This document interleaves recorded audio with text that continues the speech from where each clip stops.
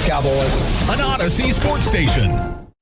Driven by our D&M Leasing Studios. Thanks for turning it on, leaving it on. 105.3 The Fan. All right, here we go on this Super Sunday morning here on DFW Sports Station 105.3 The Fan, alongside a man in 3 Hall of Fames, planting the flag. He's Chris Arnold. I'm Will Chambers. Trevor Beck back in the Pimp Cup. And today is the day, which started in early September, culminates with Super Bowl 60, the New England Patriots and the Seattle Seahawks. We are waiting for this day all NFL season long, and every fan base hoping that they're going to be a part of watching their team play today. Unfortunately, it will not be here in DFW with the Dallas Cowboys, but we do have news on the Cowboys out of the Super Bowl, as well as on a number of different factors. But we begin today with breaking news from the Winter Olympics in Cortina. And if you would like to not know what will be airing a little bit later this morning, then I will advise you to please turn your radio down for just 2 minutes. Are you saying spoiler alert? Spoiler alert. Okay, and you've been warned, Tolos who don't want to know what happened at the Olympics just a few hours ago.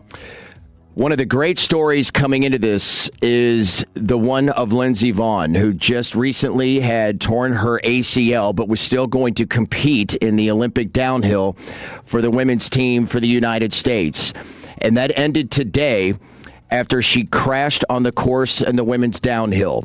She was airlifted to the hospital. It's just the second time in 9 days on the course. Now, it was interesting in watching this that when you saw Lindsey go down and she's racing with a torn ACL, thinking that would she be able to withstand the pressure on her knee to make it through these courses and to threaten for a medal, when in fact it was actually on a jump, coming up over the side of the hill where her right pole actually hit one of the gates, and that's where she lost balance. She went down. It was eerily dead quiet on the hill in Cortina, and they airlifted. Now, it's important to note here, when it comes to being airlifted, this is a very standard practice when you're on mountains and hills. Cortina is in a remote area. Quickest way to do it. Of Italy, exactly. However, by the way, she's very familiar with that entire. She's won there lots of times. She's 41 years old. Her age is a factor, too, with the ACL. But she's very, very familiar. That's why she decided to do it. In other words, people might be thinking, why would she try to do this with an ACL? She's the greatest women downhill skier in history. And she is very familiar with the course. And she says, I got this. I think I can handle this because I'm not going to put all this pressure on my knee. And it didn't appear like it was anything that hampered her as she went down. Like I said, the pole, her right pole, hit a gate, and she lost her balance. And the very stoic Lindsey Vonn, who, when tearing her ACL 9 days ago, and the following MRI, had no emotion, did not cry, nothing. She is known as being a very stoic athlete, could be heard crying out as medical staff was attending to Lindsey Vonn. This just within a matter of maybe an hour or two, I believe, just recently here this morning. They are saying, at her age, 41, this is probably the end of her skiing career. I mean, she's going to be fine. They said she's going to be okay. But as far as being a competitor, an Olympian again, downhill skier, that's it. And that's probably why she also knows that. This was probably going to be her last. She might have retired anyway, maybe or maybe not at her age, but to try to come back. Well, she just came out of a 6-year, yeah. Exactly. So it's like, man, you feel bad for her. It's kind of like, you and I are old enough to know this. I don't know if Trevor's old enough to know this. Wide World of Sports, that ABC show on Saturday afternoons. Oh, yeah. They used to talk about the agony of defeat. The thrill of victory. And the agony of defeat. And they always show skiers wiping out. Yeah. And that's what happened to her. We will be covering the Olympics today. We'll be talking a little bit later on this hour at 9:40, giving you an update on the medal count, not giving you any spoilers as to exactly how medals were won over the course of the early morning hours here in America on Sunday, but we will give you the medal count, talk about the quad god, and our favorite events. One other note about Lindsey Vonn, she holds a record 12 World Cup titles on that course. That's how well she knows that course. Just underway in the Olympics, and I know I'll speak personally for myself, something I look forward to a great deal every 2 years with the summer and the Winter Olympics. Of course, in a couple of years, we'll be having it here in Los Angeles. But we'll talk a little bit more about that coming up later on this hour. But the majority of the show here today, as we take you up to 1 o'clock, will be spent on Super Bowl 60. And really, two teams, you hate to say improbable. I think with what we have seen, CA, over the course of the last 10 years, we've had teams that have won 4 games in a season come back the next season and make it to the Super Bowl. San Francisco, Cincinnati. All have done so. The New England Patriots follow suit by going 14-3 this season. Seattle, they were looked at to be a good team coming into the year and a good roster, but let's be honest here. I don't think any one of us were calling, especially when we, every year we do our predictions before the NFL season started. I certainly did not have Seattle or New England making it as far as they did in the playoffs, let alone in Super Bowl 60. I'm going to go ahead. This is what I love about team building, or even speculation as a sport. Team building sport, speculation as a sport. That's why people have mock drafts. They have to speculate. Before the season starts, you can have your predictions. You can have a prediction mid-season. You can have a prediction before the playoffs start. You can have a prediction for the conference championships. Then you can have your Super Bowl prediction and see if it matched up. I can tell you back in the summer, my Super Bowl preseason prediction was the Rams versus Kansas City. I honestly can't remember. I know I had the Rams. I can't remember who I had coming out of the AFC. Because it's pretty. I had KC missing the playoffs. No, I'm sorry. I said Kansas City. My bad. I had Baltimore. My bad. I had Baltimore. I can't remember because it was a long time ago. It was a long time ago. And usually we have these predictions. Yeah. You were off the air. I came back for Thanksgiving. I had let everything go. Right. But we talked a lot last week from a Cowboys perspective as to why they weren't, making it to the Super Bowl, why they haven't made it to a championship game, how these teams were built. I was reading on ESPN.com, Bill Barnwell did kind of an opus. Oh, actually, yeah, that is what they call it, his annual Super Bowl opus. I mean, it was like 50-something pages. But in it, he talked a little bit about this and what John Schneider had built on this team. We talked about Ernest Jones. We talked about the guys that they had gone out in free agency, obviously going over and getting DeMarcus Lawrence, the trades that they had made to get Nick Amenwari. We're going to talk about him a little bit later on, but as far as an injury report goes, it's really good news all the way around for both teams. Seattle is incredibly healthy. The question was going to be, okay, how does Amenwari, feel? Coming in, he had an ankle injury. He was a full participant in practice on Friday. They say that he's not even going to have an injury designation, and he is pivotal for them. You also had Sam Darnold. He's fine. Full participant. No problems there. No issue. And Drake May as well on the other side. And we heard earlier in the week that whatever he did on the flight, he got off the flight, and his right shoulder just seemed to be fine. Edible. No, I'm just kidding. That's what they do. Those long-distance flights, that's what they do.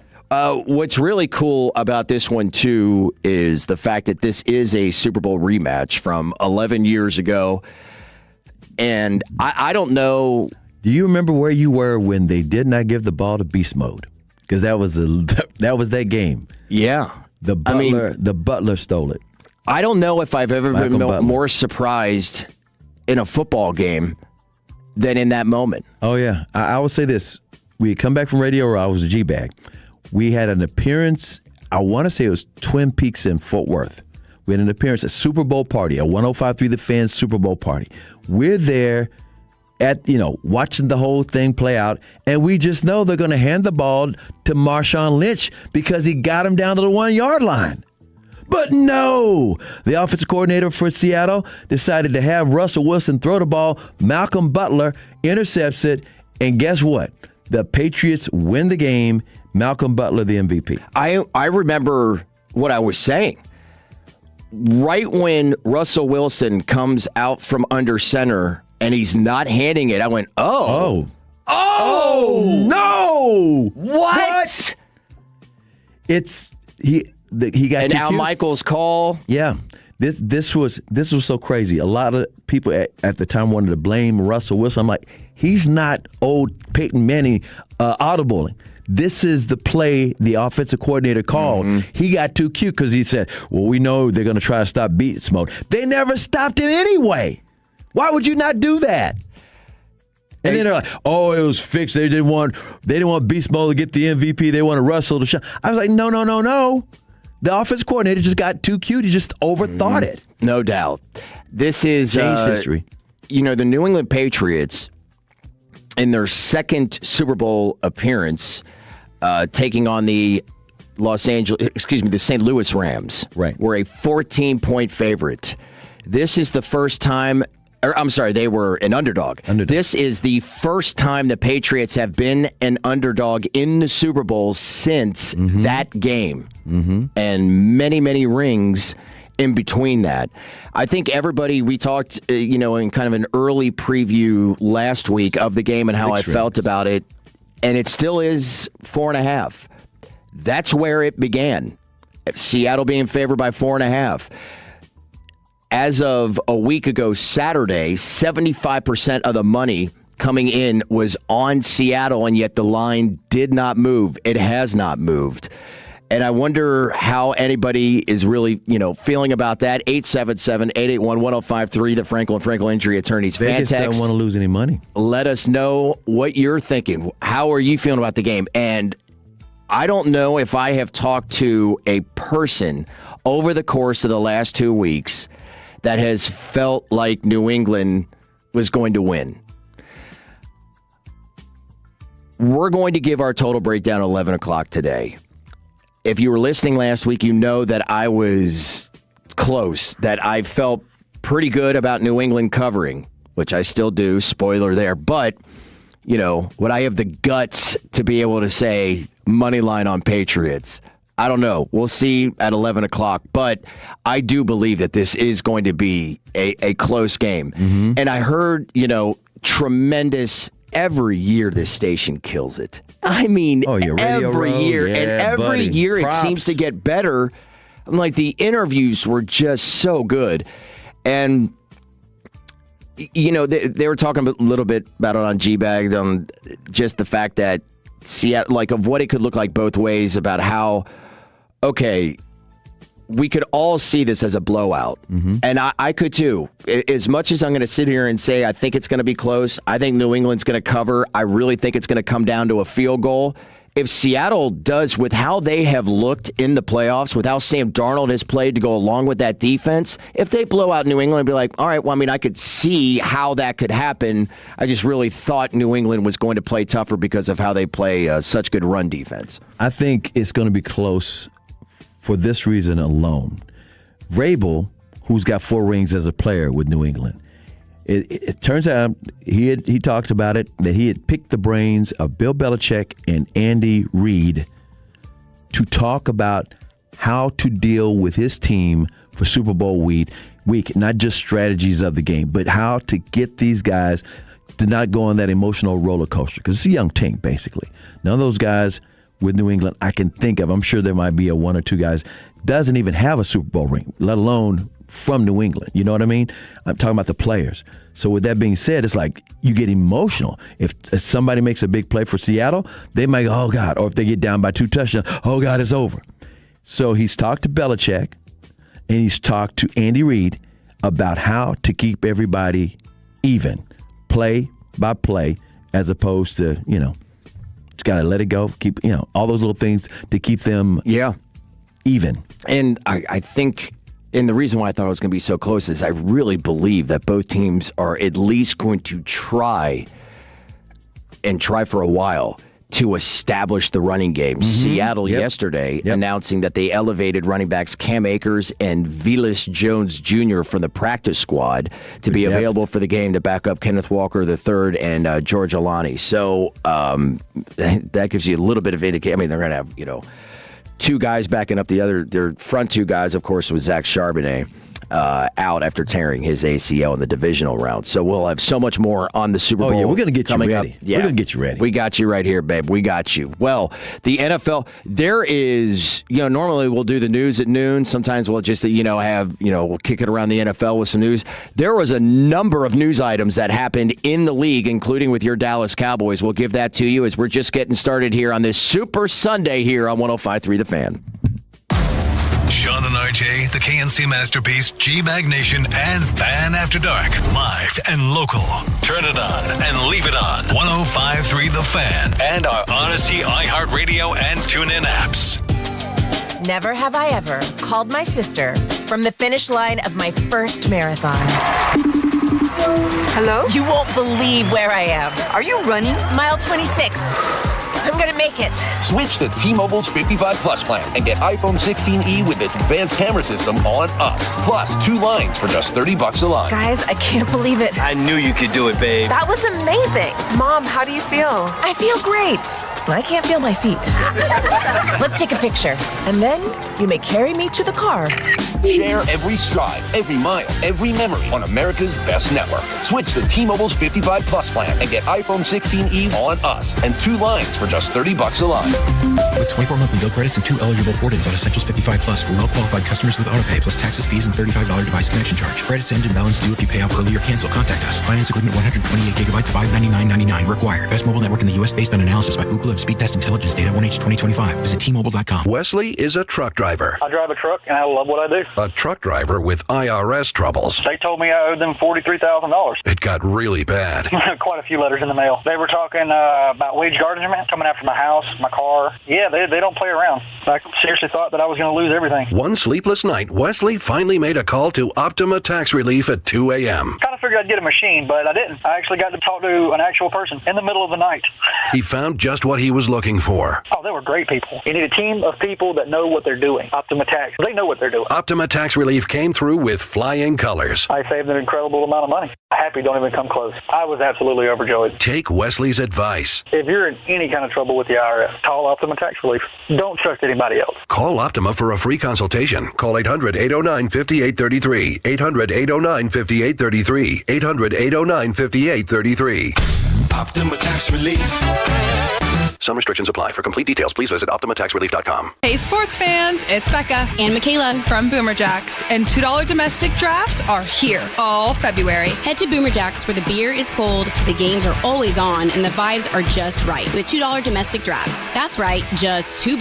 Kick back on our dog-friendly patio, bring your crew, and don't miss a second of the game. From late-night bites to the best drink deals in town, Boomer Jacks has you covered. We're open till 2 a.m., serving our full menu late. Get in here for $2 domestic drafts all February long. Find your location at boomerjacks.com.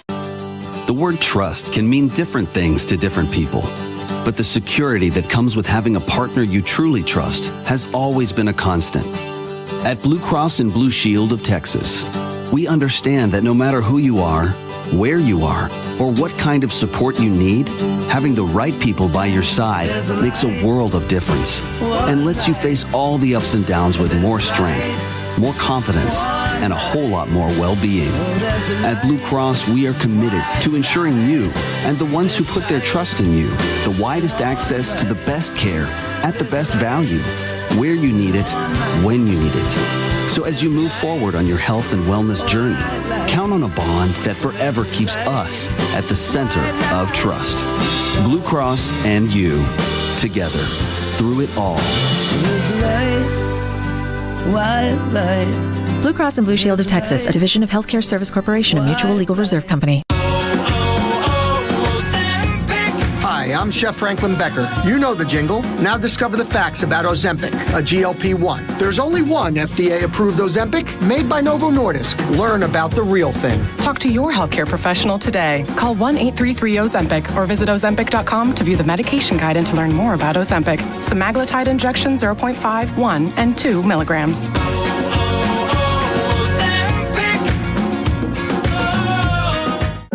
I know that hiring can be challenging. You need someone to match your role perfectly.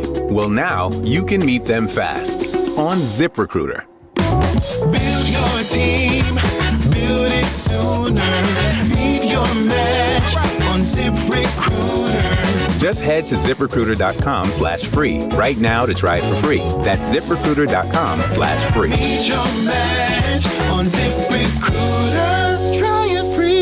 Ready to slim, smooth, and tighten all at once? At Souza Clinic, discover our new all-in-one transformation package combining skin tightening, cellulite reduction, our all-natural weight loss program, and laser that targets stubborn visceral fat, that deep belly fat around your organs. No surgery, just real visible results. Normally valued at $1,900 a month. Now get the complete transformation for just $350 per month. Call Souza Clinic at 972-479-5187 for your free consultation today. Souza Clinic, weightlossfortexas.com. Jeff Cox here, president of Berkey's Plumbing, AC, and Electrical. If your home is over 8 years old, you might be due for an electrical inspection. If you're dealing with breakers tripping, dimming, or flickering lights, don't let these issues leave you in the dark. Save $75 on any plumbing, AC, heating, and electrical repair. $250 minimum service required. Call us today at 877-BERKEYS or visit us at Berkeys.com. Berkey's, we're there when you need us.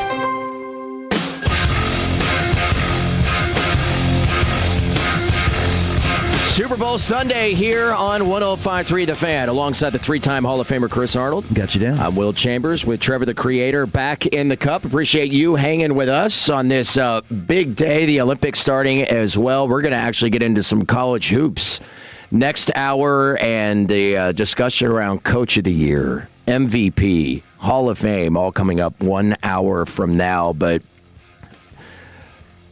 I'm looking at right now, let's see, about 4 or 5 breaking news stories out of Super Bowl week out in Santa Clara ahead of the Patriots and Seahawks Super Bowl 60 tonight, 5:30 on NBC. But part of that started yesterday with the Cowboys, who are, according to Adam Schefter, expected to place the franchise tag on George Pickens. You know, that's actually very logical. For those who want, you put the tag on him, and then if you make a deal or not, you know, if you can't make a deal by July, keep the tag on it. And one of the reasons I don't think he should be unhappy about it is it's $28 million. It's 1 year, $28 million. It's a lot of money. It's the wide receivers, top 5. But here's the other part about it.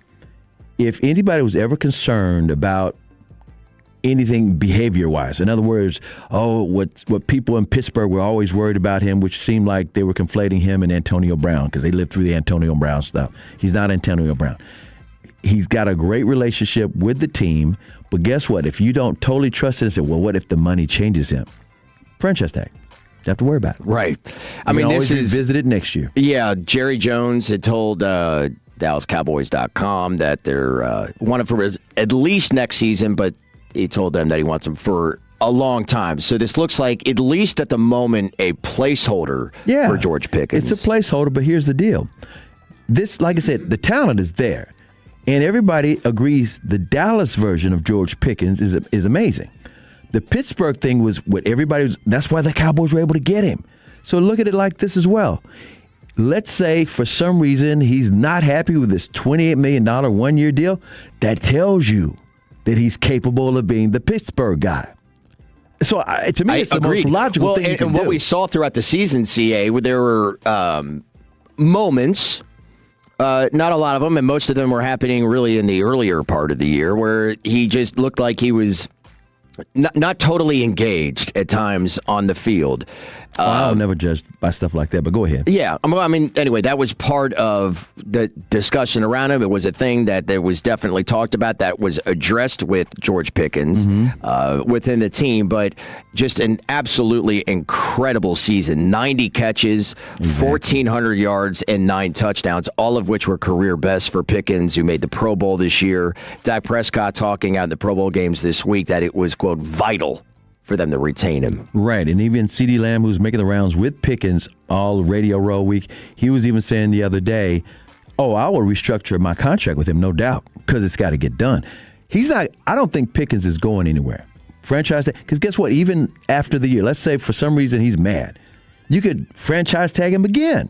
And then he would be it takes 2 franchise tags to be a total free agent. So in my mind, it's going to get done, but there's no urgency, and it's not like a Micah thing or even Des Bryant when Des is like, "How dare you? Better not franchise tag me." Well, Des, because he was a draft pick here. He did all the work. It's like, what else do you need to see? And at that time, it wasn't like the franchise tag was a huge bit. It wasn't huge money for a wide receiver back then. It's like, what do I have to prove to you guys? With George Pickens, well, you just got here. You see what I'm saying? Right. Dez was homegrown. It's like, what else do I have to do? And Micah's like, I'm homegrown. Let's get this thing done. And then it fell apart. So to me, Pickens in the franchise tag is not a slap in his face. I don't think it'll be that way. Cowboys will be able to apply the tag anytime between February 17th and March 3rd. And that coming from ESPN's Adam Schefter. You mentioned the possibility of, okay, well, if it's done this year and held and not done, just to hold it there so that they can work on an extension and the possibility of franchise tagging him next year. We've seen that happen before, and with a quarterback that made a little bit of news yesterday. Remember when Kirk Cousins was in Washington and was franchise tagged multiple times? Well, the Falcons are expected to release Kirk Cousins at the start of the new league year in March. That will allow him to go essentially wherever he wants, and more than likely having some suitors or those that are in need of maybe a bridge quarterback at this point. Exactly. So when you say bridge, it could be a Jets bridge because they could draft a quarterback next year. It's supposed to be a nice class. And you also look at the fact that, he could go to Cleveland. And if he wants to delve into a mess, right. You know what I'm saying? I'm not saying anybody should go to Cleveland. Pittsburgh, Minnesota, back to Minnesota. J.J. McCarthy's got an injury history now, and he's young, but no, because he's always hurt. Yeah. And Kirk Cousins got a badass house up there. We saw the quarterbacks documentary. Oh my God, he's got a great place in Minnesota. Now, this news coming just a couple of hours ago from Adam Schefter. The Miami Dolphins and Arizona Cardinals are now looking to explore trades on their quarterbacks. Now, of course, they have new regimes in there. The Dolphins hiring Green Bay Packers defensive coordinator Jeff Hafley as their new head coach, the new general manager John Eric Sullivan. Arizona hiring Mike LaFleur was the OC with the Los Angeles Rams and the brother of Green Bay Packers head coach Matt LaFleur. So those two teams are looking to go in different directions from what they have had at quarterback. Tua Tagovailoa, Kyler Murray, at least with Tua. Tua signed a 4-year, $212 million extension in July of 2024. His cap hit, if they were to cut Tua, or at least dead money, $99 million.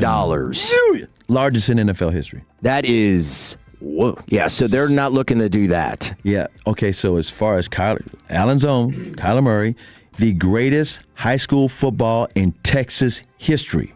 For those who doubt it, look it up.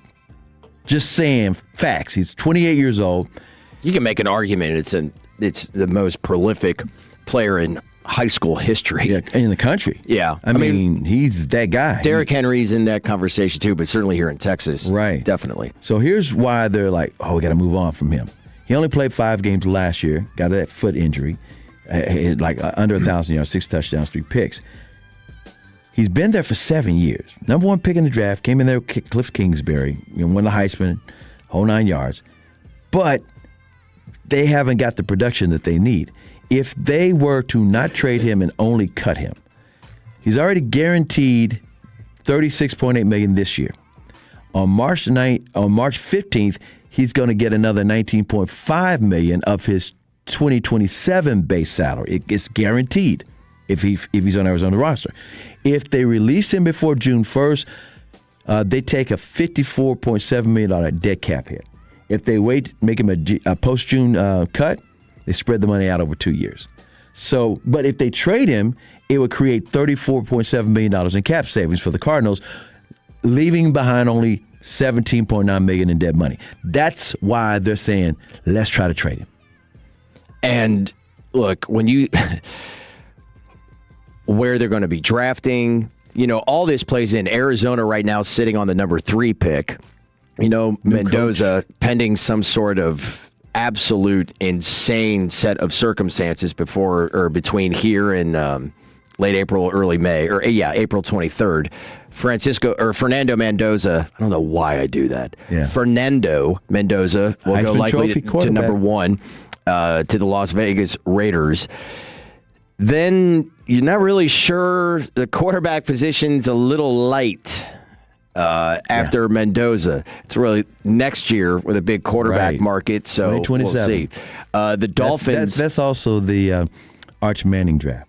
And the Dolphins have the 11th pick. They pick just before the Cowboys at 12. So that's what we're looking at in lieu of trading or looking for trade partners for their quarterbacks.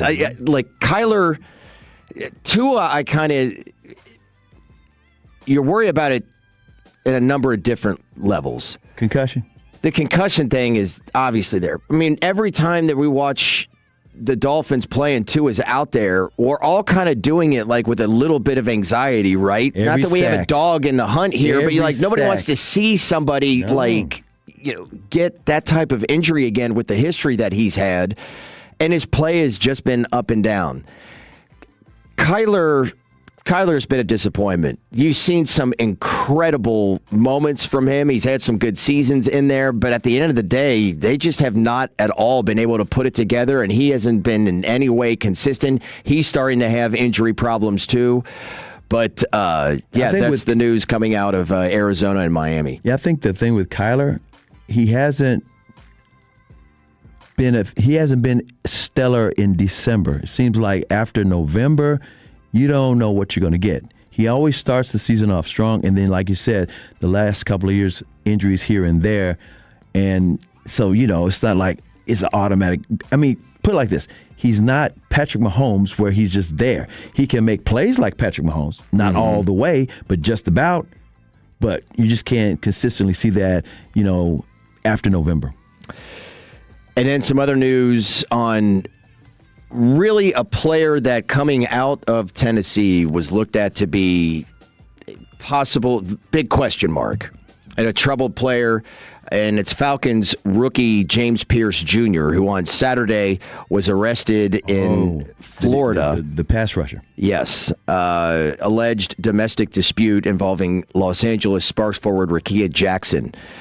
He was arrested in Miami-Dade County on 2 counts of aggravated battery with a deadly weapon and a count of aggravated stalking. Also in the charges, fleeing, eluding police officers, aggravated battery of a law enforcement officer, and resisting an officer without violence to his person. So that's going on there. He had placed 3rd in AP NFL Defensive Rookie of the Year voting, 10.5 sacks, an incredible talent. Most sacks since Micah was rookie. Yeah, incredible talent. But this was, I remember, talking with RJ Choppy about him. This was a big point, with Wolchuk and Brian Broaddus when they go through draft coverage last year on this was a big question mark. Yeah. Awfully good player, but troubled nonetheless. And now we'll see what happens and how that plays out with the Falcons. All right. Back to the other big story in sports this weekend over the course of the next few weeks. I was asked this the other night as we were all watching the opening ceremonies. And by the way, you must be talking Winter Olympics. Andrea Bocelli. Damn. Well, he's got that voice. Man. It's like the voice of God. That's like the best pipes that have ever been on the earth, in my opinion. I'll put him up. I'll put him up with anybody. Look, YouTuber, Google up him doing a duet with Aretha Franklin. It was amazing. Oh, man. I believe it. We're just getting started in Cortina and Milan. We'll give you the medal count. Maybe the biggest star of the Olympics, or in that discussion, took the ice yesterday. And what are your favorite Olympic sports? We'll have that as we're just getting started. We're continuing an hour 1 on this Super Sunday here on 105.3 The Fan. What are the most common calls you guys get for someone who's like, oh, I wonder if I should call the Frankels for this. The bottom line is if you're in a car wreck and it's not your fault, you may not need us, but the call and the consultation are free. So what can it hurt? I was in a car wreck. I went to the emergency room. I don't have health insurance. Now I've got a $20,000 bill. What do? I missed a week of work. I got hit by an uninsured driver. How do I deal with that? Make us your first call. 214 or 817-333-3333. Franklin Frankel, Principal Office, Dallas, Texas. Are your investments in the right accounts? What's best, traditional or Roth? Are you receiving all available tax deductions? Are you paying as little in tax as you can? These are all questions you can't afford to get wrong. Hi, I'm Jeff Jr., founder of Trajan Wealth, and in many cases, it's not what you make, but it's what you keep that makes the real difference. Trajan Wealth and Trajan Tax work closely together exclusively. No more guessing about whether you should do a Roth conversion, or if maxing out your 401k is really the best option. Our nationally recognized fiduciary advisors and CPA team work in tandem to make sure your tax strategy works with your investment strategy. We'll even do your tax preparation. One team, one strategy. Isn't it time for a second opinion? Call Trajan today, 469-579-3500. That's 469-579-3500. Trajan Wealth, an SEC registered investment advisor. Additional services through Trajan Estate and Trajan Tax. Additional disclosures and accreditation at TrajanWealth.com. Big game is here, and now you can trade on football legally nationwide on Kalshi. Right now, New England is trading at 32% to beat Seattle. A $100 trade pays out $289. Use code FAN to get $20 when you trade $100. KALSHI, Kalshi. Trade on anything. Dallas, are you ready for the next move? Welcome to Hampton House. This is where the nightlife lives. Great food, crafted cocktails, live DJs, and bottle service. All in one stylish spot made for letting go and celebrating big. From pre-game cocktails and bites to full-on party vibes, Hampton House Dallas is the place everyone's talking about. Make your reservation and plan your next night out at HamptonHouseDallas.com. This is the story of the one. As the purchasing manager at a manufacturing plant, she knows the only thing more important than having the right safety gear is having it there when you need it. That's why she partners with Grainger for auto reordering, so her team members can count on her to have cut-resistant gloves on hand, and each shift can run safely and efficiently. Call 1-800-GRAINGER, click Grainger.com, or just stop by. Grainger, for the ones who get it done. I can't believe how spotless my floors look after using the Swiffer Power Mop. No more dragging around a heavy mop and messy bucket. Now I get the same deep clean without all the work. Thanks to the powerful solution and scrubbing pad of the Swiffer Power Mop, dirt and grime don't stand a chance, and I don't break a sweat. Mic drop. Mop drop. Swiffer Power Mop. Swiffer Power Mop. A smarter way to mop. Try it or your money back. Saturday on the CW. Driver, stop your engine! The new NASCAR season roars into action at the Daytona International Speedway with all new drivers, new rivalries. Somebody needs to break his teeth in. And a brand new name. The NASCAR O'Reilly Auto Parts Series. Buckle up for pure raw racing live from Daytona. Let's turn them loose! The NASCAR O'Reilly Auto Parts Series. This Saturday at 3 p.m. on CW33.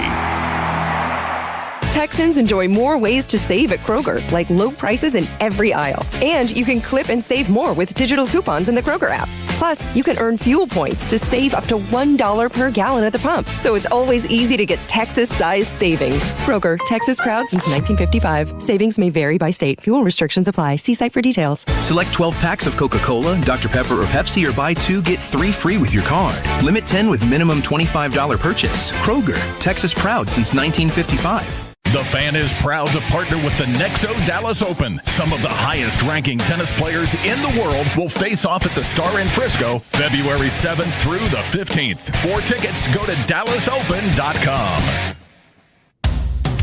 This segment on 105.3 The Fan is brought to you by Classic Chevrolet. If you're in the market to upgrade your vehicle, get to Classic Chevrolet in Grapevine. Back-to-back #1 Chevy dealership in the world. They got more new Chevys than anyone, all priced to sell. Visit ClassicChevrolet.com. This is Texas. This is Classic Chevrolet. Together, let's drive. Based on new Chevy registrations 2023 and 2024. Thank you, Trevor. It's a Super Sunday and the beginning of the Winter Olympics here on your home for sports at DFW 105.3 The Fan, and appreciate you hanging with us on this Sunday morning. On YouTube, Twitch, and 1053thefan.com. Will Chambers, Chris Arnold, Trevor Beck here with you as we take you up to 1 o'clock today. Back into the Super Bowl, top of next hour. The battle of two very, very likable quarterbacks. And I know a number of Tolos texting in. More, I thought, I expected it to be on a Seattle 30-20. 945, 31-17. There is one from the 716 CA. Seattle's going to win. New England will cover 23-20. That's really where I see more of this Super Bowl. But we will find out. That all at 5, starting at 5:30 today. Well, coverage has probably already started. It has. And they're all bundled up because it's kind of, I think it's a little chillier in the San Francisco Bay than it is in North Texas right now. It's going to be 77 degrees today. It's going to be like close to what the weather is in Santa Clara, but the point I'm making is Santa Clara is actually chillier than Dallas-Fort Worth. Right now in Dallas-Fort Worth is like 50. And they're all bundled up. But then they got mountains and stuff. So. Weather has been just incredible. So and it's going to be that way all week long for those who are wondering. It's supposed to be 70-something every day. The medal count very, very early in the 2026 Winter Olympics. It is the home country, Italy, with 6 medals so far. 1 gold, 2 silver, 3 bronze. Norway with 5, Japan with 3, host at 2. Right now, the United States with just 1. We're not going to give any spoilers because some of which, competing as we speak, where we go with that. But, we'll keep you updated on the medal count over the course of the next couple weeks. Someone texted in and said, give me the spoiler. I have a notification, but I'm driving. Ding! I can't look at my phone. Okay. Ding! Once again. Ding, ding, ding, ding. If you missed it. Trevor, do you know, has it aired yet? On the news that we broke at the beginning of the show? Yes, because I believe that they already have shown that the other U.S. women. It's too big of a story. Okay, they can't just say, "Well, we're going." I was watching it this morning. We were talking about it this morning, and they were airing it this morning. So okay, I don't think they showed her. Stop! Hold on. Put it like this. For those who don't want to know this yet, which is foolish because this is 2026. I was about to say, DVR, it's old, man. It's social media. Be okay you can't escape news that breaks. That news, just as we came on the air from earlier this morning, Lindsey Vonn and her bid at 41 years old to get back into the winner's circle, to medal, vying for another gold. Downhill. It ended today, injuring her left knee again. Was airlifted. It was a crash on the hill in Cortina. She was airlifted by a rescue helicopter for the second time in 9 days. She lost control just within a matter of moments after leaving the starting gate. She clipped a gate with her right shoulder, really her right post. Lost control, went down, her skis crossed, and that is going to end her Winter Olympics. Of course, she had torn her ACL 9 days ago, but still came to compete for the U.S. team. And it was something that I know we were all looking forward to watching, to see how she was going to endure this track, one that you mentioned earlier she is very familiar with. But it wasn't anything that, at least it looked like, that was a problem with the knee as far as why she fell and why she crashed. However, that is the result. Yeah, and again, it's a shame for her because that's probably going to end her career officially. Downhill skier. She's one of the greatest of all time. Probably the greatest downhill skier, female downhill skier in U.S. history for sure. And ironically, because it's such a big event and people wanted to watch this, they were talking about who was in the stands watching this besides her family. Famous people that were watching it. Snoop Dogg was in the stands watching her. And it reminded me, remember he's covering it for NBC. He did a great job for the Summer Olympics 2 years ago. Guess what?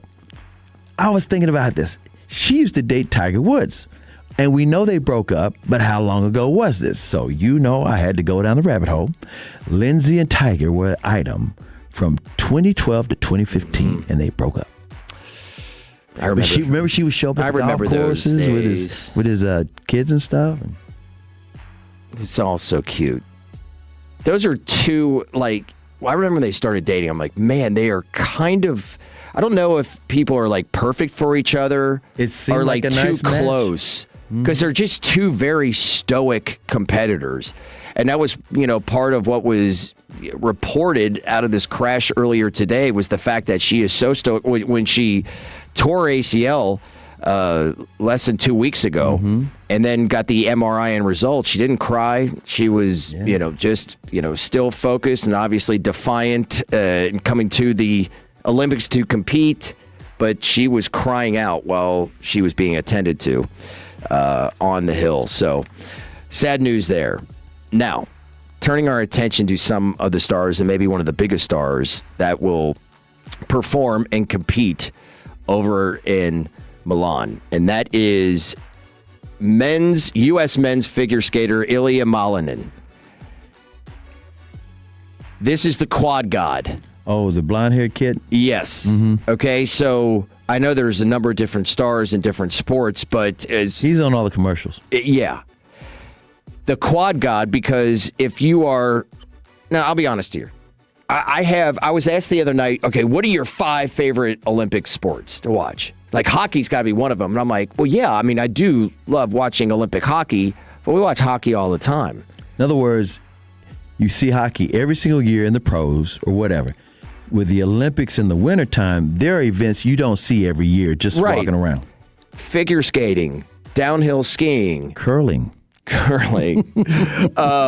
Speed skating. Snowboarding. Yeah. Yeah. The biathlon. Yeah. Who in the world brought together? Bobsled. Oh, yeah. Gotta love Jamaican bobsled team. Well, I love watching figure skating because, and yesterday was it's like a the gymnastics for summertime. It really is. Yeah, you're exactly right. And gymnastics is like my favorite to watch in the Summer Olympics. The perfect example yesterday was what we saw with Malinin going up against his competition in the short program, where the tiniest of mistakes means so much. Like, you have to be damn near perfect. Now, they call him quad god because triple axles, basically those jumps and triple spins forever have been basically, the standard of greatness. Yeah, of executing those as well. You can do that. And only very, very few have been able to pull, a fourth rotation, a quad. And yet this 21-year-old is known for it, hence the name Quad God. Okay, so slow down. We have some totals out there, including RJ Choppy, who thought it had to do something with his quad on his legs. Yeah, No. Trevor's shaking his head. But there are people who think that. Yeah. They think that, he must, like, Choppy's always talking about those, his diamond calves. Diamond calves. Oh, yeah. I go abs. Well, pecs, quads, obliques. Malinin was the last one to compete yesterday in that short program. And earlier, Japan's Yuma Kajiyama. Easy for you to say. He was damn near perfect. Got a score of 108.67. So if you get, like 100 is the mark. If you get to the 100, you are likely looking at, first place or gold, and it all depends because right now this is like kind of team competition, even though individuals are performing. But you watch, and we're all anticipating, Malinin and seeing, okay, is he going to do it? I saw Scott Hamilton, who won gold medal. He was the first one ever to do the backflip in figure skating. American, that he was talking in an interview on NBC just prior to the event on not knowing exactly if he was going to go for the quad, if he was going to put that into his, and from what they're looking at, he said this afterwards, that this team event is about pacing myself correctly. I skated today at about 50% of my capacity. And that was the plan in order to pace myself correctly for the individual event. And it was just on a couple of landings that if you don't have, and on the call is Terry Gannon, Tara Lipinski, and Johnny Weir, obviously the latter two being former U.S. athletes in figure skating. As you're watching it, I don't think you could really tell unless you really watch this sport. And then as they broke it down after and kind of showed it in slow-mo that he just didn't get complete full turns on the landing. And that was where the technical aspect, Tara Lipinski called it right after. She's like, look at the technical score, which is what they post first. And then that's like a bench or the baseline. And then you'll get the final score afterwards. So you already see in real time what the technical score is and how it was lower. And she called it that, didn't think he was going to surpass Kajiyama. So that was interesting. But then, obviously the interview's happening well after that where he said he went in 50%. This guy was amazing. 50%. I can't wait to see what this dude does. It is going to be absolutely wild. So which do you prefer, since you really love the Olympics? Yeah. The winter or the summer? The summer. Okay. That's what a lot of people prefer because it's more outdoorsy. And winter, some of these events a lot of people aren't familiar with, like the luge. They don't know what that is unless they watch it. Did you know there's only a few people who have competed in both?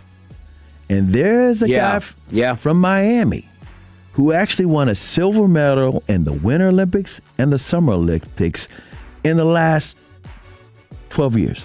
Did you know that? Yes. I can't remember who the person is, but I know it. His name is Eddie Alvarez. Here's the deal. He's from Miami. He can play baseball really well. And then all of a sudden, somehow or another, he got to, on those roller rinks, roller skates. He was doing all that, and he said, you know what? Let me take it to a rink. Oh, okay. So he actually got really good at speed skating. This guy won a silver medal in the short track speed skating in 2014 in Sochi. And then he got a silver medal in baseball in Tokyo of the 2020 Olympics. So he's very, very talented. Who would think growing up in Miami that he would do Winter Olympic stuff? And guess what? He actually played for the Miami Marlins too and was on Team USA Baseball that won that silver medal. So awesome. Only the third American to win medals in both the Winter and Summer Olympics. And he got to be the flag bearer in Tokyo. Man, I love those little side stories. Those are cool. That's what the Olympics are all about. So, figure skating, bobsled, downhill skiing. Obviously, hockey is in there. No love for the curl? No, I like it all. I'll watch pretty much anything. Right. There are some where I'm like, I don't really care about that. But I'll watch biathlon, ski your ass off and then go up there and then shoot a target. And then if you miss, you got to go back around. It's so wild. So you don't have any kind of curiosity about the hockey because Dallas Stars got 7 players. Oh, make no mistake about it. I do. It's the Finnish Mafia's going to win it, or Canada will. I think the Americans can win, and especially if Otter is going to. They usually do, and I don't know if it's been announced yet. Otter's playing better than anybody else. That's we on need a team. high goalie. It always seems to just default to Hellebuck. Wouldn't it be wild if it's USA versus Finland and you got Mikko versus Otter? Yeah. Trevor's over there going crazy because he's our hockey guy for the show. I'd love to see that kind of stuff, but again, Canada looks like they're the King Kong. I mean, it's crazy how good they are. And Jim Neal, the GM for the Stars, he is on the coaching staff for Canada. Mm-hmm. No, am I right? Did they not announce yet who's going to be starting in goal? I don't believe that. I haven't had anything because I've been looking because I'm curious. Hellebuck, again, has been the guy, but he also was hurt earlier this season, and he just came back. I'm surprised he's even in the Olympics, to be honest, because, because of the injury. And so, Well, I'll tell you one of the other ones that is absolutely wild is the skeleton. Oh, that is the luge, but you're going head first instead of laying on your back. God, do they even talk about? They don't even have a sled, right? It's just their body. Yeah, well, no, there is a protectant thing, or I don't know. There is some apparatus right there. If any Olympic sport can be compared to cocaine, that would be it. The skeleton. Put it in my veins, man. That is absolute insanity. By the way, Great Britain is trying to ban the new helmets for the skeleton. They say, they're just, come on. Oh, no, back to the original. Big old helmets, not the little helmets. Okay. Did we get any kind of resolution on Penisgate, too? Norway? Yeah. That is the wildest story. Ski jumping. I heard that. Yeah. I thought it was fake, but that is the wildest thing. If you think it, for those who don't know, they're saying the crotch area of the suit. The larger it is, the more aerodynamic. The more surface area you have of your suit helps you. Yeah. So they were injecting their inject yourself. Yeah, with their piece. Right. They were making it larger. So at the same time, if you want to say, well, what about the aerodynamic? It's no different than in swimming when they talk about the swim gear. Yeah. It's like you want to be aerodynamic and be able to go faster. No doubt. So that was a wild the story. Women go wild. All right. Performance enhancing, baby. For your television watching today, before the Super Bowl, women's downhill, which has been going on this morning. You've got pairs, women's and men's figure skating this afternoon, men's and women's snowboarding, women's hockey, which has been ongoing, the men's luge, also the men's 500-meter speed skating competing today, as well as cross-country, curling, and the biathlon. So that'll be all day today from Cortina and Milan, Italy, in the 2026 Winter Olympics. All right, let's head to hour number 2. Let's do so. Back into the Super Bowl and the matchup between the two quarterbacks, two good guys here, the road here, but how they've played recently to tell us what may happen today. That's as we open up the second hour here on 105.3 The Fan. Tolo means turn it on and leave it on. Thank you for making 105.3 The Fan and the Odyssey app part of your day every day. Hi, I'm Texas tax attorney Nick Namath. And I'm Dallas tax attorney Jamie Flores. We are pleased to announce that the law offices of Nick Namath will now be known as the law offices of Namath and Flores. For help with any IRS tax problems, call 972-484-0TAX or visit myiRSteam.com. Hey, it's Tony from East Dallas Diesel. And look, we all know how it goes at those big box dealerships. They lure you in with a sale, then hit you with fees, markups, and hours of waiting around. Yeah, not here. At East Dallas Diesel and East Dallas Motor Cars, we keep it honest and easy. Upfront pricing, no hidden fees, and you can be in and out in under an hour. And whether you're after his dream truck or her sleek weekend car, we've got something for both. Everyone handpicked and Tony approved. Check us out at EastDallasDiesel.com or EastDallasMotorcars.com, where custom comes standard for him, for her, and for anyone tired of dealership games. If you owe back taxes, listen carefully to rule number 1. Never go up against the IRS alone. They're cracking down, freezing bank accounts, garnishing paychecks, canceling passports. Even your home or business could be at risk. But here's what they don't tell you. The IRS has powerful tax relief programs that could save you thousands if you qualify. That's why smart people call Optima Tax Relief, America's #1 tax resolution firm. Nobody knows these programs like the experts at Optima. Their team of tax attorneys and licensed professionals have resolved over $2 billion in tax debt for people just like you. The IRS is not stopping, so don't wait and don't take them on alone. For tax help you need, for tax help you can trust, call Optima today for a free consultation. Call 800-809-5833. 800-809-5833. 800-809-5833. Optima Tax Relief. Some restrictions apply. For complete details, please visit OptimaTaxRelief.com. Hey y'all, this is Post Malone. Back in '86, Stevie Ray Vaughan inspired Texans to take pride in ending roadside litter. That spirit lives on. Let's keep it going and do our part to keep Texas looking its best. I'm proud to take part in keeping Texas roads free from trash, because Don't Mess with Texas stands for one thing: keeping our state litter free. Let's keep it up. Brought to you by the Texas Department of Transportation. Evan, would you want to pay for your house to be rebuilt every few years? No. Then why would you want to pay to have it painted every few years? Don't do that. Put Rhino Shield on those walls. Man, that is a great point. I hadn't considered it like that. And I also want you to consider something else you might not have thought about before. With Rhino Shield's unique financing options with simple interest loans up to 20 years, you could potentially get your payment below $200 per month. Free estimate by going to rhinoshielddfw.com. Why just pay paint your house when you can shield your home? At Target, we're unlocking all the feels this Valentine's Day. It's the perfect time to spread extra love and spoil everyone on your list with unforgettable gifts. First, give a cuddle-worthy surprise with the cutest plush toys, or get party ready and treat yourself to stylish women's dresses you'll heart. Both 20% off. Then dive into the ultimate cozy celebration with your faves with 30% off select women's pajamas. There's something sweet for all your special someones, even you. Find Valentine's Day gifts for everyone at Target. Imagine finding your dream home and moving in right away. No waiting to sell your old place first. Sounds perfect, right?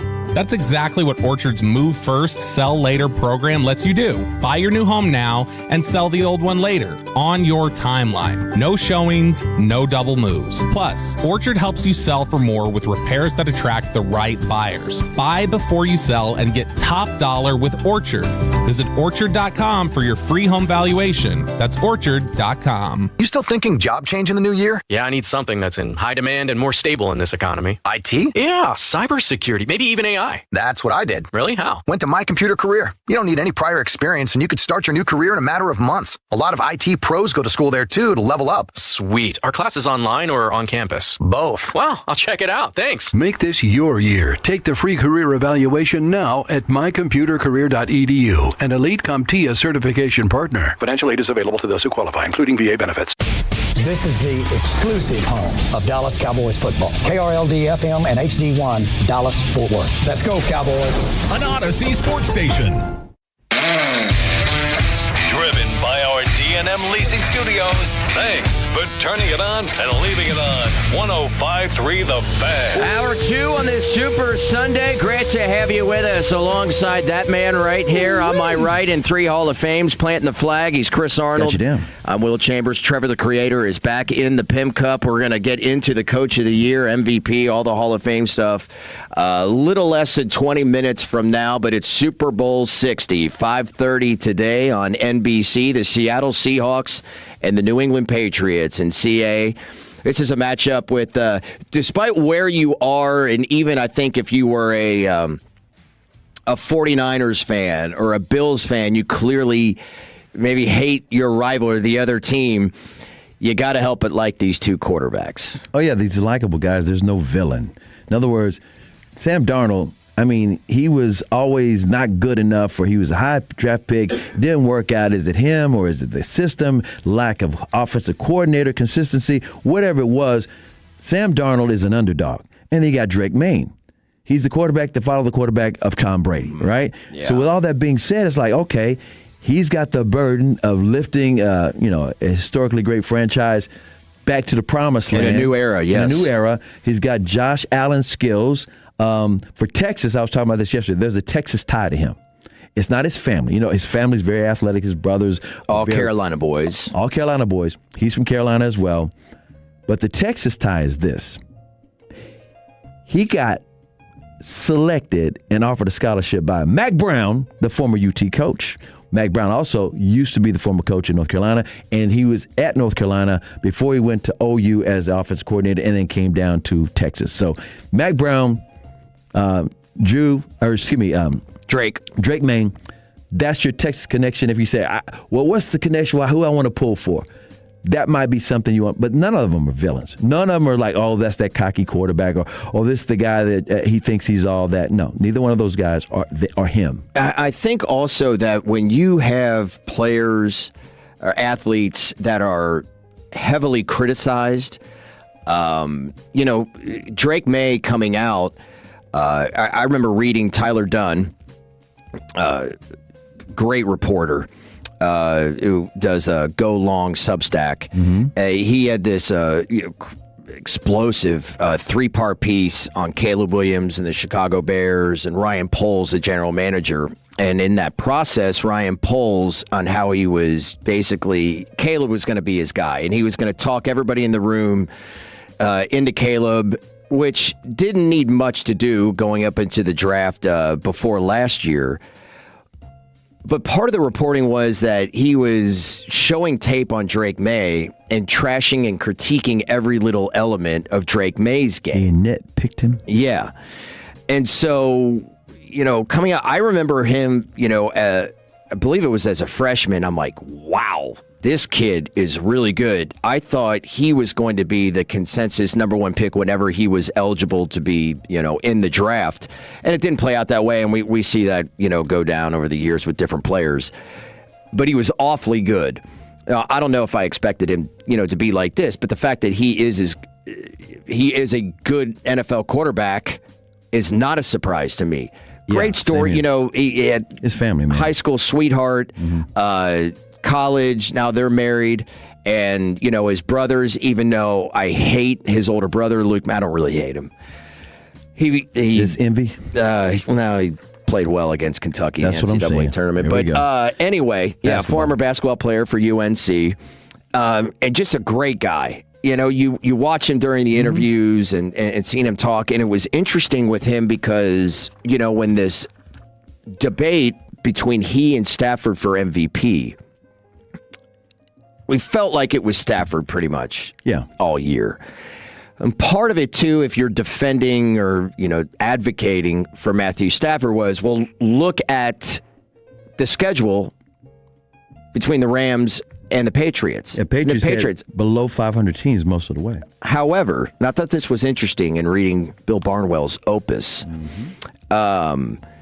He's talking about Drake May and the Patriots' big play machine, which we'll talk about a little bit later coming on our total breakdown at 11 o'clock today. The Patriots created explosive plays on 13.6% of their offensive snaps during the regular season. Now, an explosive play would be a pass play that goes 16 or more yards, or a running play that goes more than 12 yards. Some wrote that off as a product of their schedule. But while the Patriots as a whole played an easy schedule, the actual defenses May faced were much closer to league average and in line with what Matthew Stafford faced in Los Angeles. So I thought that to be interesting. Sam Darnold, man, drafted into a franchise that has historically been bad to quarterbacks, especially young quarterbacks. I'd say Mark Sanchez, not necessarily the case there because with Rex Ryan, it was heavily on the run and heavily on the defense. But the Jets are a dumpster fire. And still are to this day. I feel bad for Aaron Glenn. And they threw him into the fire, and I have said this for years, and my belief only because I lived in a city and watched it unfold with former University of Houston quarterback David Klingler. Yes. Who got drafted by the Cincinnati Bengals but was basically thrown in there with one of the worst offensive lines in the league during that time. And sometimes when you have a quarterback that you throw in there, they, as a rookie early on, they're getting so much pressure that instead of looking downfield, they catch themselves looking at the offensive and defensive line to try to avoid getting killed. Right. And I thought it ruined Klingler. Yeah, it ruined David Carr, David Carr, too, is the next one. Derek Carr's brother, who was starting for the Houston Texans back then. They were an expansion team. They were raggedy. And all he did was get murdered every snap. And when these quarterbacks first start playing this young, they're going to throw picks. And as Sam Darnold famously said, we could read lips on him on the sidelines during the game, and then I think he was mic'd up, and we heard him after. They said he was seeing ghosts. Peyton Manning was seeing ghosts. Marshall Faulk said that there were so many times coming off the field in Peyton's rookie year where Peyton was like, man, I didn't think he could get there. And how much faster the game is. And then you're seeing all this pressure. Sometimes it's there, sometimes it's not there. And it really screwed up his career, his first 3 seasons. He goes to Carolina, and it's not very good there. But then it's an opportunity to be a backup in San Francisco under Kyle Shanahan. Obviously, going from there, getting the opportunity in Minnesota, has an absolutely sensational year. That was a year with ago. a bad ending. That's right. Yeah, I think they won 14 games. Yes. 14-3. And then the crash, the last 2 games of the season, the playoff game at the end there, it didn't look good. And they also had, people are like, why did he stay? Well, he was a free agent. He's going to get big money, and they already drafted J.J. McCarthy. J.J. McCarthy got hurt in training camp or in the summer. So, therefore, Darnold was the starter by default. He was there to back up J.J. And J.J. was out, and they said, you know what? We got the rookie that won the national championship the year before. He's from Michigan. Sam, we're good. Thank you for holding down that 1 year. Here's what's wild. I don't know if you heard this part about Sam Darnold. Seattle was going to offer Geno Smith a contract to just stay because they like Geno Smith. Had Geno not followed Pete Carroll down to Las Vegas, Sam Darnold wouldn't be in Seattle. Right. They were completely happy with Geno Smith. Geno wanted more money. Yep. He went to Las Vegas, and now they have the first selection in the NFL draft coming up on April 23rd. And Pete Carroll is out. Now, Sam Darnold's year is interesting. He had a terrific year overall, but he was really great the first 10 weeks of the year. And then things kind of fell off. And part of what his weakness is, and it's always been the case with Darnold, has been turnovers. Darnold had a 3.5% turnover rate, which was worst among all QBR qualifying quarterbacks. However, in the playoffs, he has yet to turn the ball over, and he has been sensational under pressure. The Patriots' defense has generated pressure on opposing quarterbacks. They've been terrific in the playoffs. Against the Texans, Tank Lawrence, C.J. Stroud went 2 of 16 for 13 yards and an interception when pressured. Justin Herbert for the Chargers. 3 of 8 with 6 sacks. And in the AFC Championship game, the Denver Broncos, Jarrett Stidham, backing up Bo Nix after Nix with the injury, completed 1 pass for 4 yards on 10 attempts while under pressure. Are you saying Bravos can dial it up? That he can. And Sam Darnold, and the 2 games that he has played in the playoffs under pressure, 7 of 16, 117 yards, and 4 touchdowns. He's been sacked 5 times. That's awfully good when you consider how bad, how difficult it is under pressure. Football, yeah. And Drake May, there's been a lot talked about how, how he's been pressured, how he's had turnovers, and how he's had sacks. But his accuracy is absolutely incredible. In his second year, he has really done this, and this was coming, I thought it was really interesting for Bill Barnwell, that you figure a lot of explosive plays, like when you watch the Bears and Caleb Williams, all those seem to come when Caleb, is running around off script and then just unbelievable. End of the game, mostly. Well, May this year had just 4 explosive completions after 5 seconds. A league-high 77 of May's big plays came within what's typically considered the standard rhythm of pass plays, with the ball coming out after 2.5 seconds and before the 5-second mark. So this is in rhythm, in the it's moment, in structure. In other words, he's not checking down. He's like, I can make this play on my first, on what the coach called. Exactly.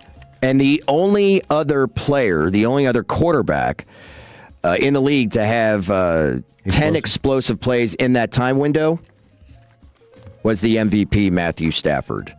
Interesting. That's why Drake May, Matthew Stafford, the conversation. One other note about Drake May, I bet a lot of his explosive plays are not just the passes, because he runs. He's Josh Allen. He can run. And that's why it can be a weapon, but also, just like Josh Allen, it could be a fumble.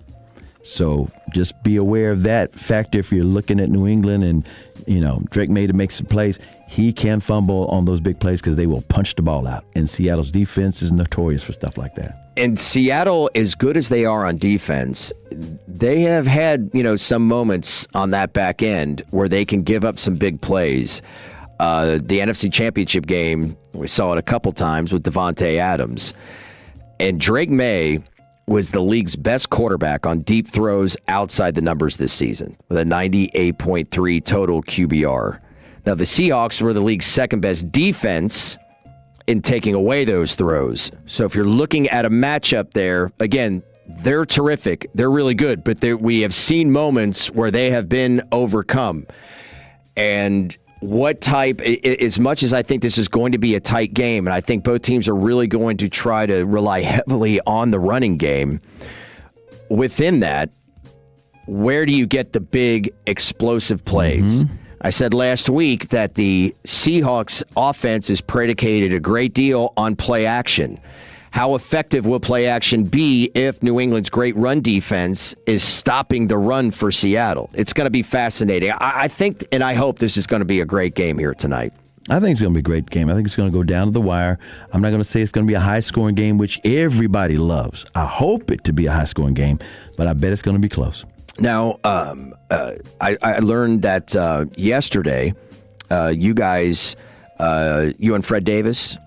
No, it was me and fan phenom Eric Caceres, who will be following us today with Fred Davis. Correct. At 1 o'clock, and we'll cross with them at 12:40 on a question that you all were wondering my thoughts when it came to Coach of the Year. Right. Because the Vrabel, who won it, and then Ben Johnson, who was in the conversation, and he's the coach of the Bears. And do I believe that Ben Johnson got snubbed for Coach of the Year? I'll give you that answer when we come back here. It's a Super Sunday. Good. Here on 105.3 The Fan. The more time you give, the more our crush grows. Together we continue to build something special. Keep turning it on and leaving it on 105.3 The Fan and the Odyssey, iHeartRadio, and TuneIn apps. Jack, when you look back on 75 years... Oh, I'm not looking back. I'm bringing back my Chicken Supreme. Comes in a combo and munchie meal. This fan favorite starts at just $5.49. And the munchie meal comes with a collectible jibby. Welcome to Jack in the Box. Full stacks, limited time only. Price and participation may vary. Texans enjoy more ways to save at Kroger, like low prices in every aisle. And you can clip and save more with digital coupons in the Kroger app. Plus, you can earn fuel points to save up to $1 per gallon at the pump. So it's always easy to get Texas-sized savings. Kroger, Texas proud since 1955. Savings may vary by state. Fuel restrictions apply. See site for details. Right now, save on USDA Choice Bone and Ribeye Steaks. Just $7.99 a pound in the family pack with your card. Limit 2. Kroger. Texas proud since 1955. I asked a D&M executive the other day, who's your ideal customer? Someone frustrated with luxury car depreciation, someone trading every few years and piling up negative equity, or someone budget conscious looking to save 30 to 40% on a monthly payment? His answer was all of them and more. With 50,000 active customers, D&M has the program for you. Leasing is not renting. It's the smarter option. Call 817 or 972-35-LEASE or visit dmautoleasing.com. We make leasing easy at D&M. If you're trying to get through your daily activities and you're noticing you can't because you're focusing more on your pain than being able to enjoy the moment, those are the patients that we're looking to treat because we can make a difference. That's Dr. Ashley Caravelli, a medical director for QC Kinetics. What we're doing at QC Kinetics is offering treatments that help with joint preservation. We use cutting-edge technology in our in-house lab to harness your body's natural healing powers and target the areas where you need them the most. These are regenerative, non-surgical treatments, and QC Kinetics is the nation's leader, delivering lasting relief to tens of thousands of patients. What we do know is that the sooner we start treatment, the sooner you'll see relief. So don't wait another minute. See if you're a good candidate for these non-surgical treatments for joint pain. The consultation is completely free. Call QC Kinetics, 972-972-8610. That's 972-972-8610. 972-972-8610. $5,000. That's the average amount of money people in the U.S. are now spending on gas in a year. $5,000. That's crazy. If you drive, you have to download Upside, the free app that gives you cash back every time you get gas. That's right. You can earn real cash back with Upside just by buying the gas you're already buying. You can literally start earning cash back today. I use Upside every time I fill up, and top users make $200 to $300 per month. You're putting gas in your car anyway. Why not get real cash back? If you like free money, download Upside. I'm saving the cash I earn from using Upside to help pay for a vacation later this year. Download the free Upside app now to earn cash back every time you buy gas. Use promo code WHEEL25 to get an extra 25 cents per gallon on your first tank. You can cash out anytime right to your bank, PayPal, or a gift card for Amazon and other brands. Just download the free Upside app and use promo code WHEEL25 for a 25 cents per gallon bonus on your first tank. That's code WHEEL25 for a 25 cents per gallon bonus. Whether it's lunch, happy hour, dinner, or brunch, the Hampton Social has exactly what your taste buds are asking for. Fresh seafood, coastal-inspired favorites, and cocktails that taste like vacation. Round up your crew and experience Dallas's newest dining destination, the Hampton Social. Now open at 1520 Main Street in Dallas between the Jewel and Magnolia Hotels. Visit thehamptonsocial.com. That's thehamptonsocial.com. At Target, we're unlocking all the feels this Valentine's Day. It's the perfect time to spread extra love and spoil everyone on your list with unforgettable gifts. First, give a cuddle-worthy surprise with the cutest plush toys, or get party ready and treat yourself to stylish women's dresses you'll heart. Both 20% off. Then dive into the ultimate cozy celebration with your faves with 30% off select women's pajamas. There's something sweet for all your special someones, even you. Find Valentine's Day gifts for everyone at Target. Straight Talk Wireless presents Pickup Truck Wisdom. If you're only good to your new friends, you're not going to have any old ones. Straight Talk gets it. That's why new and existing customers get free 5G phones on Verizon's 5G network. Pretty simple, really. You keep good people by being good people. Find us at straighttalk.com and Walmart. Straight Talk Wireless. Straightforward. Always. Taxes and fees apply. Plan purchase required for free phone offers. Copyright 2026 Verizon.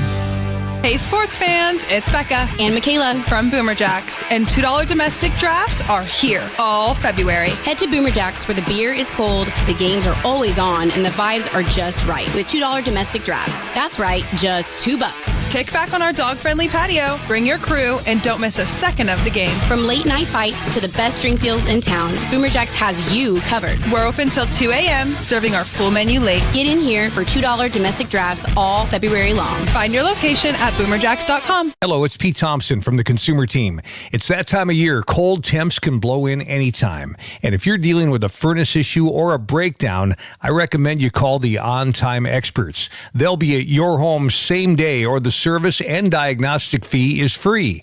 And their number one goal is to get you up and running and warm again and help you avoid a future breakdown. Go to theontimeexperts.com and set your appointment time today. Theontimeexperts.com. The choice of the Consumer Team. This segment on 105.3 The Fan is brought to you by the Frankels. If you've been injured in a car or truck wreck, call Frankel first. 214-817-333-3333. With Frankel & Frankel, there's never an out-of-pocket cost, and they only get paid when you win. Frankel & Frankel, the go-to car, truck, wreck attorneys in Dallas. Thank you, Trevor, and an Olympic update that we can finally reveal, or I felt comfortable revealing exactly how the United States has won their first Olympic gold alongside the three-time Hall of Famer Chris Arnold. Got you down. I'm Will Chambers with Trevor, the creator, back in the Pimp Cup here on 105.3 The Fan, YouTube, Twitch, and 105.3thefan.com before we get into the NFL honors with Hall of Fame, Coach of the Year, MVP, all that good stuff. Women's downhill is done, and American Breezy Johnson is your gold medal winner. So we gave you the news earlier on. She's really good friends with Lindsey. I would think. Lindsey Vonn crashing on her downhill run this morning, airlifted to the hospital.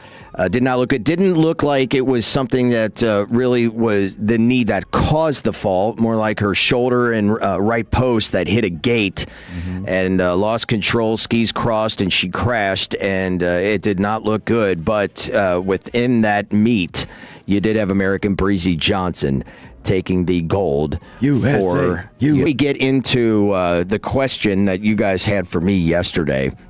Pro Football Hall of Fame class of 2026 consists of 5. Drew Brees, Larry Fitzgerald, Luke Kuechly, Adam Vinatieri, and Roger Craig. And, of course, it's always going to be the news around here whether or not Darren Woodson, the former Cowboys defensive back and safety, were to make it. He was a finalist once again. And, so much has been made in the lead up to this because of the fact that we had learned that Bill Belichick was not going in his first year of eligibility, that Robert Kraft also did not. We got a chance to talk, you and I did, about the Belichick situation last week, and is, ridiculous as I thought the Belichick equally as ridiculous as Robert Kraft not going in. And the whole system, the whole voting, and it's been talked about so much, you don't have to relitigate that, is so incredibly stupid. It's stupid, and they're saying they're going to address it, and the thing they're going to do is change to make it an in-person voting and discussion with the 50-member committee, because they had switched to viral during the COVID, and they kept it that way. Mm-hmm. So in other words, you hear about the people voting or they're discussing it, but they're not in the same room together. They used to do that at Super Bowl, during Super Bowl week.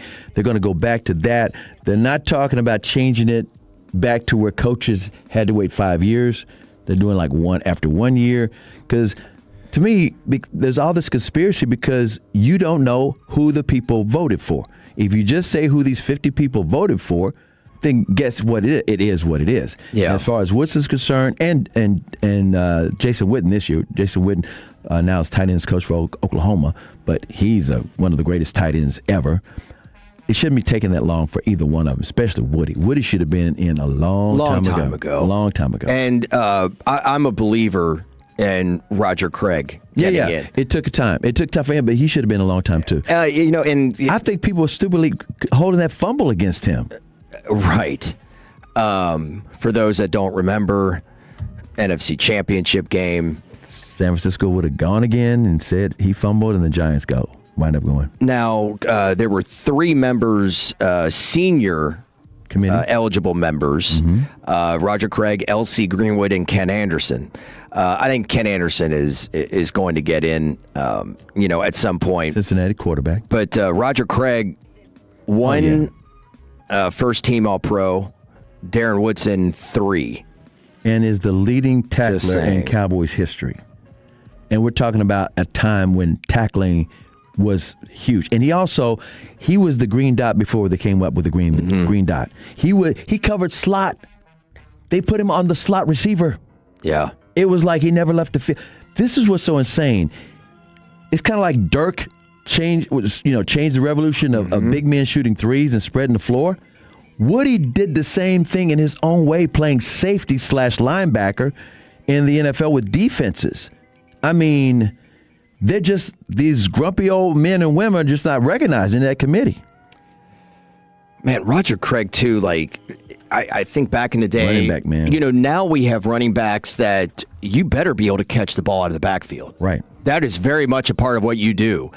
There weren't that many running backs that were really that great at doing it. And in that era, Roger Craig he played in the same time as Walter Payton, but it was more towards the end of Walter's, it was the career. Late 80s, early 90s, and it was it was Joe Montana and Steve Young. Those were his quarterbacks. And Roger and Walter were pretty much they were really, they caught a lot of footballs out of the backfield, a lot of yards. Oh, yeah. Not many did that. He was versatile. Yeah, he usually just hand him the ball and they carried it and rushed or whatever, made some moves.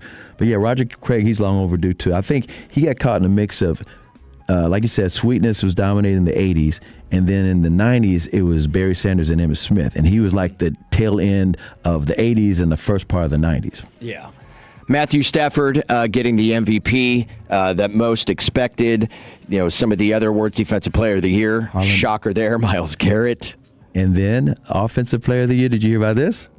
Jackson Smith and Jigba. Yeah.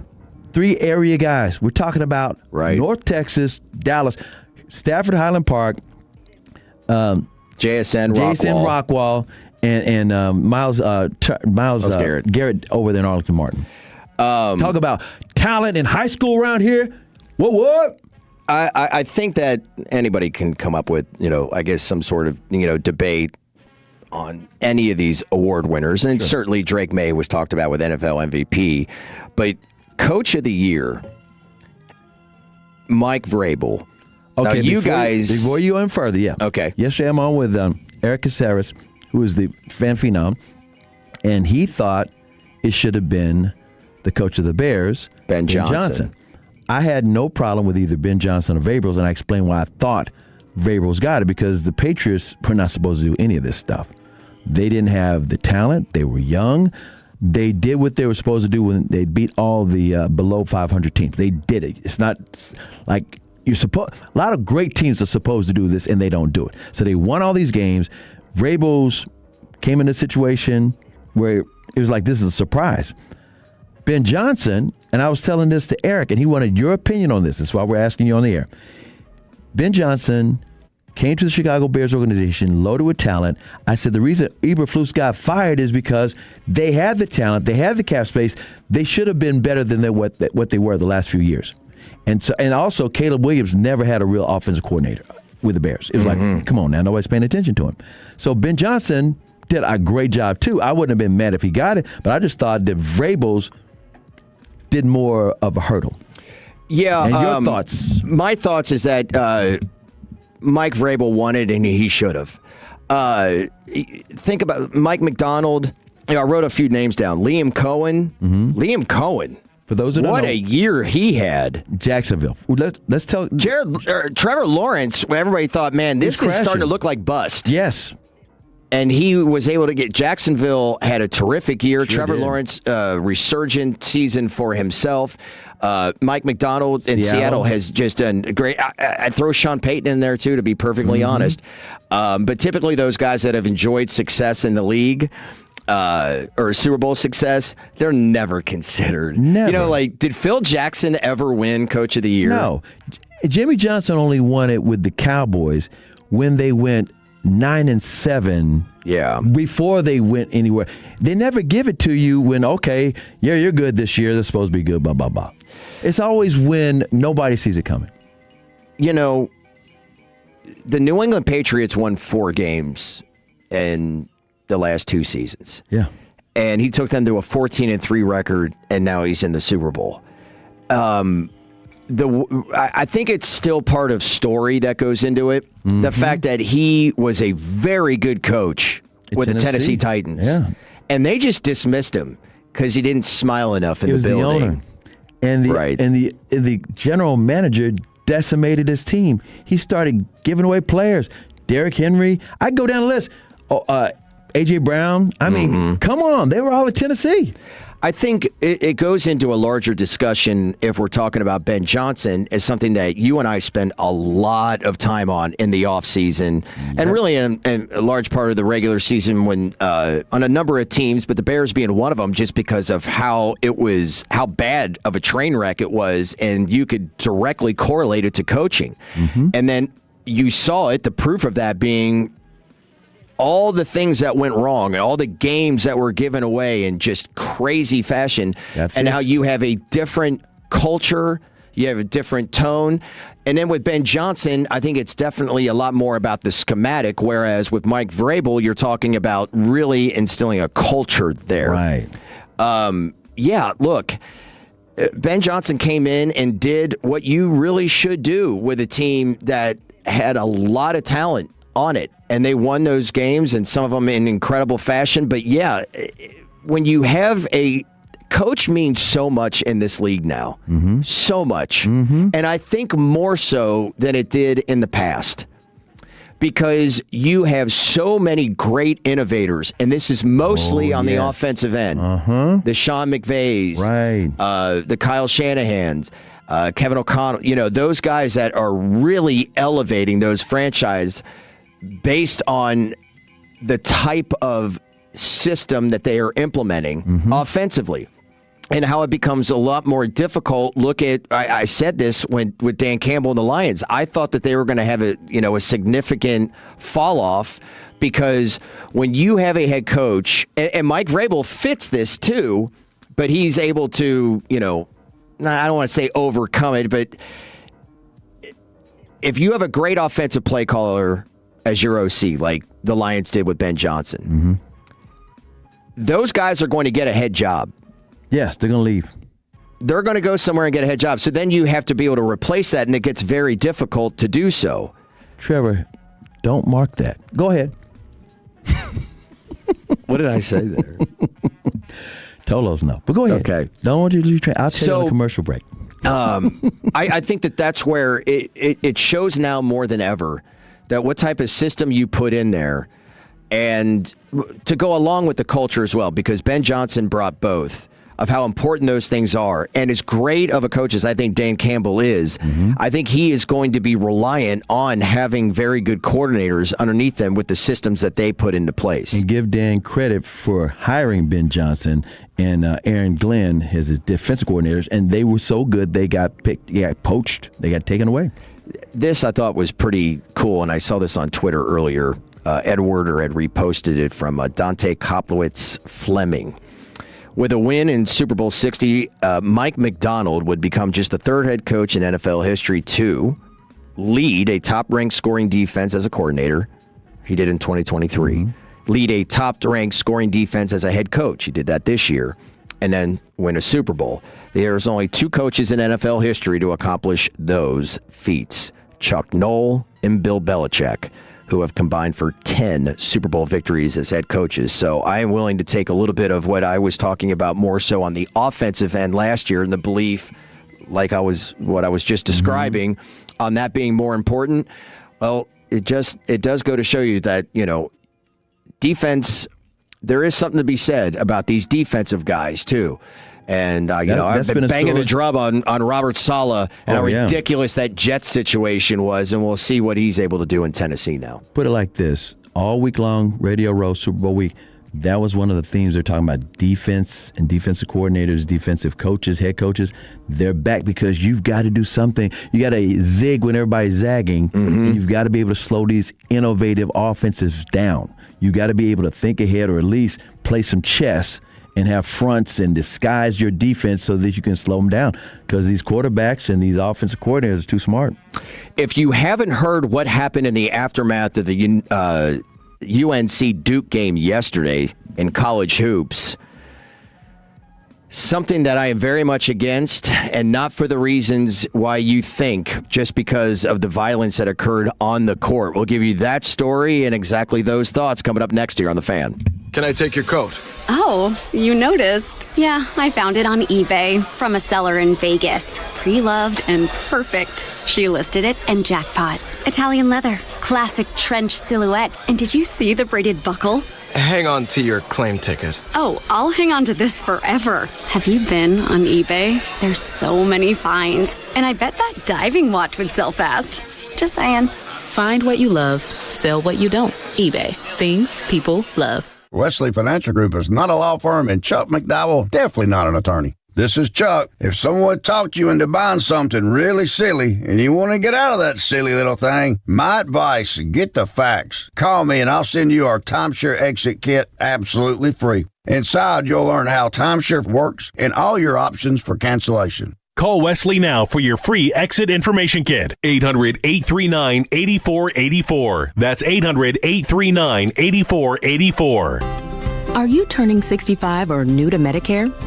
Humana knows not everyone has the same needs when picking a Medicare Advantage plan. Now that I'm retired, I want to enjoy the life I've worked hard to build. So I want a plan that covers me when I'm traveling the country. Humana has a plan for that. As a veteran, I want a plan that fills in the gaps my VA coverage doesn't provide, like dental care. Humana has a plan for that. I feel good about my health. I just want care and coverage with predictable costs. No surprises. Humana has a plan for that. With a Humana Medicare Advantage plan, you get coverage and benefits that focus on what matters most to you. Learn more at gethumana.com. Humana, a more human way to healthcare. Humana is a Medicare Advantage HMO and PPO organization with a Medicare contract. Enrollment in any Humana plan depends on contract renewal. Big game is here, and now you can trade on football legally nationwide on Kalshi. Right now, New England is trading at 32% to beat Seattle. A $100 trade pays out $289. Use code FAN to get $20 when you trade $100. KALSHI, Kalshi. Trade on anything. A family office is a team built to handle the three biggest financial responsibilities a family faces: wealth management, tax strategy, and estate planning. Most firms only manage your investments and refer the rest out, hoping everyone stays aligned. At Trajan, we built something different. Your wealth, tax planning, and estate planning are handled together inside one firm under one roof. There's no guessing whether your CPA, advisor, and estate attorney are truly in sync, because our team works together every day on your behalf. When your financial life becomes more complex, your advice should become more coordinated, not more fragmented. One plan, one trusted team. Call Trajan today, 469-579-3500. That's 469-579-3500. Trajan Wealth, an SEC registered investment advisor. Additional services through Trajan Estate and Trajan Tax. Additional disclosures and accreditation at TrajanWealth.com. This is the story of the one. As an HVAC technician, he and his digital multimeter are in high demand. So when a noisy office HVAC turns out to be a failing blower motor, he doesn't break a sweat. With Grainger's easy-to-use website and product information, he selects the product he needs to keep everything humming right along. Call 1-800-GRAINGER, click Grainger.com, or just stop by. Grainger, for the ones who get it done. You like saving money, right? We all do. That's why Allstate just lowered the price of car insurance. Not, but wait, there's a catch. Lower. Actually lower. So if you're shopping around or just want to see how much you could save, check Allstate first for a new lower auto rate that could save you hundreds. You're in good hands with Allstate.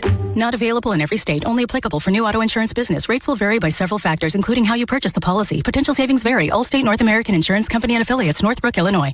Career changers, including veterans and active duty service members. Your transition starts here. Go from GI to IT in a matter of months. Become a certified cyber warrior with training at My Computer Career. Cybersecurity specialists are in high demand, offering IT pros great opportunities and a rewarding lifestyle while protecting our people, liberty, and treasured institutions from cyber threats. Deploy your career in IT today at mycomputercareer.edu/CWP, an elite CompTIA certification partner. VA education benefits are available to those who qualify.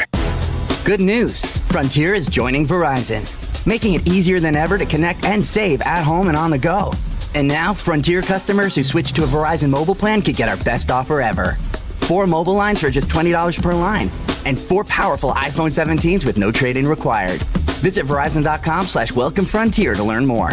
$20 per line after $40 monthly promo credit applied over 36 months. In times of congestion, unlimited 5G or 4G LTE may be temporarily slower than other traffic. Domestic data roaming and 2G speeds. Additional terms apply. The Fan is proud to partner with the Nexo Dallas Open. Some of the highest ranking tennis players in the world will face off at the Star in Frisco February 7th through the 15th. For tickets, go to DallasOpen.com. This segment of 105.3 The Fan is brought to you by Classic Chevrolet. If you're in the market to upgrade your vehicle, get to Classic Chevrolet in Grapevine. Back-to-back #1 Chevy dealership in the world. They got more new Chevys than anyone, all priced to sell. Visit ClassicChevrolet.com. This is Texas. This is Classic Chevrolet. Together, let's drive. Based on new Chevy registrations 2023 and 2024. I don't hate storming the court because of the harm that it could cause. I just think for 90% of those that do it, it's just stupid. Let's talk a little college hoops, shall we? Alongside the 3-time Hall of Famer, Chris Arnold. I'm Will Chambers. Trevor, the creator, back in the Pim Cup, and appreciate you hanging with us on this Sunday morning, a super Sunday where we'll give you the breakdown, our total breakdown of the big game between the Patriots and the Seahawks, all coming up at the top of next hour at 11 o'clock. Before we get into North Carolina Duke, did you check out any of Arizona, Oklahoma State? No, I was on the air yesterday afternoon till 5 o'clock, and then I decompressed. My Lord, what time Arizona. Last night? No, they were like a late afternoon game. Oh, okay, yeah. They were the ones, they preceded UNC Duke. Mm-hmm. Look, Oklahoma State is not having a great year. They're not having an awful year. I mean, they're 16-7. Now, Big 12's tough conference, and they coming into this one with Arizona, they were 4-5 in conference. Arizona is an absolute wagon. The first part of the game, you're like, okay, they're just, feeling, out. It's like they have an 8-point lead with like 5 minutes to go in the first half. So Oklahoma State's kind of, hanging around. In those last 5 minutes, that lead went out to 18. They had a 40-22 lead. They held Oklahoma State to 22 points in the first half. Then before they got into even the halfway point in the second half, they were leading by 30. And they end up beating Arizona beats Oklahoma State by almost 40 points, 84-47. Almost like the football team. Oh, I said it. Yes. I mean, that's what happened. They are. That's why the coach had to really, really good. So and Arizona's then the real deal. And by the way, Jet Terry went to school there. He's happy about that. To me, and what I have seen this season, there are two teams that are they're the best, and it's Arizona and Michigan. Okay, they're the best. What's been fun about this year is that you have a number of teams that you're not used to seeing ranked pretty high and doing really well. Nebraska, ninth in the country at 20-2. Whoa. Yeah. You've got Miami of Ohio, undefeated at 22-0, ranked 23rd in the country. Illinois, who has had relative success over the years, but it's been a while. That's Derek Harper's team. And now they lost in overtime to Michigan State, but they're 19-3. And Darren Williams' team. So, look, UConn, Duke, they're good. But Arizona and Michigan are just absolute juggernauts. Huh? Yeah. I mean, look, the best team I've ever seen in college basketball, they made it to a Final Four, but they didn't even make it to the final game. It's one of the great things about the tournament and March Madness that you're talking, you could have 10 real minutes, not 10 game minutes, 10 real minutes of a bad time, and it changes everything. Yeah. Absolutely everything. What team are you talking about?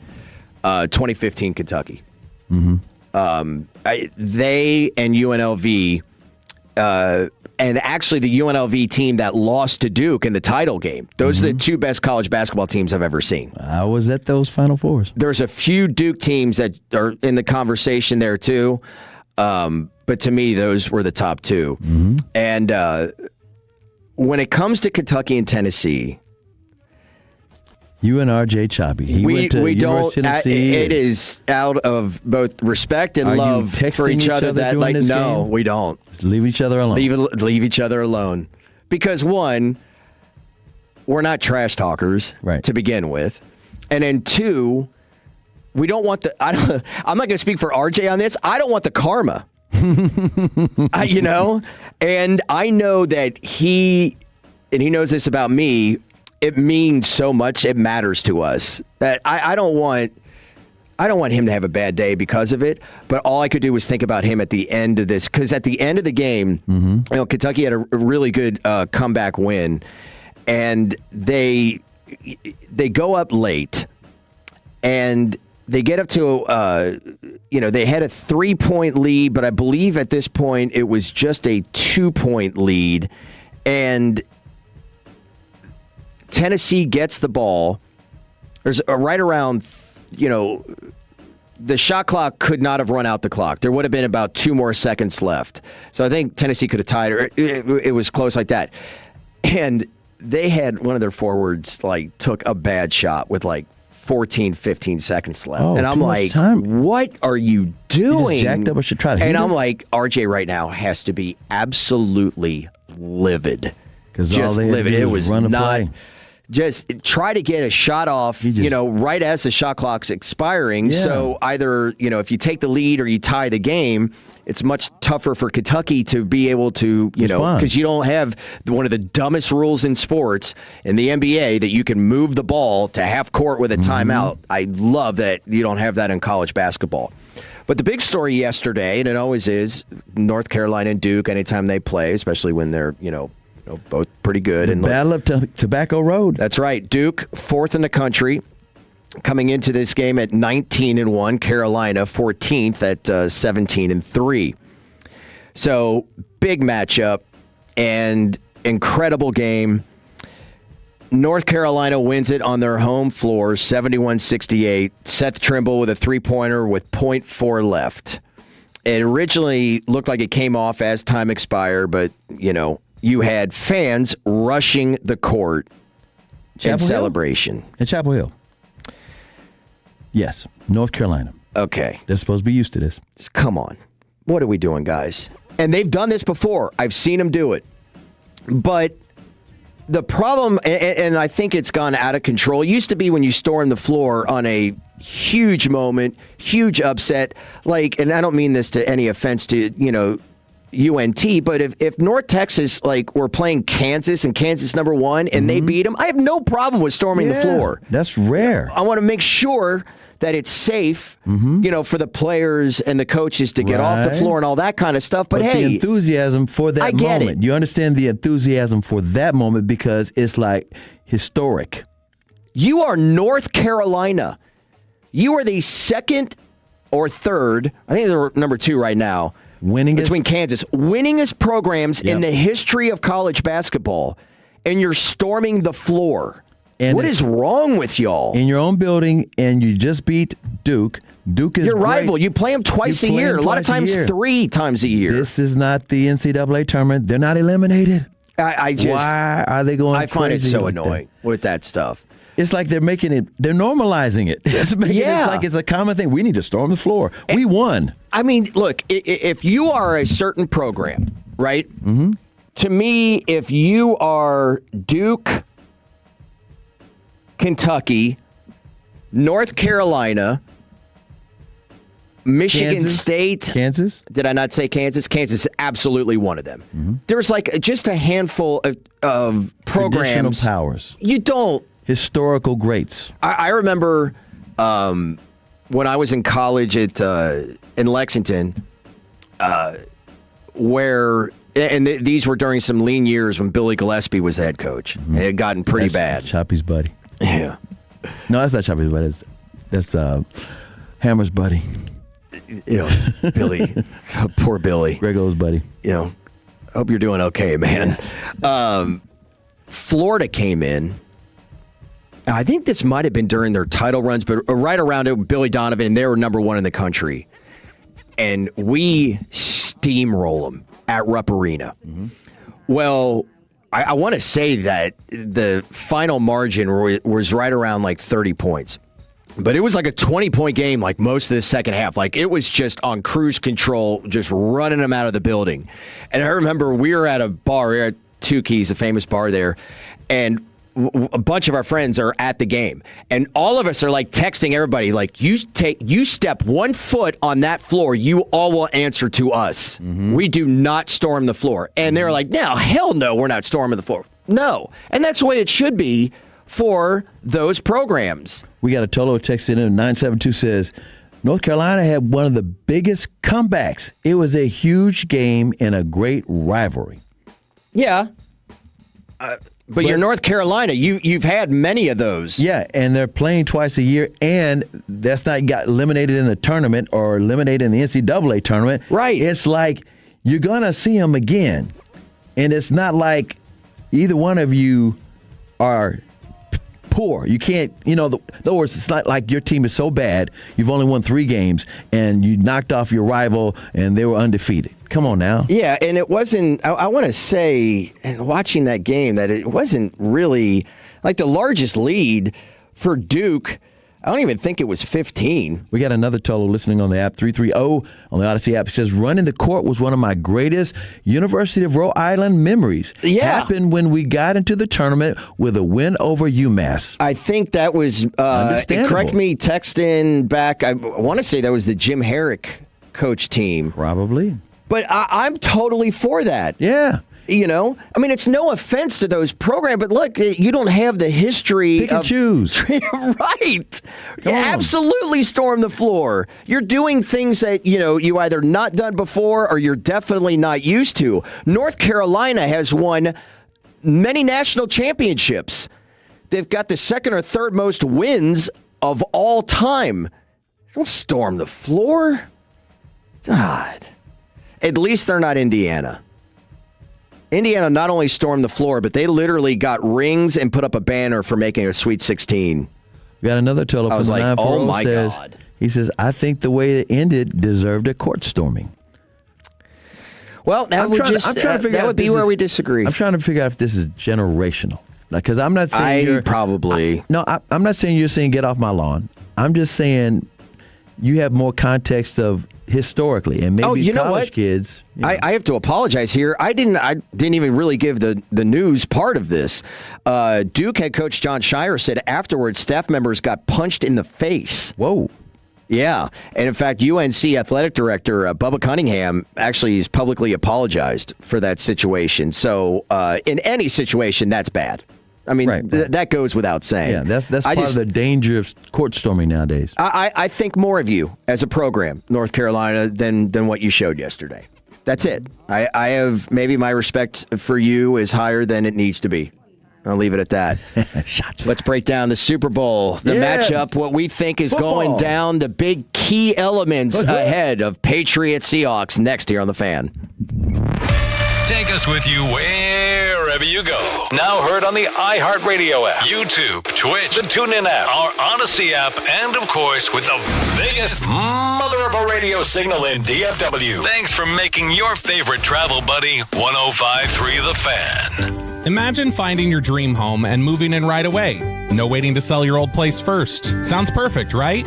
That's exactly what Orchard's Move First, Sell Later program lets you do. Buy your new home now and sell the old one later on your timeline. No showings, no double moves. Plus, Orchard helps you sell for more with repairs that attract the right buyers. Buy before you sell and get top dollar with Orchard.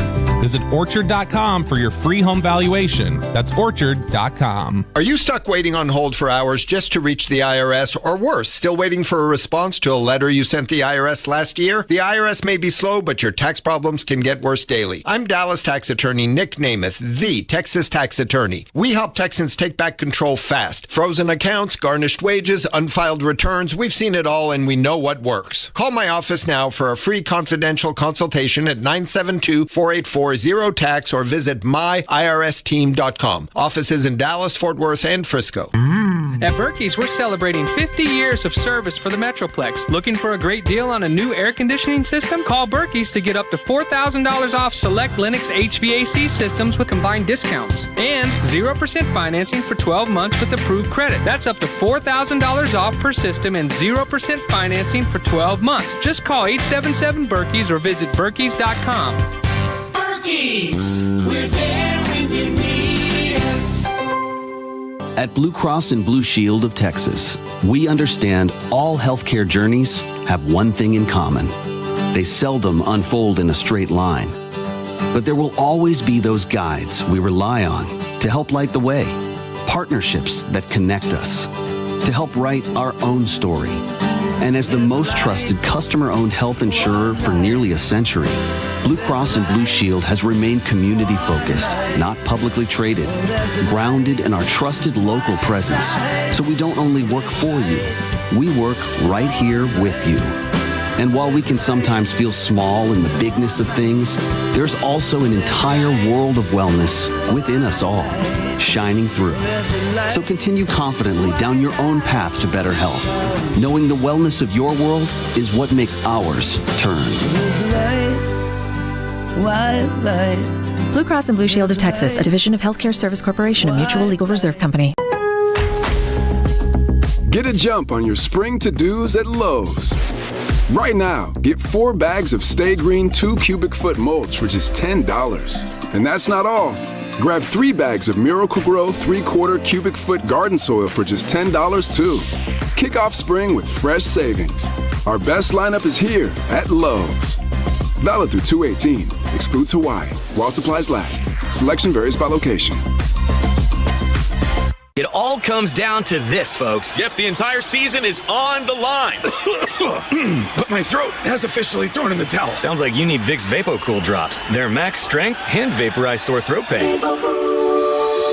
Whoa! These VapoCool drops hit fast. Speaking of fast, did you just see that play? Yeah, he vaporized that ball. That pun should have come with a penalty. Vaporize sore throat pain with Vicks VapoCool drops. Use as directed. Mother Nature, go, green. This is the song I wrote for that young gecko who introduced me to her talented brother and her legendary mother and helped me to start this wonderful company that we all share. Gecko Green, this is for you. She's the daughter of Mother Nature. She makes grass come alive and sing. She'll make your lawn lush and luxurious, and she'll do it without a fuss. Do you want your grass to come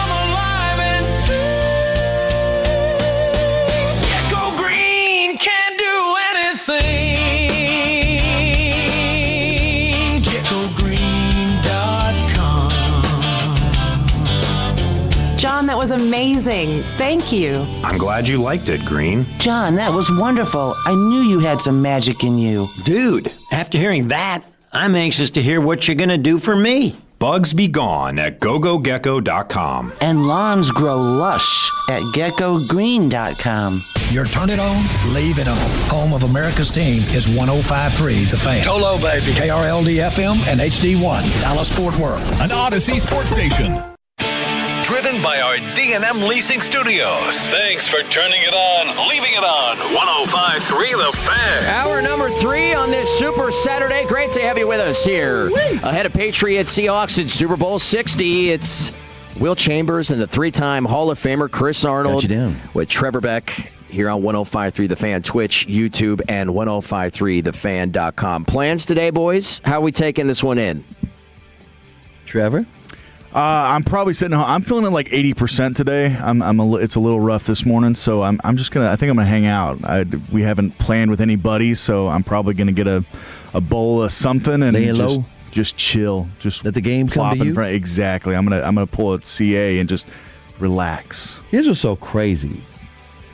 Back in the day when I covered all these Super Bowls, 28 Super Bowls, I was never at Super Bowl parties. And then once I was back, I think we used to have a fan bowl, and then we'd have a Super Bowl thing after. And then after that, the last few years, it's like, and then pandemic hits, right? And I'm like, well, I got friends that have Super Bowl parties, but I've never really gone to many because everybody knows I'm at the game usually, right? They're like, well, Chris is at the game. So my wife would go. I have no plans that I know of as I speak. When I get home, she'll tell me where we're going.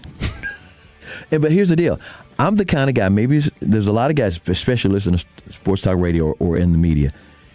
You better have a room. If I come to the Super Bowl party, you got to have a room that people who seriously want to watch the game, watch it. Then you have another monitor somewhere else where everybody can walk through and talk and and talk, whatever. And the game's on in the background. I got to be in the room where the game is going on and everybody's watching the game, not talking through the game. Am I alone on this, Trevor? What about Tolos, 877-881-1053. Where are you watching the game, and do you have to have it like that, or do you need to be at a bar where everybody's talking, and then you just look up, and then you see some highlights? What about you, Will? That has been my plan for the last couple of weeks, but what? Which one? Might be watching it out at a bar. Okay. That may be changing today. Some other circumstances. Yeah. Sometimes you got to put out family fires. Yeah, my girlfriend's not feeling great, so we'll take care of that. And we'll, you have a Lindsey Vonn injury? God, I hope not. And if you're just joining us, right? Yeah, it's something like that. Yeah, she hurt her knee. Not like Lindsey Vonn to me. Lindsey Vonn, the breaking news this morning in the women's downhill in the Winter Olympics over in Milan and Cortina, and this was actually on the hill in Cortina. She clipped a gate with her right arm, shoulder, and post. Skis crossed. She crashed, was airlifted out of there, and it didn't look good. Now, 41 years old. Not just being airlifted. This happens with pretty much regularity when it comes to skiing on these mountains, but was visibly and audibly upset once she was being attended to by the medical staff there. So that was the news. However, the one good news to come out of that meet was Breezy Johnson winning gold for America in the women's downhill. And by the way, like I said, she's 41. She came out of retirement to try to do this. Had an ACL before even going down the hill. And I was saying this earlier. If anybody used to watch Wide World of Sports, the thrill of victory, the agony of defeat was always a downhill skier wiping out, and that's kind of what happened to her. And I think all of us collectively were looking so forward to watching her compete after tearing her ACL 9 days ago. It's remarkable to even get there. I hope your girlfriend's doing all right. I hope you get to watch the game even if you're at the hospital or something. I hope that's not the case. No. We have Telos texting in what they're watching this game. 940 says, I got 43 guests coming. Projector set up outside, and my way, it's going to be 77 today. It's going to be perfect. And the smoker's rolling. Grills will be fired up in a few hours. Party starts at 2. 214 says, as far as Super Bowls go, my interest in them are at about a 3 level, when normally in an NFL football game, it's a 7 to 10. So he's not into Super Bowl so much. And the 601 says, if the Bears win it, I would have to be in the quiet room so I can focus. Yeah, there's 2 lines of thought. You know, we were just talking about a little while ago, or actually in our last segment, about like Kentucky and Tennessee. I'm a huge Kentucky fan, obviously. RJ Choppy, huge Tennessee fan.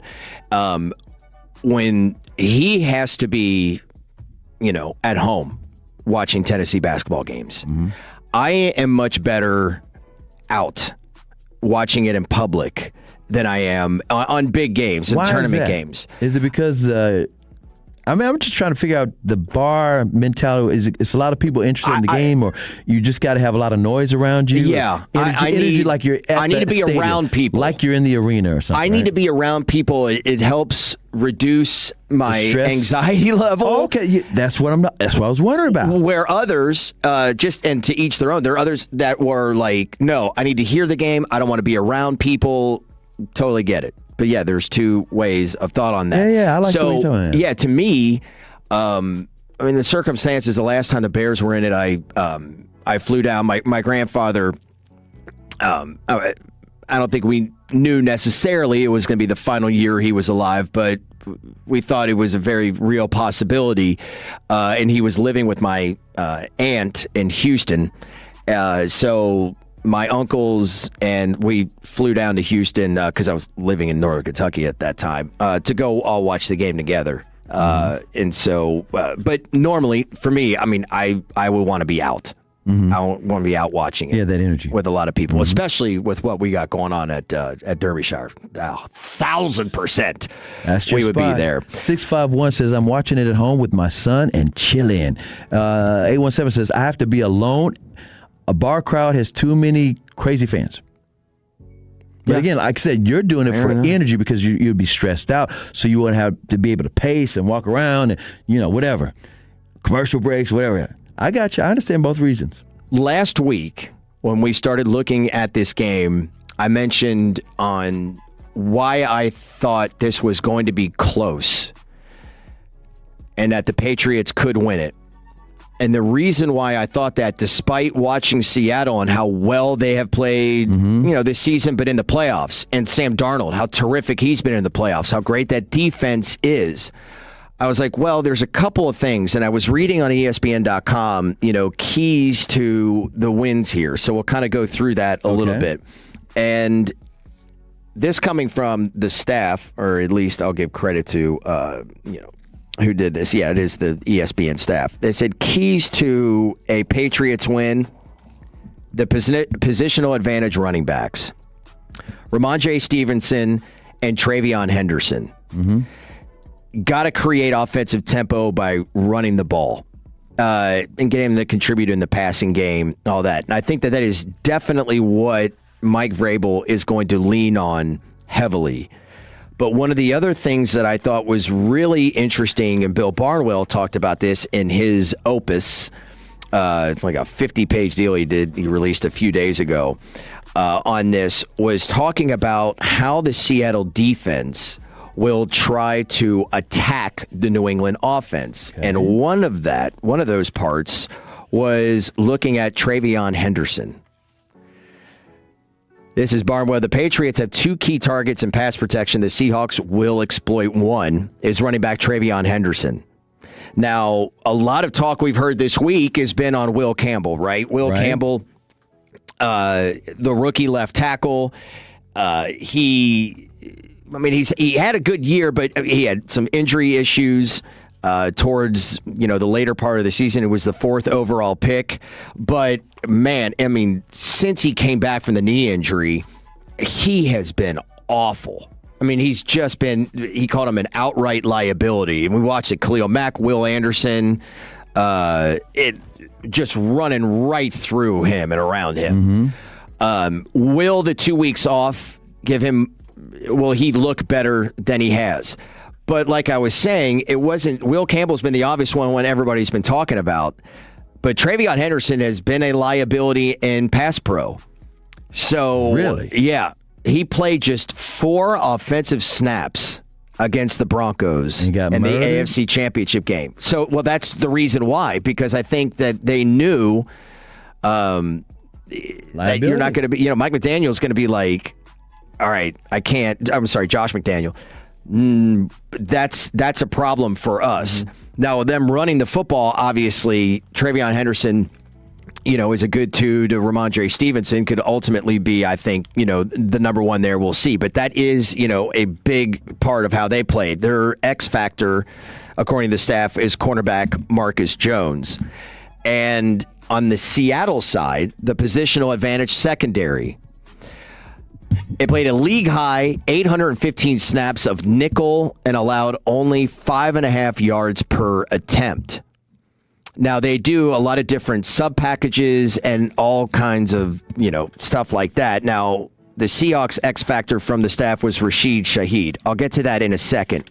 But I thought when you look at what they do with all their snaps on nickel and in dime, that the X factor, and I've heard this talked about throughout the week, is rookie safety Nick Emenwari. Listen to this, bud. According to NFL Next Gen stats, Emenwari played 326 snaps as a slot cornerback, 8 as an outside cornerback, 12 as a safety, 250 as an outside linebacker, 34 as an inside linebacker, 77 snaps as an edge rusher, and 9 as a defensive tackle. He does everything. I mean, he is everywhere. Everything. Oh, my goodness.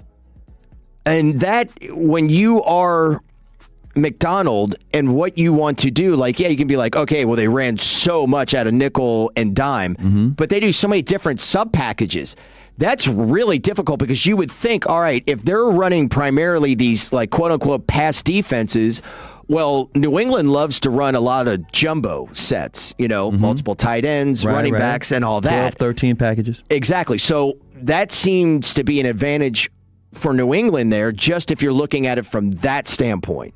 But it's really not, and a lot of it is because of how good Emenwari is. I thought that was pretty interesting. Mm-hmm.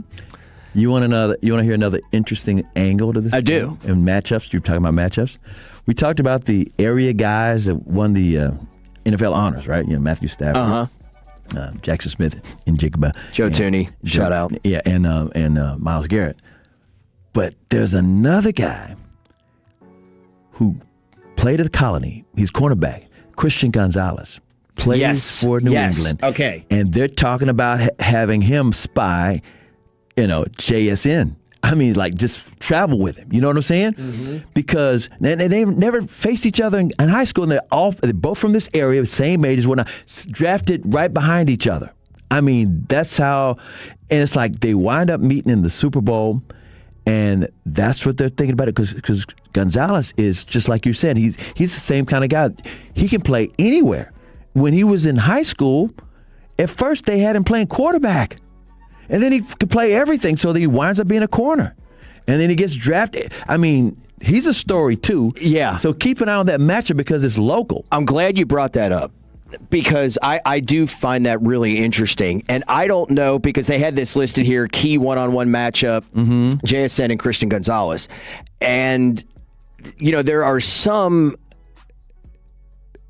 instances or just teams that will do this in general where they don't line up their number 1 corner against the number 1 wide receiver. Right. What they do is do the number 2 corner and then have over-the-top help, so they will double JSN and then put Christian Gonzalez on the number 2 receiver. Yeah. Yep. And that could be Rashid Shaheed. Because to me, I wonder in that I've been kind of looking towards, all right, are you going to try to make him a bigger part of the offense? He had that huge catch in the championship game early, that set up the touchdown.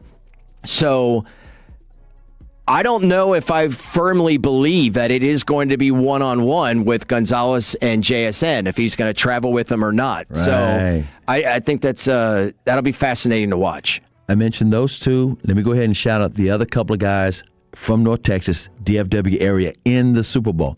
I don't know if they're going to play, but they're on the team. Seattle's got a couple more guys besides JSN. Elijah Arroyo, he's a tight end. He's injured, but he's there. Frisco Independence. Byron Murphy, the second defensive tackle from DeSoto. Rick Woolen, he's a cornerback from Arlington Heights, Fort Worth, and that's on Seattle's team. New England has, as I mentioned, Christian Gonzalez from the Colony, who also, by the way, went to Carrollton Creekview when he was in 9th and 10th grades. Kobe Minor, defensive back from Lake Dallas. Milton Williams, defensive tackle from Crowley. Charles Woods, the defensive back from Kimball. And Craig Woodson, he's safety from SGP. South Grand Prairie, are you with me? There you go. Love it. All right. So that's the local shout-outs. Congratulations, guy, for making it to the big game. All right. And I did not leave out this on purpose. I just want to give it a special breath. Our very own DeMarcus Lawrence. That's right. Made that move in the offseason and said he wanted to try to win a Super Bowl.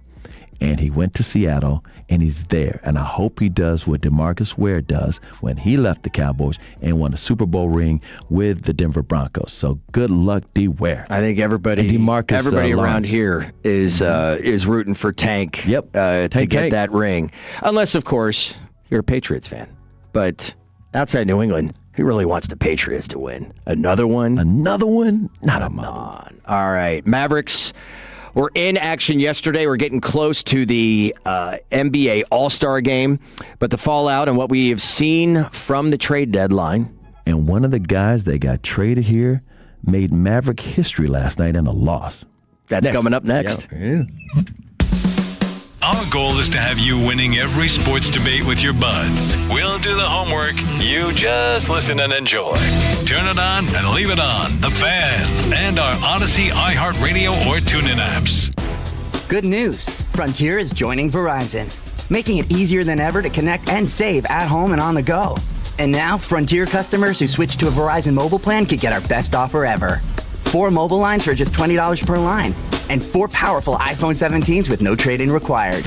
Visit Verizon.com/Welcome Frontier to learn more. $20 per line after $40 monthly promo credit applied over 36 months. In times of congestion, unlimited 5G or 4G LTE may be temporarily slower than other traffic. Domestic data roaming and 2G speeds. Additional terms apply. 1-877 Cards for Kids. KARS Cards for Kids. 1-877 Cards for Kids. Donate your card today.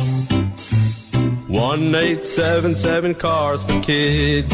KARS Cars for Kids. 1-877 Cars for Kids.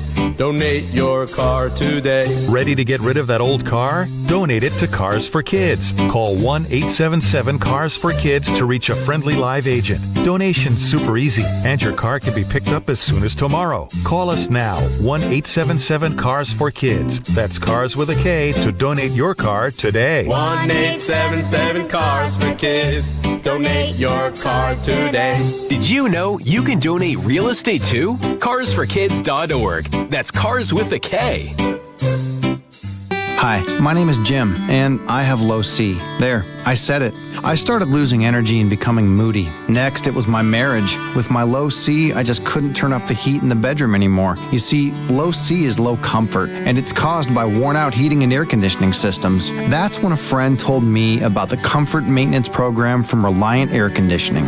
I had an honest conversation with my service tech, and it turns out all I needed was a Freon supplement and new filters. Now, my C level is back to normal. In a clinical study, Reliant Air Conditioning restored C levels back to normal in under 2 hours. Discontinue your low C treatment if your home is so comfortable that in-laws demonstrate tendencies to stay on a permanent basis. Common side effects include extreme comfort, reduced energy loss, and a very satisfied wife. To get your comfort level checked, call Reliant Air Conditioning at 877-YOUR-HERO. That's 877-YOUR-HERO. Or go to ReliantAirConditioning.com. Get your comfort checked and turn the heat back up. $5,000 That's the average amount of money people in the U.S. are now spending on gas in a year. $5,000. That's crazy. If you drive, you have to download Upside, the free app that gives you cash back every time you get gas. That's right. You can earn real cash back with Upside just by buying the gas you're already buying. You can literally start earning cash back today. I use Upside every time I fill up, and top users make $200 to $300 per month. You're putting gas in your car anyway. Why not get real cash back? If you like free money, download Upside. I'm saving the cash I earn from using Upside to help pay for a vacation later this year. Download the free Upside app now to earn cash back every time you buy gas. Use promo code WHEEL25 to get an extra 25 cents per gallon on your first tank. You can cash out anytime right to your bank, PayPal, or a gift card for Amazon and other brands. Just download the free Upside app and use promo code WHEEL25 for a 25 cents per gallon bonus on your first tank. That's code WHEEL25 for a 25 cents per gallon bonus. Well, good morning, kiddo. I love that you're home from college. I've missed you. Still taking your nature-made vitamins? Every day. A multivitamin and a probiotic. You better be taking yours. Still looking out for me, Mom. I'll never stop. Made to care for you every day. Nature Made, the #1 pharmacist-recommended vitamin and supplement brand. Find us in the vitamin aisle, based on a survey of pharmacists who recommend branded vitamins and supplements. My name is Whitney Allen, and I'm a widow. My husband, Ryan, died. We never thought we'd ever have to use life insurance, but the unexpected happened. With Ethos, signing up was fast and 100% online. You can get a quote in seconds, apply in minutes, and get same-day coverage. No medical exams, and you can get up to $3 million worth of coverage. I'm grateful we were prepared. Get your free quote at ethos.com/radio. That's ethos.com/radio. Hey, sports fans, it's Becca and Michaela from Boomer Jacks. And $2 domestic drafts are here all February. Head to Boomer Jacks where the beer is cold, the games are always on, and the vibes are just right with $2 domestic drafts. That's right, just $2. Kick back on our dog-friendly patio, bring your crew, and don't miss a second of the game. From late night bites to the best drink deals in town, Boomer Jacks has you covered. We're open till 2 a.m., serving our full menu late. Get in here for $2 domestic drafts all February long. Find your location at boomerjacks.com. Since 1976, D&M Leasing has had one mission: make getting a vehicle easier, smarter, and more affordable than buying it the old-fashioned way. People come to D&M to escape negative equity, avoid wasting weekends at dealerships, and to get payments that actually make sense. With managers averaging 20 years and salespeople averaging 10, you're working with true experts who know how to save you money and protect you from depreciation. If your payment's too high, you're buried in negative equity, or you just want a smarter way to upgrade, call D&M now. Drive what you want and keep more money in your pocket. This segment on 105.3 The Fan is brought to you by the Frankels. If you've been injured in a car or truck wreck, call Frankel first. 214-817-333-3333. With Frankel and Frankel, there's never an out-of-pocket cost, and they only get paid when you win.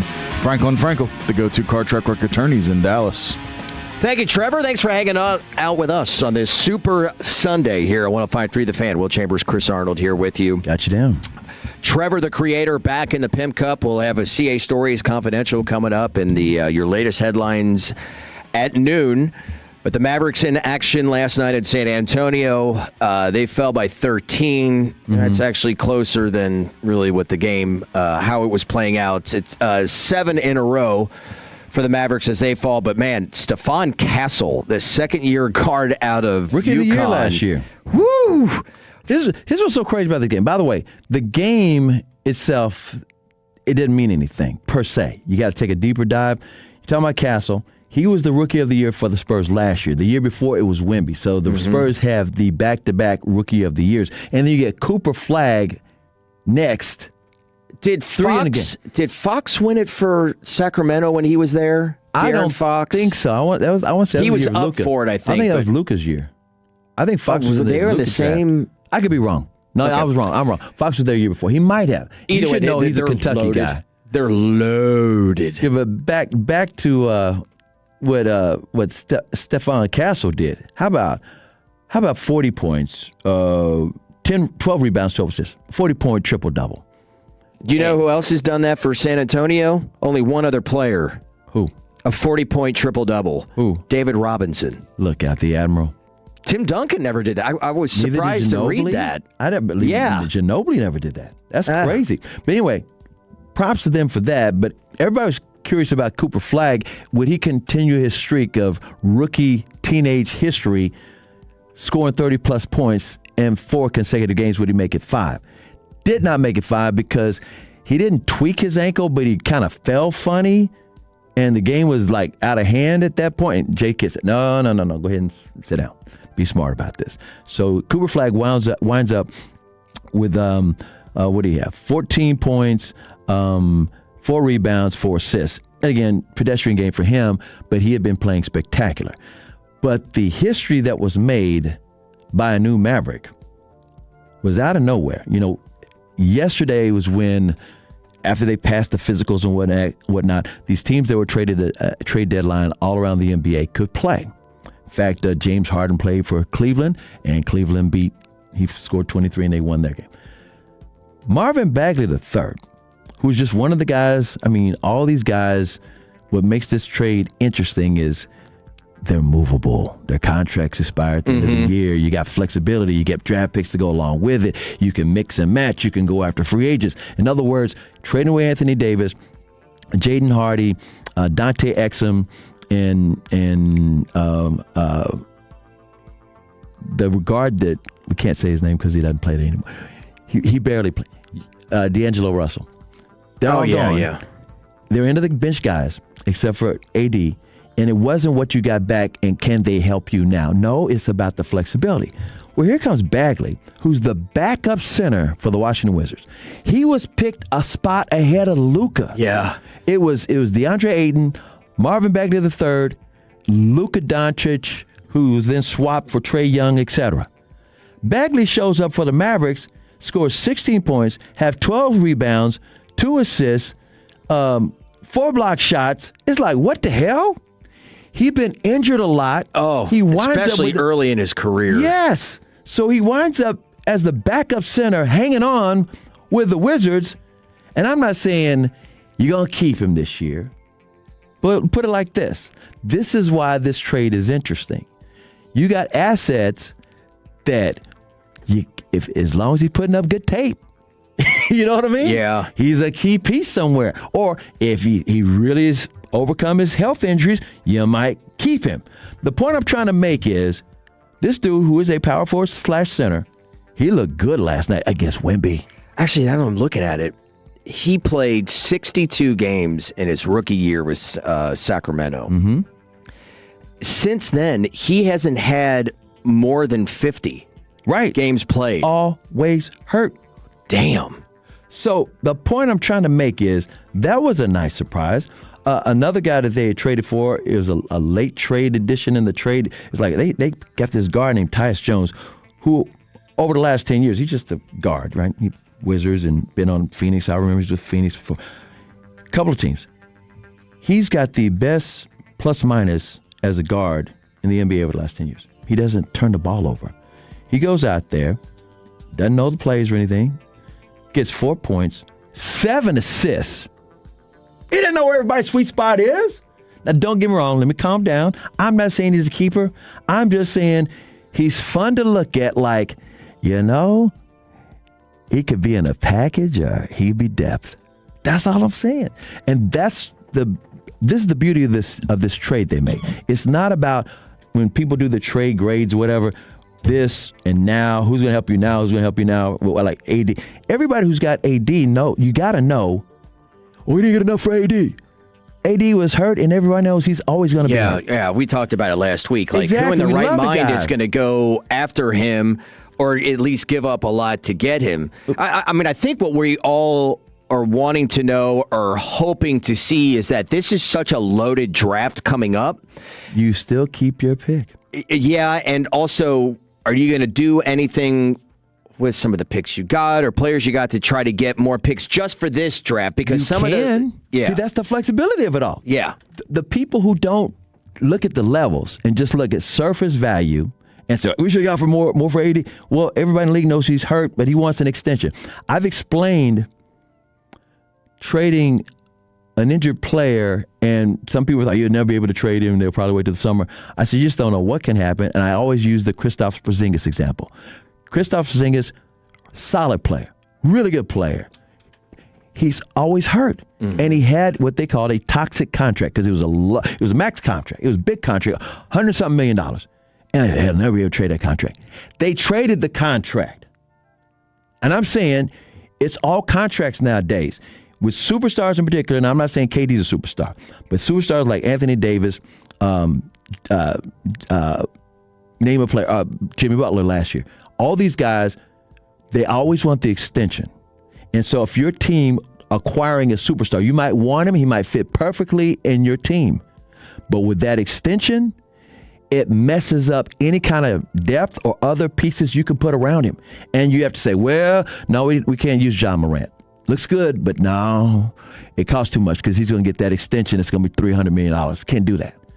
That's what you're dealing with. And with that being said, that makes it harder to make the moves you think are natural or easy moves to make. And all I can say is the Dallas Mavericks have tremendous flexibility to do all kinds of things, which means building around Cooper Flag, which they're doing. It's like anything can happen. It doesn't have to be like this slow build and, they're going to be like Charlotte building around Ball or going to be like Utah building around Lauri Markkanen. No. It could be as early as next year where they could be the dangerous team you don't want to see. And for those who are saying, where does Kyrie fit in all this? And I was talking about this yesterday, so I'm going to repeat it for those who missed it. Kyrie, in this point in his career, look what happened when he got to Dallas. A lot of people thought, he's a toxic personality. It won't work. He loves it here in Dallas. The fans love him. The team loves him. Luka just said in a podcast 3 days ago when they asked him, who's your favorite teammate of all time? He said Kyrie Irving. And that's because I remember when he first got here, I can't even tell you how many TV and radio, debate shows, conversations, whose team is it? Is it Kyrie's team? Is it going to be Luka's team? Oh, they can't even play together. No, you shoot. They didn't even make the playoffs that first half of a season. And then the next season, they wind up being arguably the greatest offensive backcourt of all. That's what they were saying. And I remember, never forget this. One playoff game, the reporter asked Luka, you guys are like Batman and Superman. And Luka said, no, he's Batman, I'm Robin. And I said on the air the next day, no, he's Batman. No, I said Luka is Yoda. Kyrie is Yoda. Luka is Luke Skywalker. Yoda's got the wisdom. He's not trying to prove anything to anybody. Kyrie knows it doesn't have to be his team. That's my point. It's not about, is Cooper Flag going to be able to play with Kyrie? Kyrie shouldn't even play this year. No. Look at Jacob deGrom with the Rangers. When he got hurt, the year they went to the World Series, he was hurt in like May. He didn't play in the World Series for a whole full year. He wasn't going to be ready till the next September. The Rangers weren't making the playoffs that year. And people were saying, he doesn't need any starts. Leave him on ice. He said, no, I want to get my routine down. Yeah. And he was fine last year. I totally agree with that line of thought. I always hate it when, like, the default to, well, no, don't play. Don't play him. Yeah. No, there's no point. I'm like, yeah, no, there is a point. There is a point. And so for anybody that says, look what they're talking about with Jason Tatum in Boston. Like, he has to build up. You got to build up. Yeah. Kyrie is building up right now in practice. He's practiced Cooper Flag. Right now, he has taken Cooper Flag already under his wing. Yeah. They both went to Duke. They both get along very well. It's not his team or his team. You know, I wonder, too, on how that's going to play out in a kind of that fashion in Cleveland. Last night, James Harden made his debut. They won. And he said, I just got to figure out where I fit in. That won't be hard at all. I told the guys, just do what you all do, and I'll figure it out. Well, he went 7 of 13, 5 of 8 from 3, and had 23 points, while Donovan Mitchell had 35. So I see a little similarity in that, maybe. Kyrie? Well, the not that James Harden is a Yoda by any stretch. Kyrie is. Yes. He really is. The whole team admires the hell out of him, just like the league does, because nobody's got handles like him. Nobody can do the things he does. And he's at peace with himself with his age, as far as he's like Yoda calm. He's very smart anyway, but he's always saying things that are profound. So it's not like I have to be an all-star. I can do all-star things, but I don't have to be an all-star to prove that I'm an all-star. That's profound if you think about it. Yeah. I don't have to be the man on this team to have influence and for us to win a championship. That's Kyrie. And Cooper Flag is soaking it all in. And I said this as well yesterday. you are very familiar with the fine work of John Sally, right? John Sally, he power forward, played for the Detroit Pistons, won some titles with them, went to Chicago, won a few titles with them, Michael Jordan, and then he goes to the Lakers with Phil Jackson. And I thought, he and I go way back because I've been knowing him and Rodman and all those guys for years. I said to Sally when he was with the Lakers, I said, hey, I thought you retired. He said, no. Phil wanted my locker to be next to Kobe so that I could help guide him. And in the NBA, guys know this. You got to have an OG in the locker room that can help the young guys know how to deal with the refs, deal with the system, deal with the travel, deal with the highs and lows, all of those things. And that OG doesn't have to be a starter. Sally was not a starter. But you have to have somebody who's got the influence. That's why I said Kyrie is Yoda. And the fact that Klay Thompson is still there, and while he was there, Anthony Davis was helping guide Cooper Flag. If you're a young rookie, you don't want to have to make rookie mistakes if you don't have to, or be stupid, or not understand, or realize there's a rookie wall you might go through in January. All those things are like stuff that's not X's and O's. It's stuff that Kyrie can help him with and get these reps into the year and have that chemistry to hit the ground running next year. Although he's still working with him at practice, how about against some other teams? That's all I'm saying. There's levels to this. I'm not mad at this trade at all. It sucks right now just because you're not winning. You lost 7 in a row, and you just want to win. But damn, it's just with Cooper alone. You have the things that you can build with him. Yes. It's going to be fun. Yep, it's going to be a lot of fun. CA Stories is coming up. Where are we going? One of the craziest Super Bowl weeks of 28 Super Bowl games I've covered. It was all over the map, and it included the Arsenio Hall Show. Next on 105.3 The Fan. Get ready, Durant. Comedy sensation Matt Rife is bringing his Stay Golden World Tour to the Choctaw Grand Theater for 2 unforgettable nights, September 25th and 26th. Doors open at 6:30 p.m. and the laughs start at 8 p.m. Don't miss your chance to see Matt Rife live at Choctaw Casino's Durant. Tickets are going fast. Grab yours now at Ticketmaster.com. Matt Rife. 2 nights, endless laughs. Be there. Texans enjoy more ways to save at Kroger, like low prices in every aisle. And you can clip and save more with digital coupons in the Kroger app.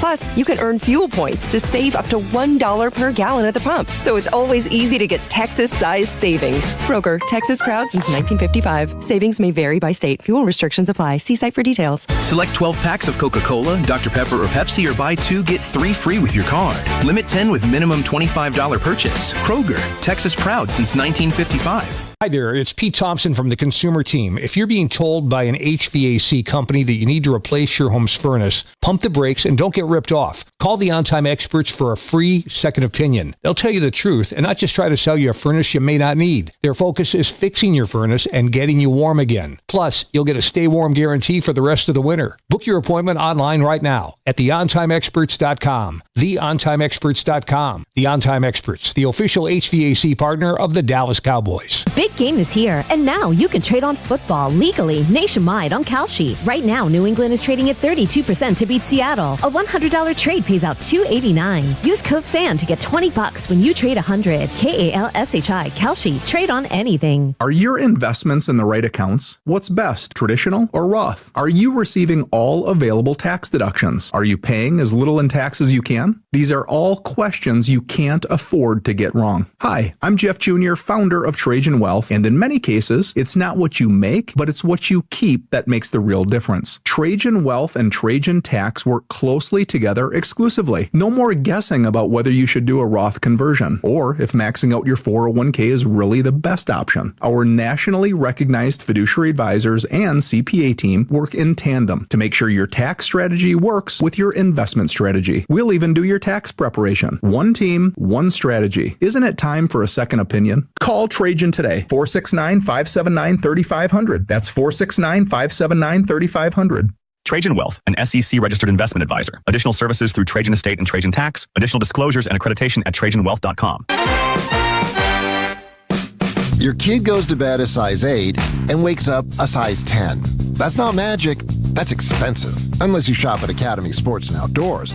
They've got undefeatable prices on all the best brands in sports gear, like Nike, Easton, and Baseball Lifestyle 101. And on the off chance that you find a better price at a competitor, Academy will beat it by 5%. That's their best price guarantee, which kind of is magic. Academy, fun can't lose.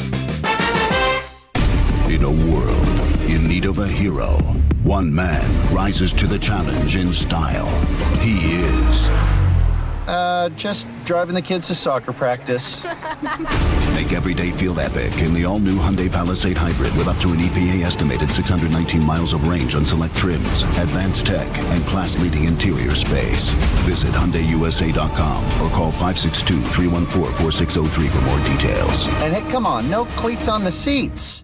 Can I take your coat? Oh, you noticed. Yeah, I found it on eBay from a seller in Vegas. Pre-loved and perfect. She listed it and jackpot. Italian leather, classic trench silhouette. And did you see the braided buckle? Hang on to your claim ticket. Oh, I'll hang on to this forever. Have you been on eBay? There's so many finds. And I bet that diving watch would sell fast.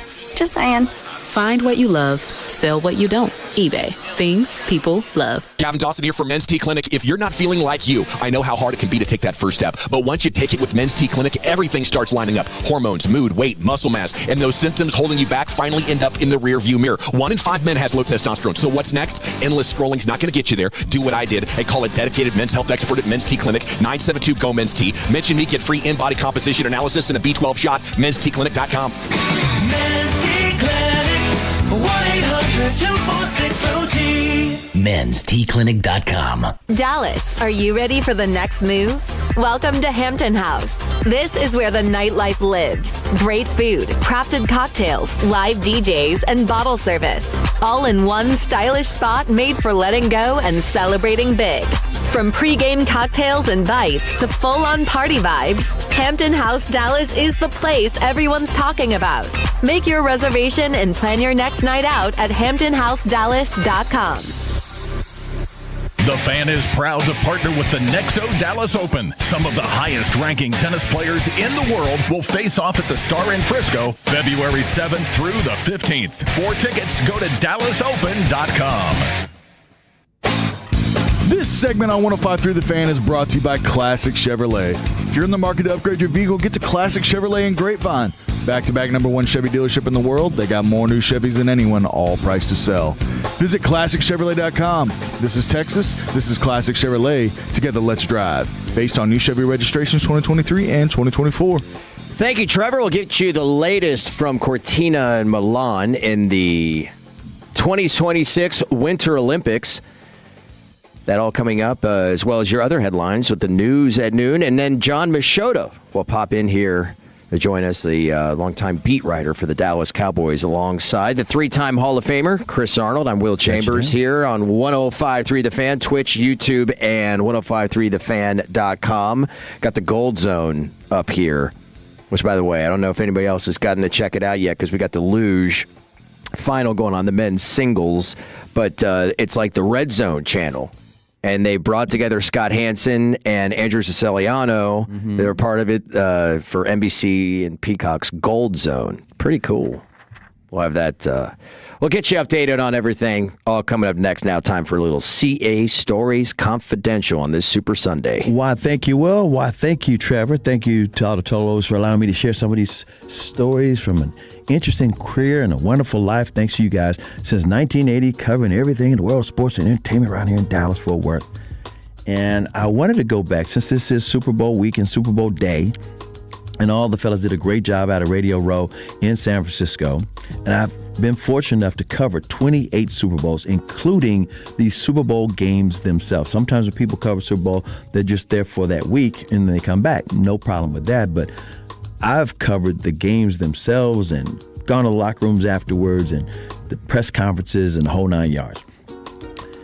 I'm going to say one of the most daunting challenges I ever had covering a Super Bowl was the one that the Cowboys went to with Jimmy Johnson the first time we went with Jimmy and Jerry's Cowboys, the 1992 season, 93 Super Bowl, January 31st, 1993, in L.A.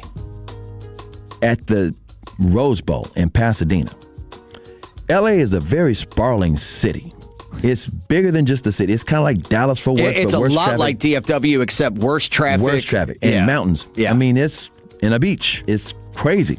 So, and I'm very familiar with LA backwards because Cowboys were always training in Thousand Oaks or training in Oxnard, so I'd make their trip every summer and the whole 9 years. So I'm very familiar with LA.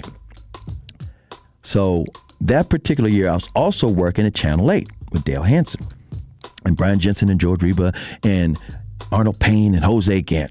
Everybody. We're just covering this Super Bowl. I mean, we're going to cover it better than any TV station as well. K104, we're covering the Super Bowl better than anything else. So I already got a Super Bowl credential through my radio work with K104. And also, I have a hotel. It's the Media Hotel. I think it's the Media Hotel. I've done so many hotels, I can't remember if this was the Media Hotel or not. I think it was. It was in Century City, which is right outside of Beverly Hills. It's the Century Plaza Hotel. And I had a rent-a-car, and I had a lot of ground to cover, okay? So the first part of the week, the Cowboys get there, and like I said, I'm young, the Cowboys players young. It was the youngest team to ever go to the Super Bowl. And everybody's having fun. And they wanted to hit everything, all the parties, all the different festivities, Hollywood, everything. And Dale Hansen said, Chris, you're in good with all these guys. Hang out with them. Let's get the stories. We want some scenery. We want, whatever. Not just the X's and O's. We're here for the whole week. We have all kinds of stuff. I said, great. Cowboys Hotel was in Santa Monica. I want to say NFL headquarters and stuff was in downtown LA. I want to say that. I can't remember because a lot of Super Bowls, a lot of different things I've covered. But I just know it's spread out. And I said, okay, we can do that. So mind you, I know all those guys anyway. I'm young. I'm not some, 40, 50-year-old curmudgeon reporter with a notebook and gruff and, like that. I'm hanging out with those guys. They're practicing stuff. Then we go out and party. I don't think I slept 3 hours every freaking night that week. The first part of the week was this. The guys on the team were like, no wives or family should be here before Thursday. They just kind of talked amongst themselves. They said, you got a wife and kids or wife and family, everybody's coming, but nobody needs to be here before Thursday. Leave your wife and girlfriend, everybody's at home. The guys are taking over LA. How come one player had his wife there? And she was a snitch. Oh no. God. Oh boy. And he was a starter. And they were so mad at him, but he said, I couldn't stop her. It's like, you couldn't stop your own wife from coming up here? She thinks that anything can happen. We're in LA. So they had to work around him, okay? He couldn't have as much fun as everybody else. So I'm hanging out with those guys, but I'm also doing packages for Channel 8 and Dale. I'm writing a story. Me and either AP or another photographer, Jack's old Jack, he's an older guy. We're like all over the place. And every time I did the package that we ran at the 6 o'clock news, I had to do a stand-up outside of the Rose Bowl where the game was. And we had all the credentials to do all the stuff. But the Rose Bowl was over the mountains on the other side of LA. Yeah, Pasadena. Yeah. It's way over there. Yeah. And these packages for the 6 o'clock news, it was like 4 o'clock LA time, which it's bad traffic anyway, but we're talking about rush hour. All right? Just for my little 2-minute package or whatever, I'm standing in front of Pasadena's Rose Bowl saying, and I'd say, Dale said, here's Chris Arnold. And I'd say, hey, the Cowboys, we did, boom. Like 15 seconds. And then when it was over, back to you, Dale. And then I have to fight the traffic to go all the way back to the hotel in Santa Monica, let alone my hotel, which is in Century City. And I'm like trying to coordinate, meeting up with the guys. They wouldn't let you can it? No. Had to do it live from the Rose Bowl. Huh. Dale's doing his part live from the Cowboys hotel in Santa Monica. And I'm like, oh, man. Well, one night at some point, I think Troy Aikman was on The Tonight Show with Jay Leno. I think Emmett was on somebody else's show. Maybe it was David Letterman or something. And Michael Irvin was like, I got to be on the show. Arsenio Hall show. So me and they taped this show early. It's all those shows are actually taped like in the afternoon. Yeah. Not like at 10 o'clock at night when they air, 10:30 at night. They're taped in that same day, but in the afternoon. We had to do the live shot in front of the Rose Bowl, then go all the way back to Hollywood to the Arsenio Hall show where Michael was on that, and do the interactions, do some interviews with them, boom, bounce out of there, edit the tape in Santa Monica, and then run back out for the 10 o'clock news. And then after I did the 10, which is like 8 o'clock, then I go hang out with the players at some party. And by the way, these were not Diddy parties, and no, this was not Epstein parties. It was not that wild. But it was still, they're the first time they've been to the Super Bowl. I had been to the Super Bowl a couple of years before that. I've been to L.A. lots of times. They've been to L.A. lots of times. And L.A. was very gracious to the Dallas Cowboys players for showing up anywhere. It was like restaurant, best tables, bars, in here, take it over. I mean, NFL players, all in, Buffalo Bills, they were all hanging out together. Bills and the Cowboys hanging out together. It was wild. And like I said, I was exhausted because, mind you, I'm doing K104's morning show. That morning show is from 5:30 to 10 a.m. Dallas time. We're talking about hitting the air at 3:30 a.m. God. And being on till 8 a.m. in LA time, and then jumping somewhere to do a story for Channel. I thought I was going to die, but I was in heaven. I was having fun. It was crazy. It was a blur. The Super Bowl itself, covering the game, it was spectacular. This is the Michael Jackson halftime show. I told this about a little bit yesterday that Michael Irvin and a couple of the players, they left out of the locker room early to watch Michael Jackson's end of his performance. It was a beautiful sunny day like today is in Dallas-Fort Worth in North Texas, and just like it's going to be in San Francisco. Weather was perfect. I mean, but after the game, I'm doing my K104 interviews, and then I'm helping Dale get guests for his live, not 10 o'clock news, but I guess it was 10 o'clock, after the Super Bowl coverage, Troy Aikman and Ken Norton Jr. And I mean, it was just Leon Lett, who, by the way, the ball got knocked out of his hand when he's got to score the touchdown. Cowboys won the game 52. Yeah, Don Beebe knocked it out of his hand when he, and Leon Lett is the nicest guy in the world. He's a quiet guy. He's very not pretentious. He's not, cocky, and he's just a quiet guy. But he got the fumble recovery. He's going like 80-something yards down the field. And the only time he's like going in like the Jets on the runway, ball down low, and Beebe chased him down and knocked it out of his hand. And I can't even tell you how many fans traumatized him with these letters saying that he messed up their bet or something like that because the Cowboys would have scored the most points in history or something. It was a blowout. Yeah. And Leon... I mean, it escalated. Oh, yeah. Quickly. Oh, yeah. It was crazy. By the way, Media Day, I want to say it was at the Rose Bowl. I'm pretty sure it was at the Rose Bowl. It was at a stadium somewhere. But, I mean, the Cowboys just... Downtown Julie Brown from MTV. Oh, yeah. She was doing the interview. This is when David Letterman had. This is when Super Bowl became bigger than just sports, where they have these entertainment parts to it. Because here's the Cowboys, America's team, first time since the 70s. Here you got you got Michael Jackson doing halftime, and the NFL was doing credentials for media from all over the world, but more than just sports media. And you're in LA, Hollywood. It was just, and the Cowboys were the kings. It was just crazy. It's interesting what you mentioned, wanting all the Cowboys and all the players. And I think we just operate with this assumption that just because you're the Cowboys, that you are going to be like the biggest stars. Mm-hmm.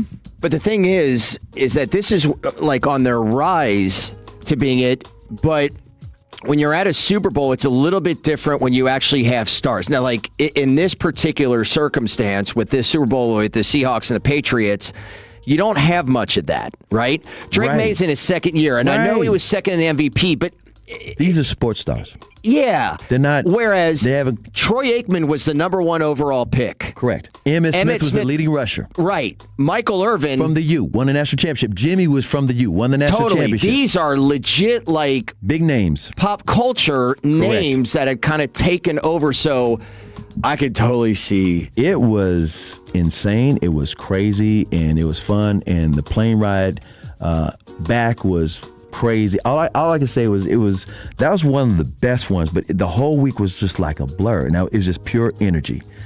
And that's a little CA Stories Confidential. I can't imagine the nightmare the of logistics. just the logistical trying to get to different places in LA, which is awful. Just imagine like from Fort Worth to Frisco, down to Rockwall, over to Waxahachie, over down to Cedar Hill. I'm talking about how spread out. Parking lot traffic. Like parking lot, it doesn't move. Yeah. Woo! But it was fun, and we made it happen. The U.S. men's team in a particular sport is, as we sit here, in a spot to win a gold medal. We'll take you through who that is, and as well as what is happening over in Italy and all your latest headlines. The news at noon. It's next here on The Fan.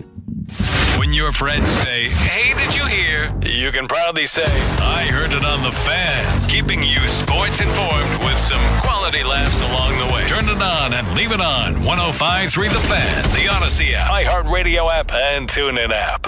Shop best of season produce at Whole Foods Market. Get Sumo citrus for $3.49 per pound with Prime through February 10th. Brighten your winter with sweet, juicy citrus, perfect for snacking or salads. While supplies last, shop in-store or online. Terms apply. Sometimes a catastrophic life event like a divorce, foreclosure, or a loss of a loved one can trigger serious IRS problems that you never expected. I'm Dallas tax attorney Jamie Flores, the managing partner at the law offices of Namath and Flores, formerly known as the law offices of Nick Namath. We've helped thousands of people just like you find solutions. Wage garnishments, frozen bank accounts, unfiled returns, no matter how tough it looks, there is a legal way forward. Give us a call at 972-484-0829 or visit myiRSteam.com. Since 1976, D&M Leasing has had one mission: make getting a vehicle easier, smarter, and more affordable than buying it the old-fashioned way. People come to D&M to escape negative equity, avoid wasting weekends at dealerships, and get payments that actually make sense. With managers averaging 20 years and salespeople averaging 10, you're working with true experts who know how to save you money and protect you from depreciation. If your payment's too high, you're buried in negative equity, or you just want a smarter way to upgrade, call D&M. Drive what you want and keep more money in your pocket.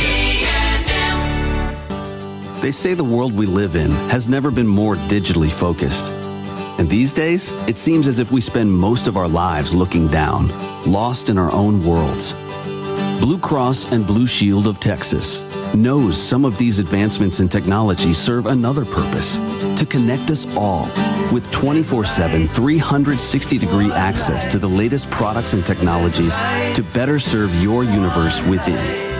And as the most trusted customer-owned health insurer for nearly a century, we've remained community-focused, not publicly traded, grounded in our trusted local presence. So we don't only work for you, we work right here with you. At Blue Cross, we also believe in a larger world of wellness, and we'll make sure it's forever revolving around yours. Blue Cross and Blue Shield of Texas, a division of Healthcare Service Corporation, a mutual legal reserve company. This is Ryan Watson, owner of Alliance Hyundai. During the Hyundai Getaway Sales Event, we have over 600 vehicles in stock, like the all-new 2025 Hyundai Santa Fe. Every new Hyundai comes with America's best warranty: 10 years, 100,000-mile limited powertrain warranty, and owner's assurance. Visit us at alliancehyundai.net today.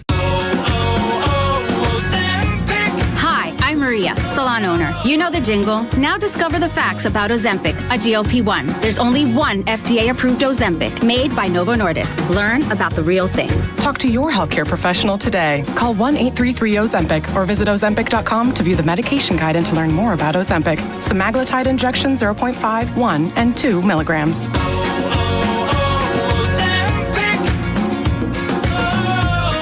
Each weekday at 5:30, Gavin, Lucius, and the guys bring you the G-Bag of the Day. The craziest audio sent in from you and all of the Tolos. That's every day at 5:30 and replayed the next day at 2:30. Driven by East Dallas Diesel and East Dallas Motor Cars. Jack, when you look back on 75 years... Oh, I'm not looking back. I'm bringing back my Chicken Supreme.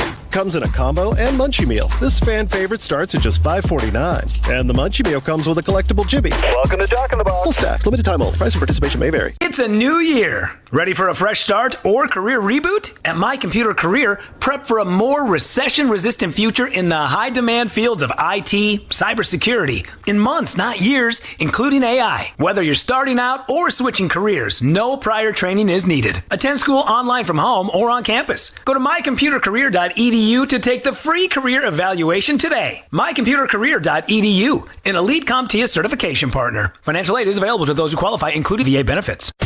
This is the exclusive home of Dallas Cowboys football. KRLD-FM and HD1, Dallas-Fort Worth. Let's go, Cowboys. An Odyssey sports station. Driven by our D&M Leasing Studios. Thanks for turning it on, leaving it on. 105.3 The Fan. Fourth and final hour on this Super Sunday. Great to have you on board. Alongside that man, he's in 3 Hall of Fames. His name is Chris Arnold. Got you down. I'm Will Chambers. Trevor, the creator, is back in the Pim Cup. And an hour from now, Fred Davis, Eric Caceres will take over for us. We'll cross with them at 12:40. John Machota, on loan from The Athletic, covering the Cowboys, was out at Super Bowl week. We'll catch up with him. He is now back.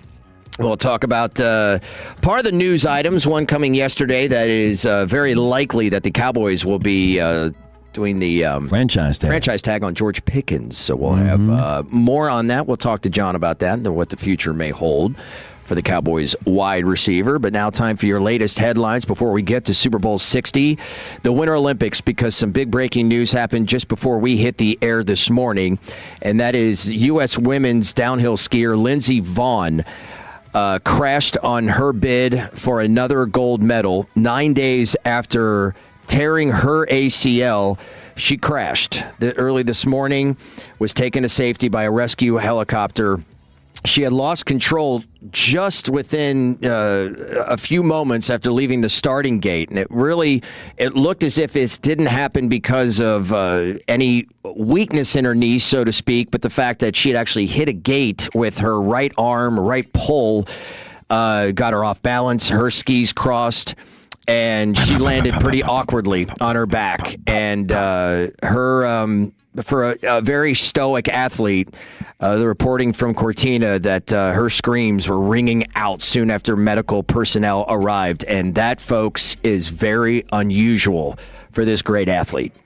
Yeah, she's very familiar with that course, too. She's done that downhill over there for years. She's won like 12 World Cup titles on that downhill right there. That's why she came back out of retirement. She's like, okay, I'm 41, but I know this course, and I know I can do this. And then it just took that one false move, so to speak. And just like I said, the wild world of sports, the thrill of victory, the agony of defeat, they airlifted her out of her, like you said, but helicopters do that with mountain and snow stuff all the time, so it's not highly unusual. Mm-hmm. And it's not like, what it is she's not in danger of life-threatening anything. It's just that's it for her career. Yeah. After 6 years of retirement, maybe it for Lindsey Vonn. Now, just a couple days into the Olympics, with the medal count, the host countries in the lead, Italy, with 7 medals, 1 gold, followed up by Norway, which has 3 gold and 6 overall.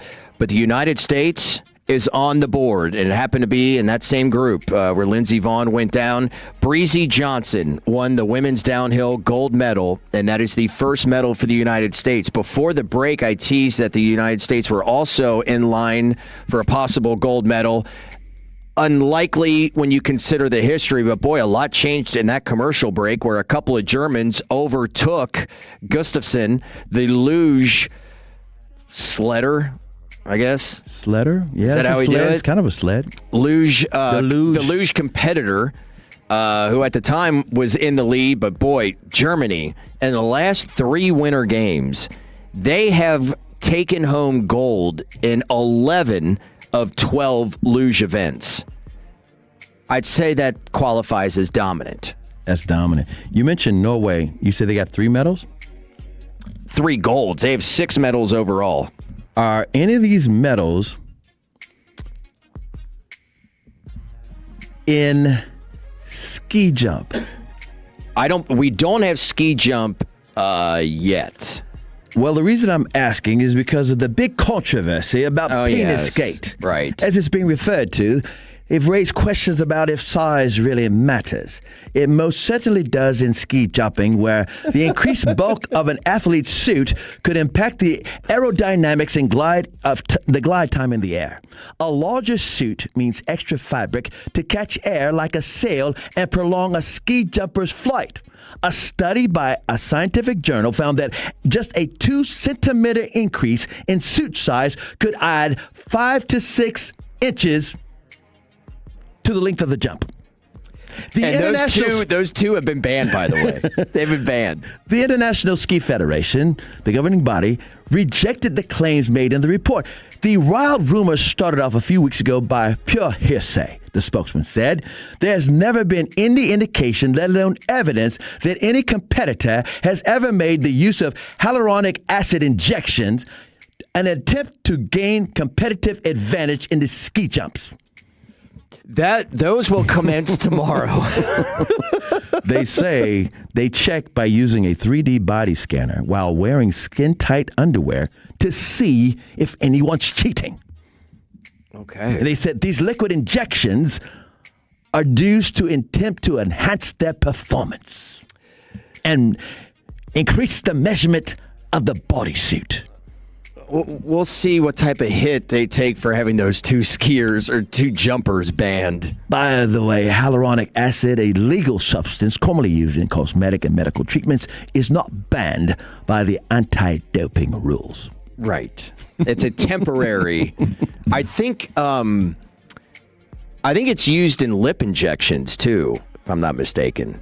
But, somebody had texted in earlier on the Frankel and Frankel Injury Attorneys fan text asking for a friend on exactly what that was, and thankfully CA was able to take us through that. Another 682 says, I noticed you paused. Yes, I did. I like how he's doing it in a British accent, too. That's because Trevor can mark people. And I'm not going to be marked reading a statement. No, 2 of those medals for Norway came today in cross-country skiing. They took the gold and the bronze in that. You had France winning in the mixed 4x6 kilometer relay in the biathlon. Mm-hmm. Italy taking the silver, Germany the bronze. Alpine skiing, we mentioned Breezy Johnson taking home the gold there. You also have the luge going on. Snowboarding, Czechia with the gold medal there. Austria in the men's parallel giant slalom in snowboarding. And in speed skating, another Norwegian, Sander Eitrim, with a Olympic record in the 5,000 meter final. So you've got some hockey going on right now. The men's luge singles happening right now. We'll see if Germany continues to dominate in that round. One other note about the men's hockey. The USA will start competing on Wednesday, I believe. I think they get the series competition started on Wednesday. There are 7 Dallas Stars competing. Of course, we already know that you don't have Robo. You just don't have the best offensive American-born player who plays for the Star, Jason Robertson. He's not there. That's the. He's like, oh man, I can't believe they laid off him. But you do have the Finnish Mafia that represents the Dallas Stars, Mikko and those guys. Yeah, Trevor's over there laughing. Yeah, you got 7 of them participating, and you also have Jim Neal, who's the GM for the Stars. Mm-hmm. He's on the coaching staff for Team Canada. And also on the Dallas Stars, he's an old head, but Jamie Benn won the gold medal for Canada back in the day. And yes, men's hockey, women's hockey is going on right now, going on today. Men's hockey does start up on Wednesday, but it'll be Thursday when the United States takes the ice for the first time as they take on Latvia. The bettors are backing the Seattle Seahawks. On this Super Bowl Sunday, 60% of the money bet on the game's point spread has been on Seattle. And this is at DraftKings Sportsbook. Now, the line opened up at 4.5, and it hasn't moved, even though at this point last week, 75% of the money had come in on Seattle, but yet it still has not. What does that mean for Vegas? I mean, I'm not a gambler, so you tell me what that means. That they don't want to lose money by trying to get other people. Yeah. No, I think that it's usually if you see a lot of money coming in, or when a lot does, that line on that team, so it'll move towards them because, they don't want to lose. So you expect maybe it went to 5.5. Mm-hmm. However, they did not want to do that. Thus meaning, at least in my eyes, that Vegas believes that this is going to be a closer game than possibly many believe it is. That's where I sit with it. I think it's going to be around a field goal. Seattle running back Kenneth Walker III and wide receiver Jackson Smith-Njigba from Rockwall. They have gotten a significant amount of support from bettors and player prop markets there. What's the over and under? Did they say it's like 45 or something? 45 and a half? It is 45 and a half. I think it might be under. I would love for it to be a high-scoring game because those are a lot of fun. But something tells me this is going to be a defensive, you better pay attention. And as far as the injury front goes for both teams, both are looking about as healthy as they have been in the playoffs. No excuses. Seattle's Sam Darnold, he is fine with the oblique. Nick Emenwari, the rookie safety we were talking about a little bit earlier, full participant in Friday's practice, not even going to have an injury designation. So that's really big news for the Seahawks. We talked about how versatile he is for that defense. And then on the other side, Drake May, all is fine with the shoulder. All of which coming up tonight, 5:30 on NBC. By the way, you love college football, and from time to time, the Fan Jam has been known to be the college football show of record until Fan University came along, right? That's right. Isn't it wild to think that Sam Darnold is the first quarterback from USC to start and play in the Super Bowl? That's insane to me because they're known for their quarterbacks. Isn't that crazy? Wow.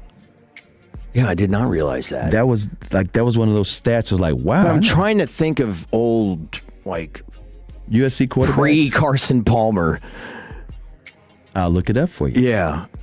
Of who's been great at Southern Cal in quarterback, because in the last 25 years you've had great quarterbacks, college quarterbacks, and Carson Palmer had a good career, was great at times, great in certain seasons, but Matt Leinart. Right.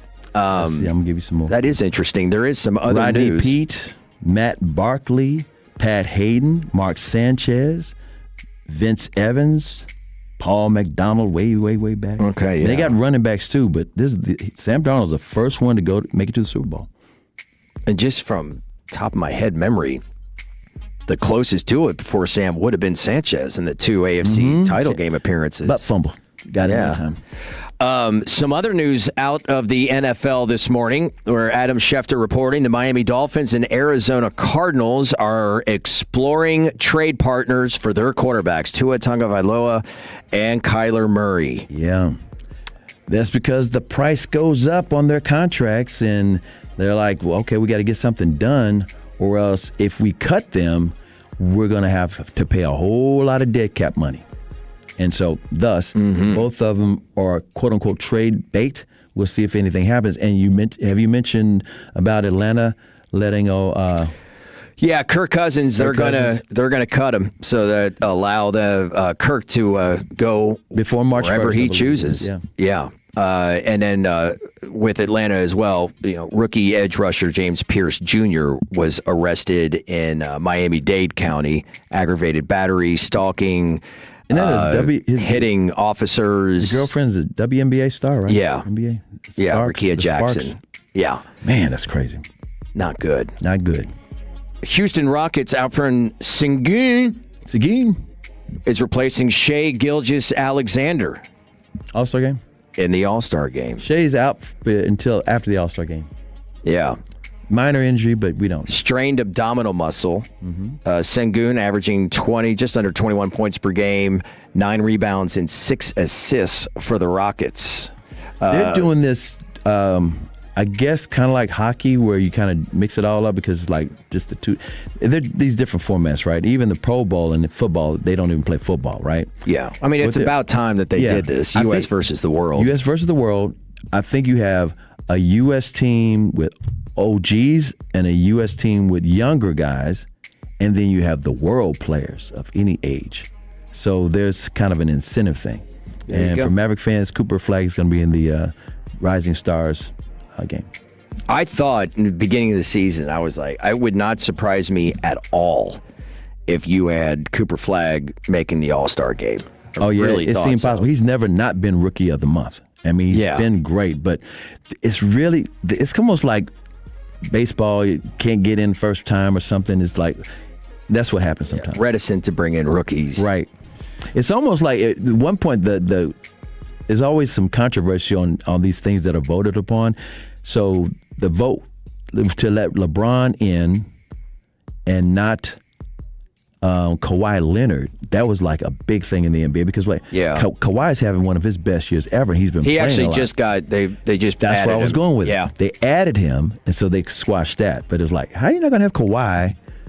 Even and they were at the expense of LeBron. But if you look at the stats, he's having. This could be LeBron's last one. That's why you have him. He's earned it, no doubt. But yeah, we'll see. Sometimes he's awfully cryptic when he talks about the future, but I seem to think that LeBron. Yeah, I bet he goes one more season somewhere in Cleveland. Yep. Yeah. That's why he started crying when he went back there. I could see it A couple of weeks ago. I could see it. Yep. All right, those are your latest headlines. Let's talk with Cowboys beat writer from The Athletic, John Machota, on the Cowboys news from yesterday. That's coming up next here on The Fan. Sean and RJ, the KNC Masterpiece, G-Bag Nation, and Fan After Dark. Live and local. Turn it on and leave it on. 105.3 The Fan. And our Odyssey, iHeartRadio, and TuneIn apps. Texans enjoy more ways to save at Kroger, like low prices in every aisle. And you can clip and save more with digital coupons in the Kroger app. Plus, you can earn fuel points to save up to $1 per gallon at the pump. So it's always easy to get Texas-sized savings. Kroger, Texas proud since 1955. Savings may vary by state. Fuel restrictions apply. See site for details. Right now, save on USDA Choice Bone and Ribeye Steaks. Just $7.99 a pound in the family pack with your card. Limit 2. Kroger, Texas proud since 1955. Ready to slim, smooth, and tighten all at once? At Souza Clinic, discover our new all-in-one transformation package combining skin tightening, cellulite reduction, our all-natural weight loss program, and laser that targets stubborn visceral fat, that deep belly fat around your organs. No surgery, just real visible results. Normally valued at $1,900 a month. Now get the complete transformation for just $350 per month. Call Souza Clinic at 972-479-5187 for your free consultation today. Souza Clinic, weightlossfortexas.com. Join the Cars for Kids 30th anniversary celebration. They're giving away one kid's ride-on car every day for a year. To enter, send a video of your child singing their jingle at carsforkids.org/30. Imagine finding your dream home and moving in right away.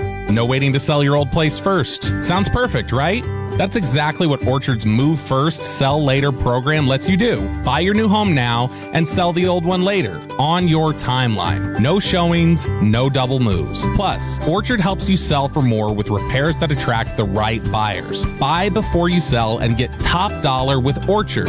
Visit Orchard.com for your free home valuation. That's Orchard.com. $5,000. That's the average amount of money people in the U.S. are now spending on gas in a year. $5,000. That's crazy. If you drive, you have to download Upside, the free app that gives you cash back every time you get gas. That's right. You can earn real cash back with Upside just by buying the gas you're already buying. You can literally start earning cash back today. I use Upside every time I fill up, and top users make $200 to $300 per month. You're putting gas in your car anyway. Why not get real cash back? If you like free money, download Upside. I'm saving the cash I earn from using Upside to help pay for a vacation later this year. Download the free Upside app now to earn cash back every time you buy gas. Use promo code WHEEL25 to get an extra 25 cents per gallon on your first tank. You can cash out anytime right to your bank, PayPal, or a gift card for Amazon and other brands. Just download the free Upside app and use promo code WHEEL25 for a 25 cents per gallon bonus on your first tank. That's code WHEEL25 for a 25 cents per gallon bonus. Hey sports fans, it's Becca and Michaela from Boomer Jacks, and $2 domestic drafts are here all February. Head to Boomer Jacks where the beer is cold, the games are always on, and the vibes are just right with $2 domestic drafts. That's right, just $2. Kick back on our dog-friendly patio, bring your crew, and don't miss a second of the game. From late night bites to the best drink deals in town, Boomer Jacks has you covered. We're open till 2 a.m., serving our full menu venue late. Get in here for $2 domestic drafts all February long. Find your location at boomerjacks.com. Hi, it's Pete Thompson with a Consumer Team Alert. Has your HVAC company told you need to replace your home's furnace? Well, pump on the brakes. Before you do anything, call the On-Time Experts to get a free second opinion. Their technicians will be thorough and transparent, so you can be confident you're making the right decision. Their technicians aren't allowed to sell new equipment, so you'll get all the facts you need to get your furnace back up and your home warm again. Go to theontimeexperts.com and set your appointment time today. That's theontimeexperts.com. For all of our fan contest rules, go to 1053thefan.com/rules. We all hear the radio ads about the IRS. They tell you to be afraid, to be scared, and they try to frighten you into calling. I'm not here to do that. Tax Relief Advocates is different. TRA is here to tell you that if you owe money to the IRS, whether it's $5,000, $50,000, or $500,000, we have a solution. It doesn't matter if you're sitting in your car, at work, or with your kids. No matter where you are, call now. 800-575-9834. Don't lose hope. TRA can eliminate or reduce what you owe to the IRS. Generous programs are now available that can give you a fresh start. Our passion is taxes and helping individuals fix their IRS problems. We have over 1,000 5-star reviews on Google and an A+ with the Better Business Bureau. You don't need to be afraid of the IRS any longer. End your tax nightmare today by visiting us online at TRA.com or call 800-575-9834. That's 800-575-9834. Tax Relief Advocates. Real solutions for real people. Are you turning 65 or new to Medicare? Humana knows not everyone has the same needs when picking a Medicare Advantage plan. Now that I'm retired, I want to enjoy the life I've worked hard to build. So I want a plan that covers me when I'm traveling the country. Humana has a plan for that. As a veteran, I want a plan that fills in the gaps my VA coverage doesn't provide, like dental care. Humana has a plan for that. I feel good about my health. I just want care and coverage with predictable costs. No surprises. Humana has a plan for that. With a Humana Medicare Advantage plan, you get coverage and benefits that focus on what matters most to you. Learn more at gethumana.com. Humana, a more human way to healthcare. Humana is a Medicare Advantage HMO and PPO organization with a Medicare contract. Enrollment in any Humana plan depends on contract renewal.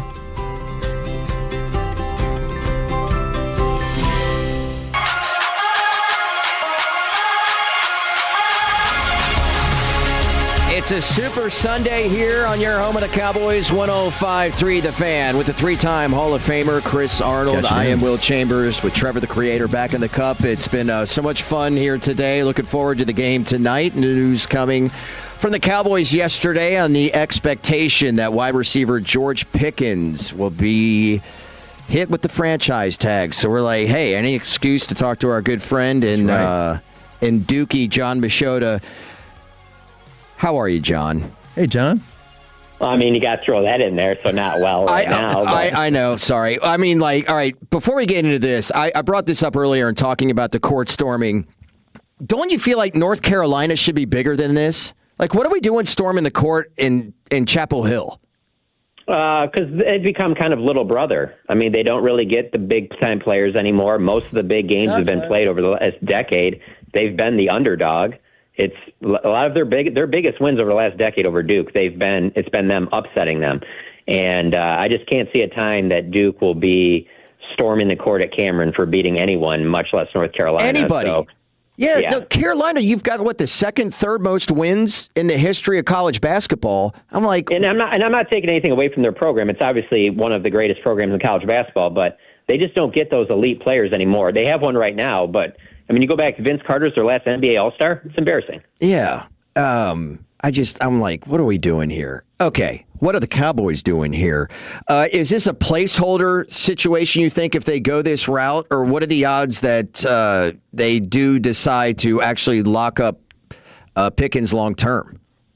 You know, Jerry messed this all up for us last summer because up until the Micah Parsons situation, you could just always count on that. If there's a star player in the prime of their career, Jerry's not letting them leave the building. And I still believe that's the case here. But because it happened with Micah last year, and because it's Micah and George Pickens have the same agent, that I get. It leaves the door cracked for people to think, hey, this could get ugly too, and ultimately leads to they make a move with him as well, potentially, trading him.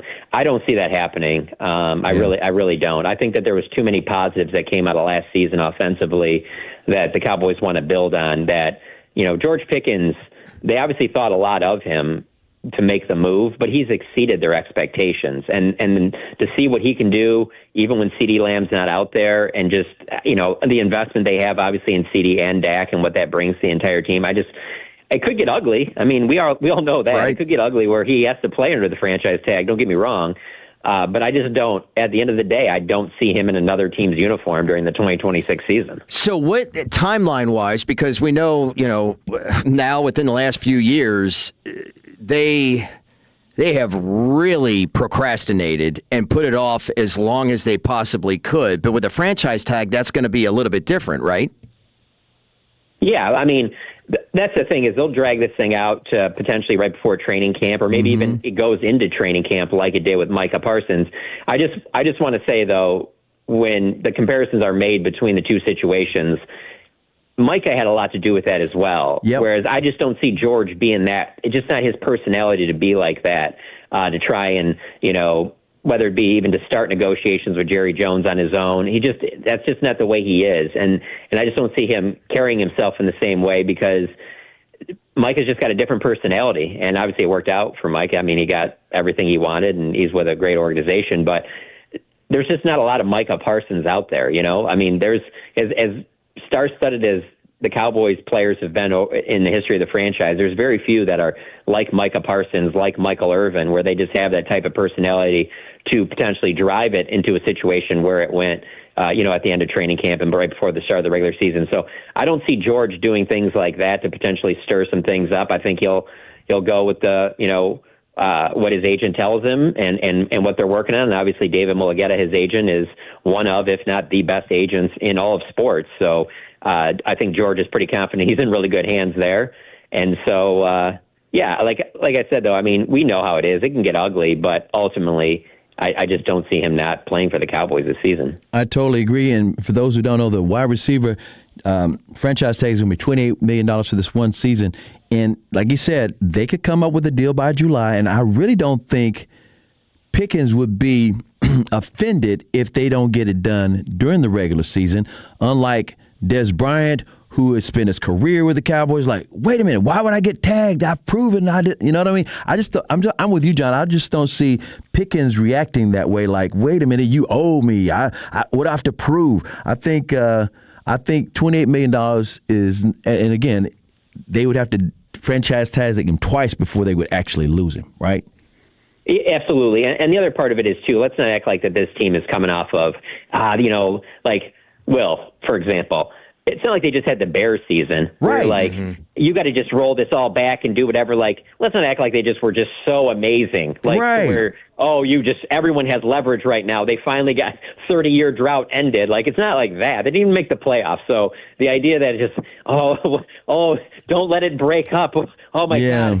Oh, just the tragedy of it all. Like, so there's a part of me where I'm like, yeah, so some people might be unhappy. All right, win a bunch of games in September, October, November, and then more importantly in January, and everything will figure itself out. But it's just covering this team, and obviously, Chris, you know it better than anyone. It just, like, the 30-year drought just makes me just year after year that it goes on where I'm just like, none of this stuff is super dramatic to me anymore, because it's like, you're not even getting past the divisional round in the playoffs. So after you do that, we can get real dramatic. Right. It'll be fun. Yeah, and that actually takes me into something I was going to ask you anyway. A lot of the talk, and rightfully so, about what they're going to do in the offseason with free agents and also in the draft has centered around the defense.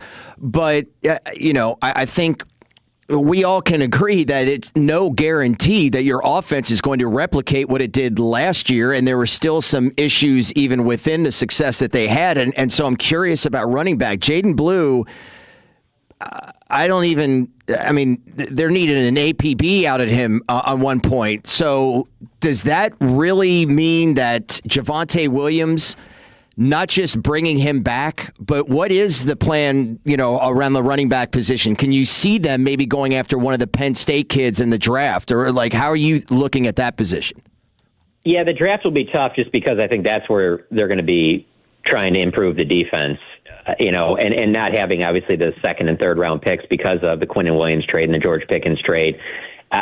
Even if they were to trade back with one of their 2-1s, I still think that the additional picks they get, they would spend on defense. So I just don't see a day 1 or day 2 running back for them. So, yeah, potentially another Jaden Blue type on the back end. But I think with Javonte Williams, I think they're really committed to bringing him back.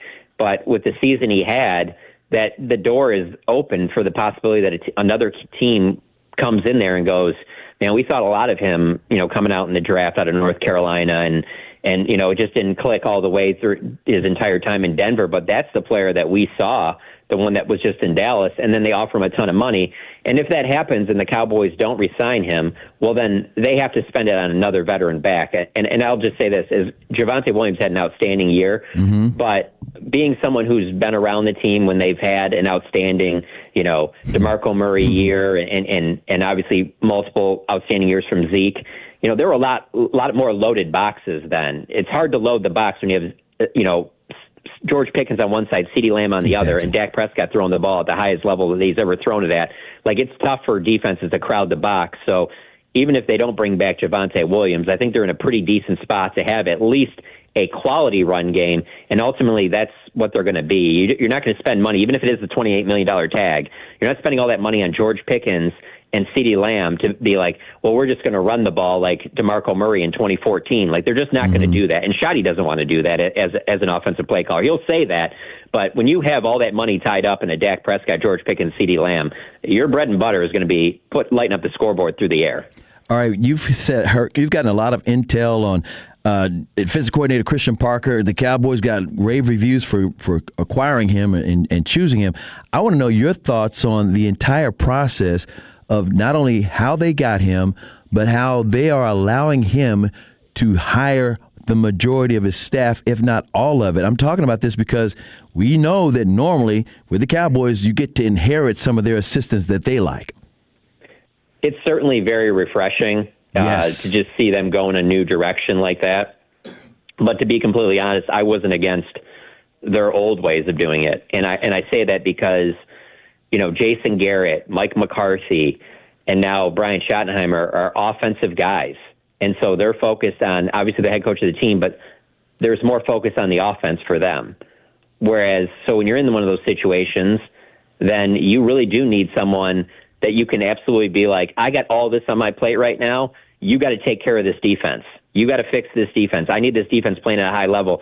And so I understood why they would go with the former head coach, former DC. And so that hasn't led to the ultimate, getting back to the NFC Championship game, much less the Super Bowl.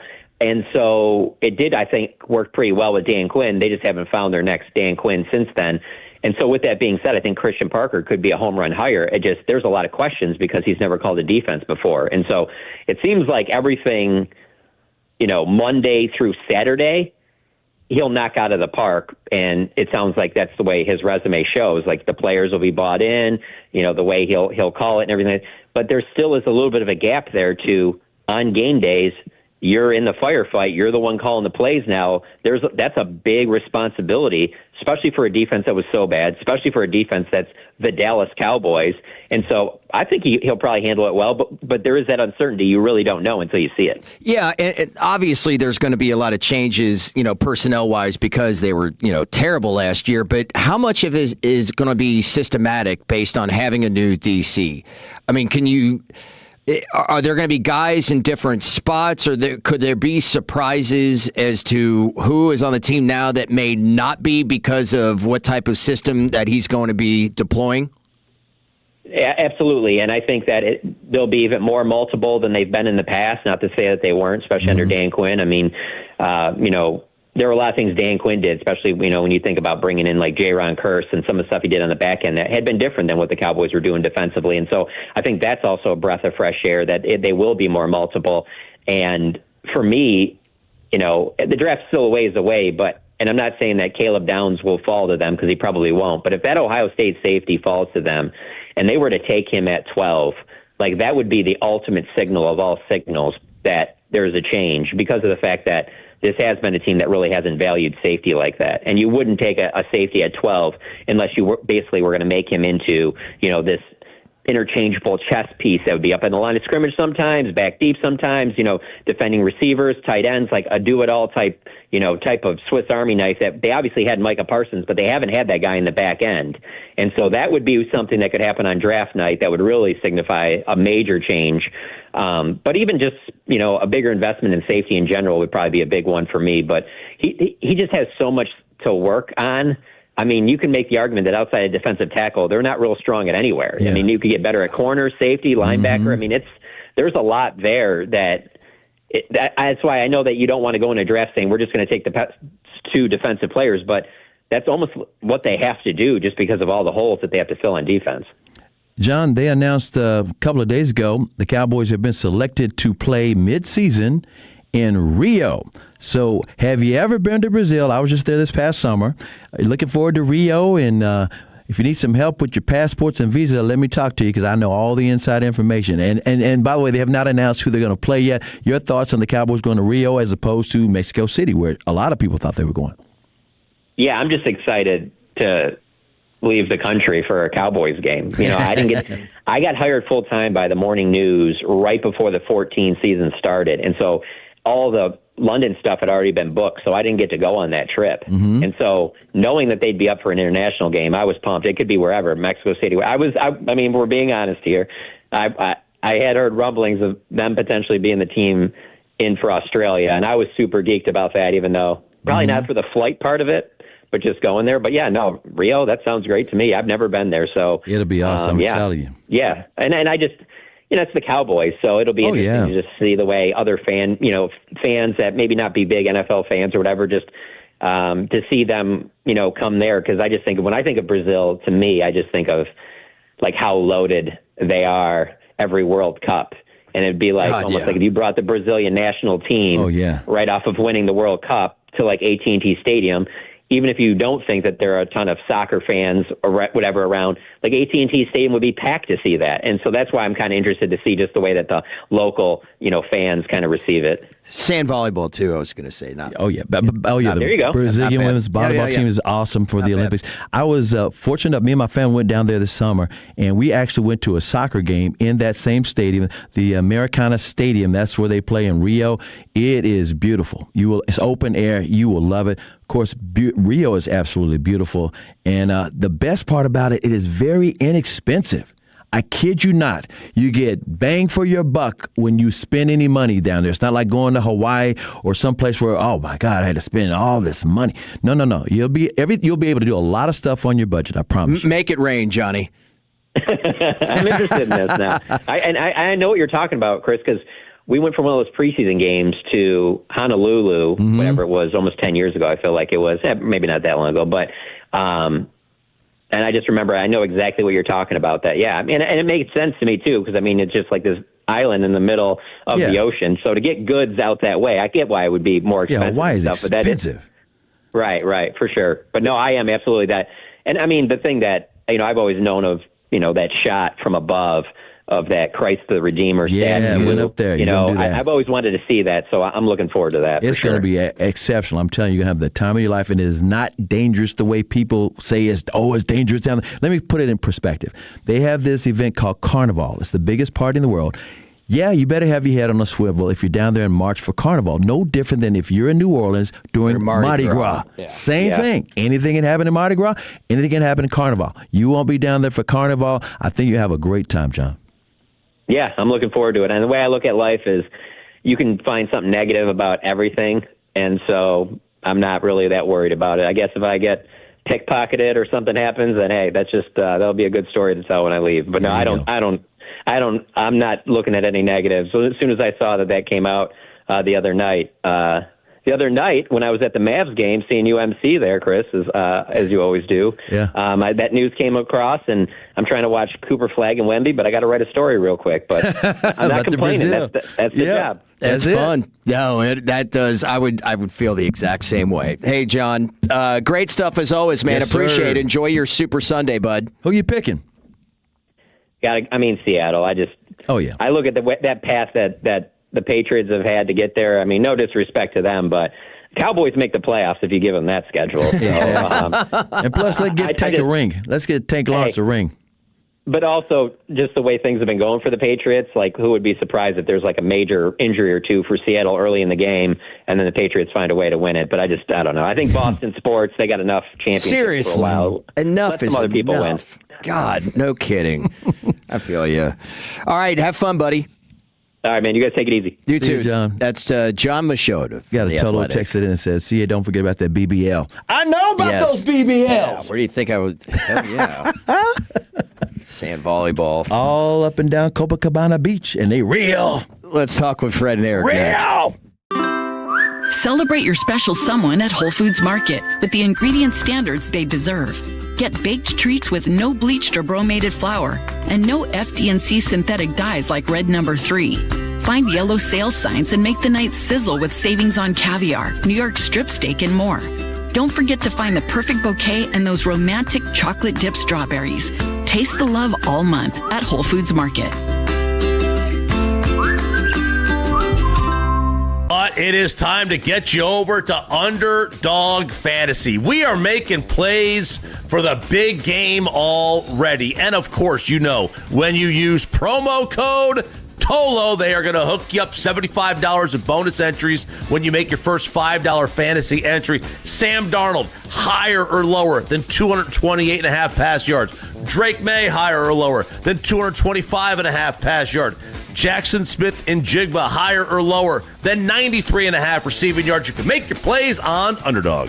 What are you waiting for? Download the app today. Use promo code TOLO to score $75 in bonus entries, fantasy bonus entries, when you play your first $5 on fantasy. That's promo code TOLO at Underdog. Make picks, win money. Must be 18 plus and present in Texas. Terms apply. See assets.underdogfantasy.com/web/play and get terms _DFS_.html for details. Concern with your play, call 1-800-GAMBLER or visit ncpgambling.org. What are the most common calls you guys get for someone who's like, oh, I wonder if I should call the Frankels for this? The bottom line is if you're in a car wreck and it's not your fault, you may not need us, but the call and the consultation are free. So what can it hurt? I was in a car wreck. I went to the emergency room. I don't have health insurance. Now I've got a $20,000 bill. What do? I missed a week of work. I got hit by an uninsured driver. How do I deal with that? Make us your first call. 214 or 817-333-3333. Franklin Frankel, Principal Office, Dallas, Texas. Jeff Cox, president of Berkey's Plumbing, AC, and Electrical. I'm excited to announce the new Berkey's MVP membership plan, the only plan you need to maintain all of your home's vital systems, including plumbing, AC, heating, and electrical. Benefits include priority scheduling, no service fees during the week, and member discounts on repairs. Join MVP today for only $19.75 per month in honor of our 50 years of serving DFW. Call 877-BERKEYS or visit Berkeys.com. Berkey's,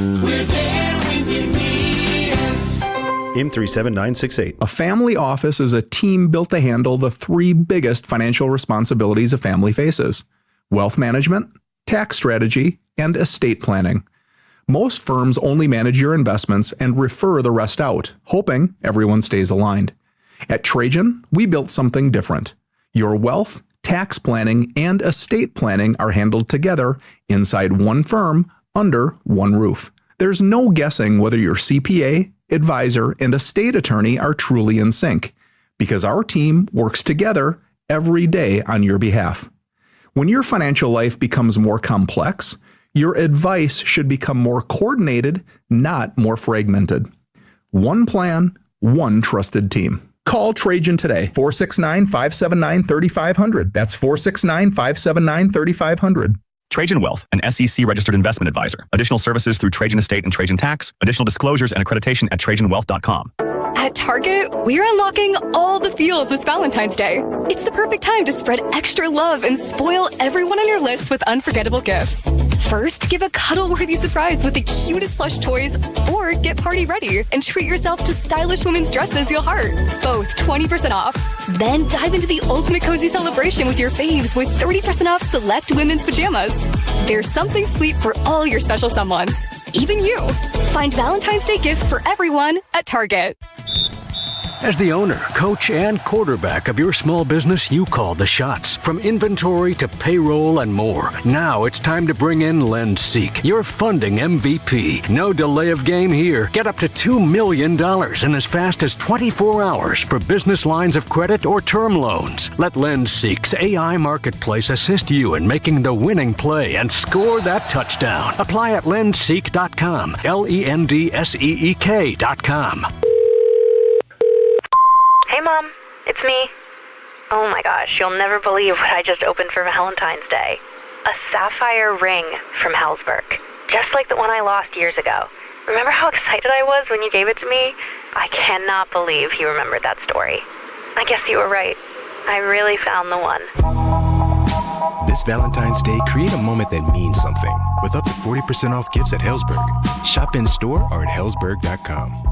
You still thinking job change in the new year? Yeah, I need something that's in high demand and more stable in this economy. IT? Yeah, cybersecurity, maybe even AI. That's what I did. Really? How? Went to My Computer Career. You don't need any prior experience, and you could start your new career in a matter of months. A lot of IT pros go to school there, too, to level up. Sweet. Are classes online or on campus? Both. Wow, I'll check it out. Thanks. Make this your year. Take the free career evaluation now at mycomputercareer.edu, an Elite CompTIA certification partner. Financial aid is available to those who qualify, including VA benefits. The Fan is proud to partner with the Nexo Dallas Open. Some of the highest-ranking tennis players in the world will face off at the Star in Frisco, February 7th through the 15th. For tickets, go to dallasopen.com. This segment on 105.3 The Fan is brought to you by Classic Chevrolet. If you're in the market to upgrade your vehicle, get to Classic Chevrolet in Grapevine. Back-to-back #1 Chevy dealership in the world. They got more new Chevys than anyone, all priced to sell. Visit ClassicChevrolet.com. This is Texas. This is Classic Chevrolet. Together, let's drive. Based on new Chevy registrations 2023 and 2024. Thank you, Mr. Beck. Trevor, the creator. Terrific work today, as always. With the three-time Hall of Famer Chris Arnold, Will Chambers here, now joined by Eric Caceres and Fred Davis. What's up, boys? What's happening? Happy Super Sunday. Super Sunday. We're here. We're ready. Yeah? We're going to be rushing home, but we'll get there. Fred, taking you a 5. I was going to ask Fred and Eric, where did you guys watch the Super Bowl last year? Where were you located? Where were you sitting? College Station, Texas. And where were you, Fred? Same place I'm going to be watching this year's Super Bowl, Casa de Fred. I love it. Casa de Fred. I had to give my co-host Blake Elliott a hard time. He said he watches the game a little bit different because his team, because his team's not in it. And I said, well, your team's never been in it. As long as you've been alive. You've enjoyed every Super Bowl. So then. you wait. You watch the same way every year since you've been watching Super Bowls. So had to roast him a little bit for that. But hey, get to now last year was not a fun experience. I mean, let's call it what it is for us Chiefs fans out there. That Super Bowl's over at halftime. But this year, hey, kick back, enjoy the game a little bit. Nothing crazy. Do you feel definitive on it, one way or the other? Absolutely. Seattle? Absolutely. No, I said this on Friday. Give me New England all day, every day. Really? Oh, 100%. Have you money line or just 100%. Points? No, give me to win. Straight up. 23-20. 23-20. There you go. I couldn't pull the trigger on it. I was close, and I was like, man, I still think Seattle will just win it by a field goal in the end. But yeah, to cover. Yeah, I feel why do you guys are old enough to remember? You two and Trevor and I talked a little bit about this on Friday. This gives me memories of the 2001 Super Bowl. All right. Now, Seattle's not the greatest show on turf. I mean, obviously, we know their defense, but that offense is still a top 10 offense. Talk about the Rams, St. Louis Rams. Talk about the Rams back then, right? And that was, a 14.5-point spread or whatever it was, crazy back then. It's the first time that New England has been an underdog since that game? Yeah. Which, look, doesn't surprise me. But, the thing that they did in that Super Bowl was what they do. They beat the hell out of Marshall Faulk. Right, like Marshall Faulk was the central piece of that offense. Right. Yes, you had Torrey Holt and Isaac Bruce and everybody else, and I think it was Ricky Prohl that scored the touchdown. But they hit Marshall Faulk on every single play. Guess who was the linebacker on that team? Mike Vrabel. Mike Vrabel, okay? One of his 4 rings. We forget that, Mike Vrabel's been here as a player. We forget that Josh McDaniels, who you guys talked about briefly during the, has won Super Bowls and has been a part of this run as well, whether it be this one or the one with Belichick. So, and we talked to Larry Centers on Friday, okay? Who won a Super Bowl. Kidding. Yeah, we talked to Larry on Friday, okay? My old golf buddy. Hell of a dude. Yeah. Hell of a human being, right? Larry's a great dude. He's a great guy. And I don't know that enough has been made about the coaching advantage that New England has. Taking nothing away from Mike McDonald, okay? But how many Super Bowls Clint Kubiak got? Yeah. Zip zero, stingy Now, De Niro. he can bring his dad in. Right. Which if I was Seattle, I probably would do in some form or fashion, okay? But that being said, you give me Vrabel, you give me McDaniels, and you give me 2 weeks to come up with 2 different game plans for this game, and I'm telling you right now, I don't think they're going to shut him down, but I think they're going to slow down JSN. I like that line of thinking. I was on that with the running game. Yeah. With how good my initial thoughts as to why New England was going to keep it close was because of how good they are defensively against the run. That's it. But the coaching element is interesting. Sean McVay talked about this week about how when his first matchup against, Bill Belichick on how he overthought it. I don't know Mike McDonald if he'll do that, but they run so many different sub-packages within their nickel and dime and all that. And Clint Kubiak is green when it comes to this. I mean, everybody is unless you're, part of a Kansas City staff or part of a New England staff. So, I mentioned this earlier. Vrabel's already picked the brains this week of Belichick and Andy Reid. Just to get some feel 1,000%. on the week of. And again, all the little tricks. McDaniels has been there. Yeah. Right? McDaniels has been there with Belichick, right? And I've said, I joke around about this all the time. Josh McDaniels. Don't want him as my head coach. No. Ask Love Denver. him as my, and you made the mention, you said it during the break. He is Steve Spagnuolo. Yeah. Okay. Steve Spagnuolo, not a great head coach. Right. Maybe one of the greatest, if not Dick the LeBeau. greatest big game defensive coordinator we've seen in the last 50 years is Steve Spagnuolo. Whether it was with the Giants, whether it was with the Chiefs. One thing is, on Super Sunday, if you got Steve Spagnuolo drawing up your defense, you're feeling pretty good about things. Drake May's going to have to have a better game than he has the whole entire playoffs if they want to win this game. I think it's a big hassle. Be good, not great. Look, don't make... Yeah. Well, I think Sam Darnold can be good, not great. I think Drake May has to be great. No, he doesn't. I think he has to use his legs a lot.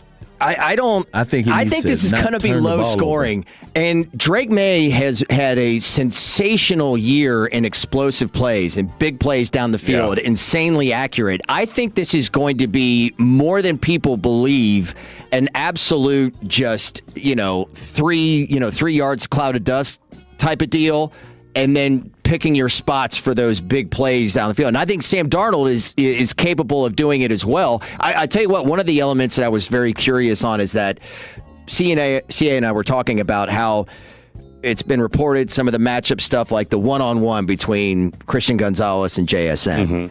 And I Conley wonder... versus Rockwall. DFW, man. We talked about that yesterday, by the way. Yeah. Dude. Yep. I wonder, is that really how they're going to deploy it?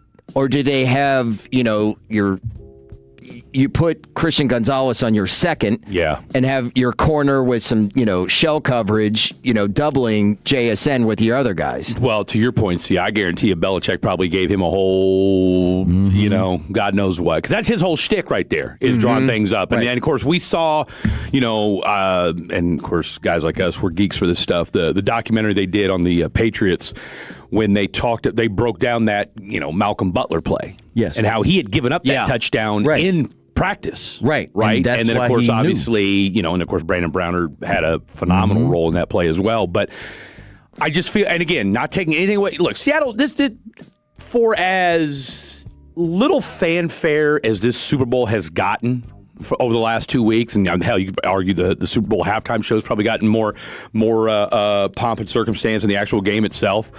I think this is going to be a really, really good football game. I think these are two evenly matched teams, and one thing you said too, though, or I'll tell you what, John Machota, and God bless, I'm a John Machota guy. Cowboys, I don't care if the Cowboys did have the the Patriots schedule. You still ain't getting the Super Bowl, okay? Because he's a little jokey May, a little quippy May at the end. They'd have gotten here if they'd had Patriots. You get 2 free wins versus the Jets, but then you lose those 2 games with the Bills. Look, so it cancels out. You couldn't beat the Cardinals in the. You had old boy doing the gritty on. You had J.J. McCarthy, maybe the worst quarterback in the NFL, doing the gritty on you. All right, that defense sucked. You ain't getting no Super Bowl. So anyway, I feel you there. This could be a good Super Bowl, though. I think it's gonna be a really good Super Bowl. I understand that the Patriots' offense hasn't looked great, but then we kind of forget in the same vein. They played incredible defense. You just played two of the best defenses. I mean, did we not call the Texans' defense historical going into this? Number one in the NFL. So if they're historical, then why are we giving Drake May and them a hard time saying, well, you haven't played anybody? Well, no, you did. And oh, by the way, here's the thing about Drake May. Drake May can make throws when he needs to. Yes. Well, a point that it was done, from, hold on, I'll find it here in a second. Bill Bartwell. While he pulls it, he's talking about explosive plays. Yes. Usually quarterbacks make the explosive plays when they're scrambling. Yeah. Here it is. He does it when From the play is pocket. called. Man, I'm From the telling you. He does what the play is called for. 13.6% of their offensive snaps during the regular season, the Patriots created explosive plays, which is pass plays 16 or more, running plays 12 or more. And now he's playing an even more explosive defense, though. Well, the Patriots, as a whole, in the schedule, the actual defenses May faced were much closer to league average and in line with what Matthew Stafford faced in Los Angeles. Mm-hmm. So, this whole dismissive thing about, the Seahawks are, and we have people texting in. I've talked to others, The people defense that is good, but they've been torched. Let's not pretend this is the Legion of Boom. It's not. Yeah. It's not, okay? This is going to be a good football game. I'm telling you right now, this reminds me of 2 years ago when the Chiefs, or maybe it was 3 years ago, when the Chiefs beat the Eagles, right? All I heard that year, or going into that Super Bowl, this Eagles team, they can't, look at that pass rush. Yeah. Look, that pass rush last year, that was legit. That was a nasty pass rush, okay? And you had guys on all levels that just, because you know what, Zach Bond was incredible. I'm not telling you guys anything you don't know. This reminds me of a few years ago where all we heard about was how great they were. Yes, Seattle's defense is good, but I don't think you can score on them, okay? Puka Nacua did whatever he wanted. Devontae Adams. But that's the Rams offense. Come on. That's the Rams offense. No, I Matthew get Stafford that. was spectacular in all 3 games he played Seattle because the Rams offense was his efficient. Okay, and who? The Patriots offense has not been that efficient in the playoffs. Okay, in the playoffs against two of the best defenses in football. Yeah, and now you're playing an even more explosive defense in Seattle. Those guys are going to be on the ball in 3 seconds. In crappy conditions. Number one, and let's not pretend this isn't the same offense. But it was crappy conditions after the third quarter, or the second quarter. Let's not pretend this isn't the same offense that was putting up 30, 40 points a game for, 5-6 weeks in a row during the regular season? On who? Same defenses that are in line with what Matt Stafford was playing this year. They were bad offensive teams, but they were middle-of-the-road type defense. From a supporting cast perspective, there's no question the Rams had a better supporting cast than the New England Patriots. So what? Stephon Diggs is so Josh McDaniels game plan won't be booty hate in here. Travion Henderson isn't a good running back. No, they're good. They're in the Super Bowl. They found a way to win. So why are we just dismissing their offense all of a sudden? Because Drake May has not played good in the playoffs. He threw 84 yards in the conference championship. Did they win? That's what I'm saying, and that's why they're here. But I'm not. Look again. I'm okay with him not looking great. Can he make plays? Yes. Has he? He was the runner-up in the MVP, not by accident. Okay, so this idea that look, he looked pretty good against the Chargers. Are we going to say that defense wasn't good? Jesse Minter got a head coaching job, didn't he? And that's wild. Khalil Mack is just running through Will Campbell. But Fred, if he's playing bad against historically good defenses, you're still playing a great defense. How are you expecting him to have a great game again? I don't need him to have a great game. That's why that's what I'm telling you. I think he has to have a winning game. Okay, you think We'll talk about it more. We'll talk about it more. I can't wait to hear this shit. Yeah, well, more of that. Let's go. Fred and Eric next on the Fan. Fire it off, everybody. Let's go. Tolo means turn it on and leave it on. Thank you for making 105.3 The Fan and the Odyssey app part of your day every day. The matchup is set. Don't let your big game spread get benched. Head to Wild Fork Foods. Score A5 Wagyu and wings. Blast frozen for peak freshness. Hit our 9 DFW locations or visit wildforkfoods.com for delivery. Choose protein that actually performs. Good news. Frontier is joining Verizon, making it easier than ever to connect and save at home and on the go. And now, Frontier customers who switch to a Verizon mobile plan can get our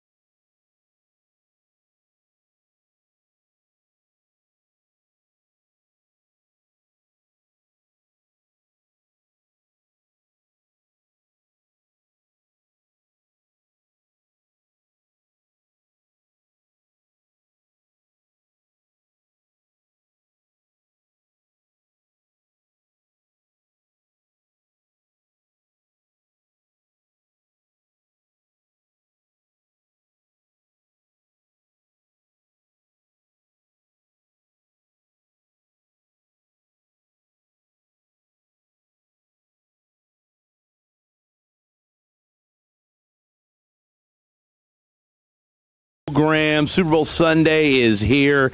We will take you up until 5 o'clock, 1700 for those of you operating on the 24-hour clock. We're excited about it, and you should be too. As we alluded to during the crosstalk, this game, I don't know if it's even a maybe. This game has not had the excitement, and I mean from a outsider standpoint, maybe that Super Bowls have in the past. We don't have a Chiefs in it. We don't have an Eagles team. Yes, you've got the Seahawks in it, but it's been a decade since they've been in it. Yes, you've got a Patriots team, but this is, I think they're still kind of we're still adjusting to this new normal that is the Patriots, because there is no Bill Belichick, there is no Tom Brady. You've got Mike Vrabel, you've got a Drake May. So we've got a loaded show for you today. I'm Fred Davis. That gentleman to my right is none other than the Phenom himself, Mr. Eric Casares. Bang, bang, we're here. Super Bowl Sunday, feeling great. Going to get home around, hopefully, 6 o'clock. Missed the first 30 minutes, but I think it's going to be the game ain't going to kick off till 5:45. Well, yeah, true. And I think it's going to be a filling out process in the first quarter. That's what I'm kind of banking on right now. Two good defenses. Patriots defense, we talked about their run defense being really good.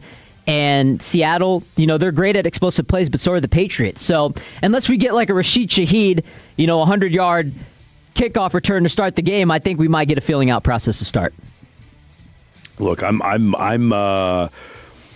am geeked for this game just because, it's it's football. We haven't had a good game. We haven't had football in 2 weeks. The AFC and NFC championship games were both really, really good. Yeah, phenomenal. The AFC game was, like you said, it was just hell, you could argue that was a feeling out that was a puncher's battle for the first. But we knew it was going to be close. We knew that game was going to be close. Both of them we knew. Look, when you get to this point of the season, right? That's the thing, and we knew this about midway through the 2025 NFL season, was that there was no team that was definitively head and shoulders above everybody else. Okay, we didn't have that one juggernaut. Again, the Chiefs were not good this year. The Eagles, how their drama off the field was more exciting and had more of an issue on their on the field product. Yeah. Yes, the Rams were good, and so, you had them kind of, make their way. But again, you had a team like the Seattle Seahawks who, look, you don't go 14-3 by accident being a crummy team, but, we were still waiting for that other shoe to drop with a Sam Darnold, right? Because what was the last time, the knock on him in the 2024 season was, hey, yeah, you took him 14-3, but you crapped down your pants in the two biggest games of the year. Week 18, and then in the first round of the playoffs, okay? That's why Minnesota let him go.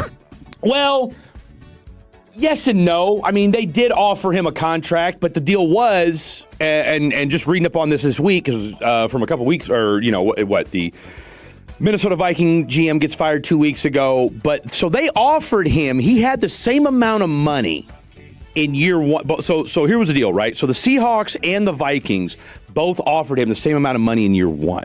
The difference was Seattle offered him more guaranteed money in year two than what Minnesota was going to offer him, because Minnesota figured, all right, look, if we got to have J.J. McCarthy start at some point, okay? We can't have this guy go year three and not play at all, okay? Let's be real. Even before this year started, you knew Sam Darnold was a better quarterback than J.J. McCarthy. All right, J.J. McCarthy, and we're jury's still out on him. Yeah, hell, it's next year's going to be I'll tell you what, Viking fans, God bless you guys.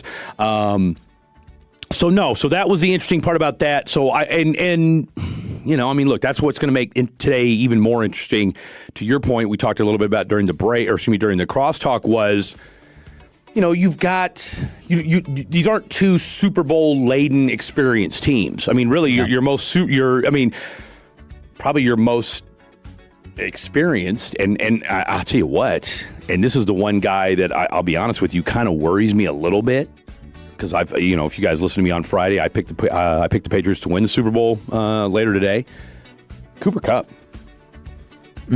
Cooper Kupp. I for as much as I talk about the experience factor, and yes, the coaching aspect of it to me is going to be the great equalizer in all this, and I think that's ultimately what gives the Patriots the slight advantage in this ball game. I think they're going to slow down JSN, but I could see a situation where if the Seahawks do win this game, it's going to be because of Cooper Kupp. So you think Cooper Kupp's the X factor then? Oh, he's one. Look, I mean, 2022 Super Bowl MVP. Well, not just that. I mean, think about it. He was the X-Factor. I mean, if he doesn't get that first down on 3rd and 10 against the Rams, they're punting. You know what I'm saying? Like, that was we kind of forget, and of course, all the conspiracy there, it wasn't the first. No, it was the first down, okay? That was the first down. That there were a lot of things that changed the game. Because the punt, the muffed punt, too. Oh, no. I'm not saying that was the difference all, but I'm talking about on that drive. That's a huge play. That drive pretty much slams the door shut like, oh, we're done. Yeah. You know what I'm saying? No, I completely agree. Any chance of a Rams comeback was pretty much thwarted at that. You felt like, because if you stop them there, all right, you get the ball back with, I think, a minute and a half, 2 minutes left, whatever it was. Enough time to make a difference to where you could get down. You don't get it back with 23 seconds left. You don't get the ball back with 23 seconds left. So, anywho, Cooper Kupp, been there, done that. If I'm going to ride the fence, and look, might as well, I could care less. I mean, my team's not in the game, so I'm here to have fun and just watch it. And I just want to see a good football game. I've got the Patriots winning 23-20. However, if the Seahawks do end up winning this football game, I'm just going to go ahead and call my shot right now. It will be because of Cooper Kupp. All right, we're going to get Eric's prediction in the next segment. We want to hear from you guys later on in the program as well. But before we do all that, we got to welcome into the show, as always, Mr. Jet Nelson behind the glass on the 1, 2s, and 3s. Hello, everybody. What's going on? How you feeling about today? I am feeling good. I still like my pick, and I like what you said there. JSN could be slowed down. That gives the opening to Cooper Kupp. Sam Darnold will still have that deep ball capability. So, yeah, still liking the Seahawks. Or just killing them underneath. Yeah. Well, I wonder... Go ahead. No, I was just going to say, I wonder how much, because you brought up JSN, and I wonder how much Gonzo's going to shadow him. Right? Because he's really good in man coverage, but nobody has been able to cover JSN. But on the other hand, Christian Gonzalez got burnt in the AFC Championship game by Marvin Mims. He did. On that first play, but then he pretty much shut it down after that. Well, that's what I'm saying. So the matchup is very intriguing. How much is he going to shadow him? I think you'll see, at least 50%. I mean, look, it's a Super Bowl, right? I mean, I think now the question's going to be, I think you're going to see a lot of bracket coverage. You can't beat up, and I've used, and don't give me a line on what number Super Bowl that was, the 0-1 Super Bowl between the Rams and the Patriots. I keep using that as kind of my example of, what I expect the game plan to be. Now, you can beat up on running backs, all right? You can beat running backs up to where, okay, they're coming out, they're coming out the flat, boom, you can lay them out all day, every day. You can't quite do that to wide receivers, okay? You're going to get penalties called on, all that good stuff. So how will they, and especially with today's NFL and the way penalties are called, so, how will the Patriots go about slowing JSN down? And is it a question where it's like, all right, we're going to double, sometimes triple team, and say, hey, you know what? Let's make somebody else beat you. Kind of like in basketball, where it's like, all right, look, we're going to, you can score, or it's one of the things like, all right, can you score? How many points can you score? And we're going to make everybody else beat them, whatever the case may be. Point is, I expect there to be, you're going to have you've got a great Seattle defense. You've got a good... I would argue with it when it comes to the Patriots, give them the advantage I give them a coaching advantage. All right, that's fair. I give them a coaching advantage, and I think when it comes to Drake May, he has not had a great playoffs. Right, and I'm with you. He has not been great in the playoffs. Has he been great in the regular season? Yes. And I don't know that it's necessarily been, but again, at the same time, though, I don't necessarily think that the playoff situation has been because, and maybe to your point, it's like, well, look, he's actually had to play better defenses, and that's why. But can the Patriots hang around long enough? Yep. Because here's the thing. Even against great defenses, which he's played 3 of them, he's made plays when he's had to. Yeah, no, absolutely. Okay? Now, to your point, can the Patriots hold on long enough to keep it within striking distance? Because I don't know that if Seattle gets up 2 scores, could be in trouble. Yeah, you could be in trouble. Yeah. Okay, you could be in trouble, right? But if this is a back and forth, both teams got really good special teams. All right, you know what I'm saying? Like that's the thing. It's like. And I don't want to be Mr. Generic here and say, well, whoever wins a turnover battle and can force the other team off on 3rd down is going to be the difference maker today. But it could be something as benign as that. That's what makes football, right? Is you and I, and we can have everybody else come in, all the geniuses in the world, but sometimes it's just as simple as Who doesn't turn the ball over and can force punts on third down? And the Patriots defense too, Fred. Down. I'm not trying to, because I know we had that little debacle and then the crosstalk debate. Here's the thing.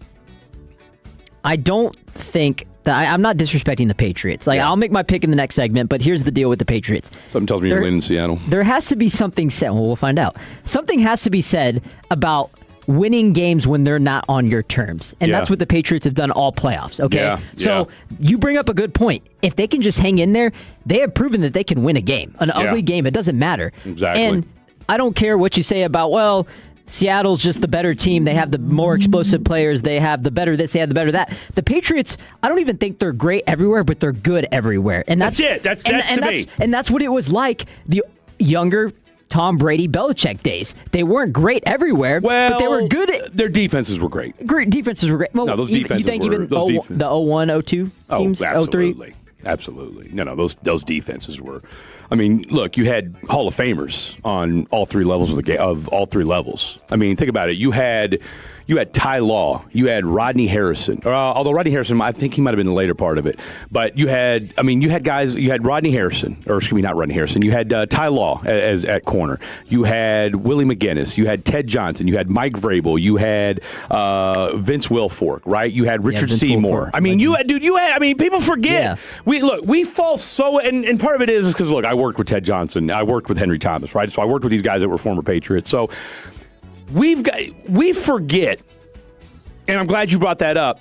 We forget that with those first three Super Bowls that the Patriots won, they didn't lean on Tom Brady. No. And that's why with this, and see, that's where I give a slight advantage to the Patriots with this. And again, when it goes back to the coaching staff, and this is something that Larry Centers talked about on Friday, who was on that 03 Super Bowl team with the Patriots, was that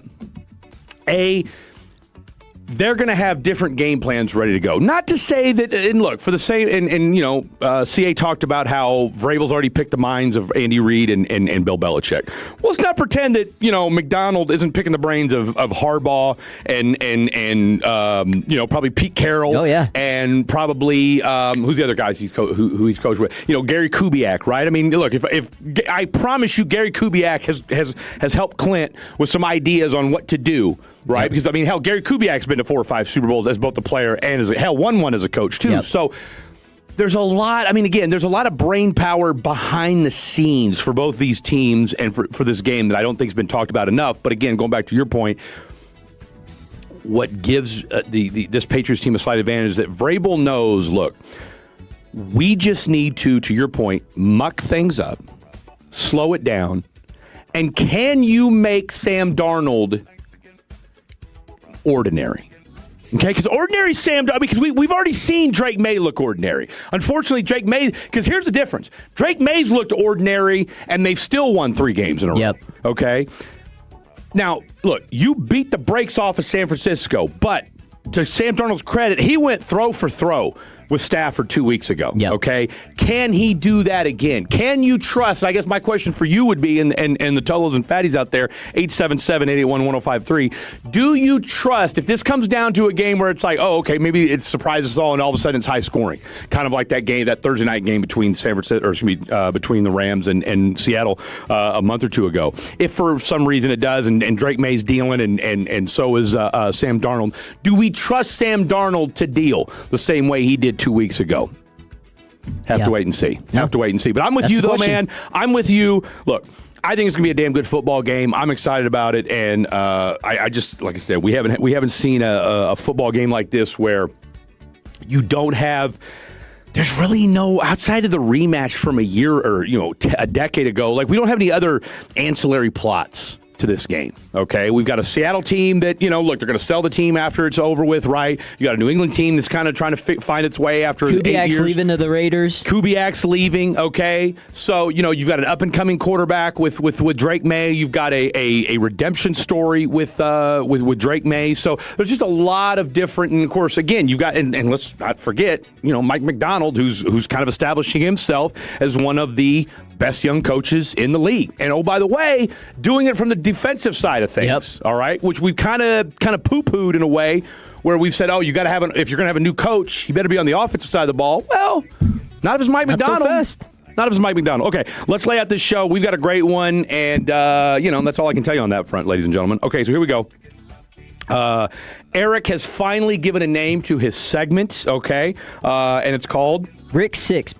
Explain that. So, all right. So when I was in college, long story short, my username on Instagram was Lil Eric88, but the 3 was an E. So nobody read it as Lil Eric because they never read Lil 3 Rick, or they would read Lil 3 Rick.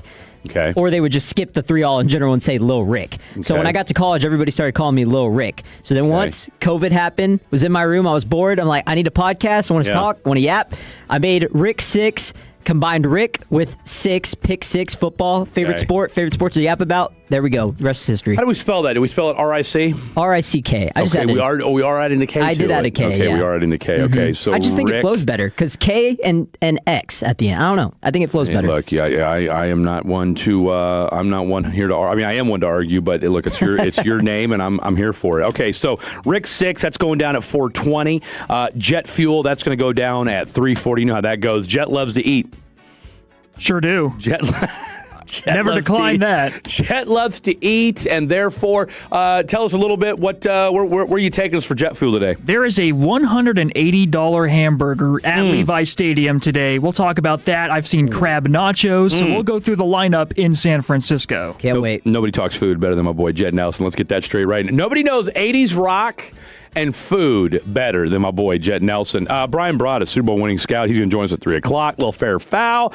Our newest segment with our newest Ranger insider, Kane McCutcheon from Roundtable Sports. Kane's Ranger Report, that's going to go down at 2. And then you, the listener, whether you fatty, whether you're Tolo, whether you're a first-time, last-time, or long-time listener, 140. That's your opportunity to chime in and let us know what your thoughts are on today's ball game. Call in, make it quick, because we don't have all day. Coming up next, though, I will make I've already told you what my Super Bowl pick is, but we'll go ahead and rehash that. We'll rehash Jets, and we will get the official Super Bowl pick. I pick New England. Jet picks Seattle. What say Eric Casares? He is the deciding vote. What say Eric? Stick around. We'll tell you next. This is 105.3 The Fan.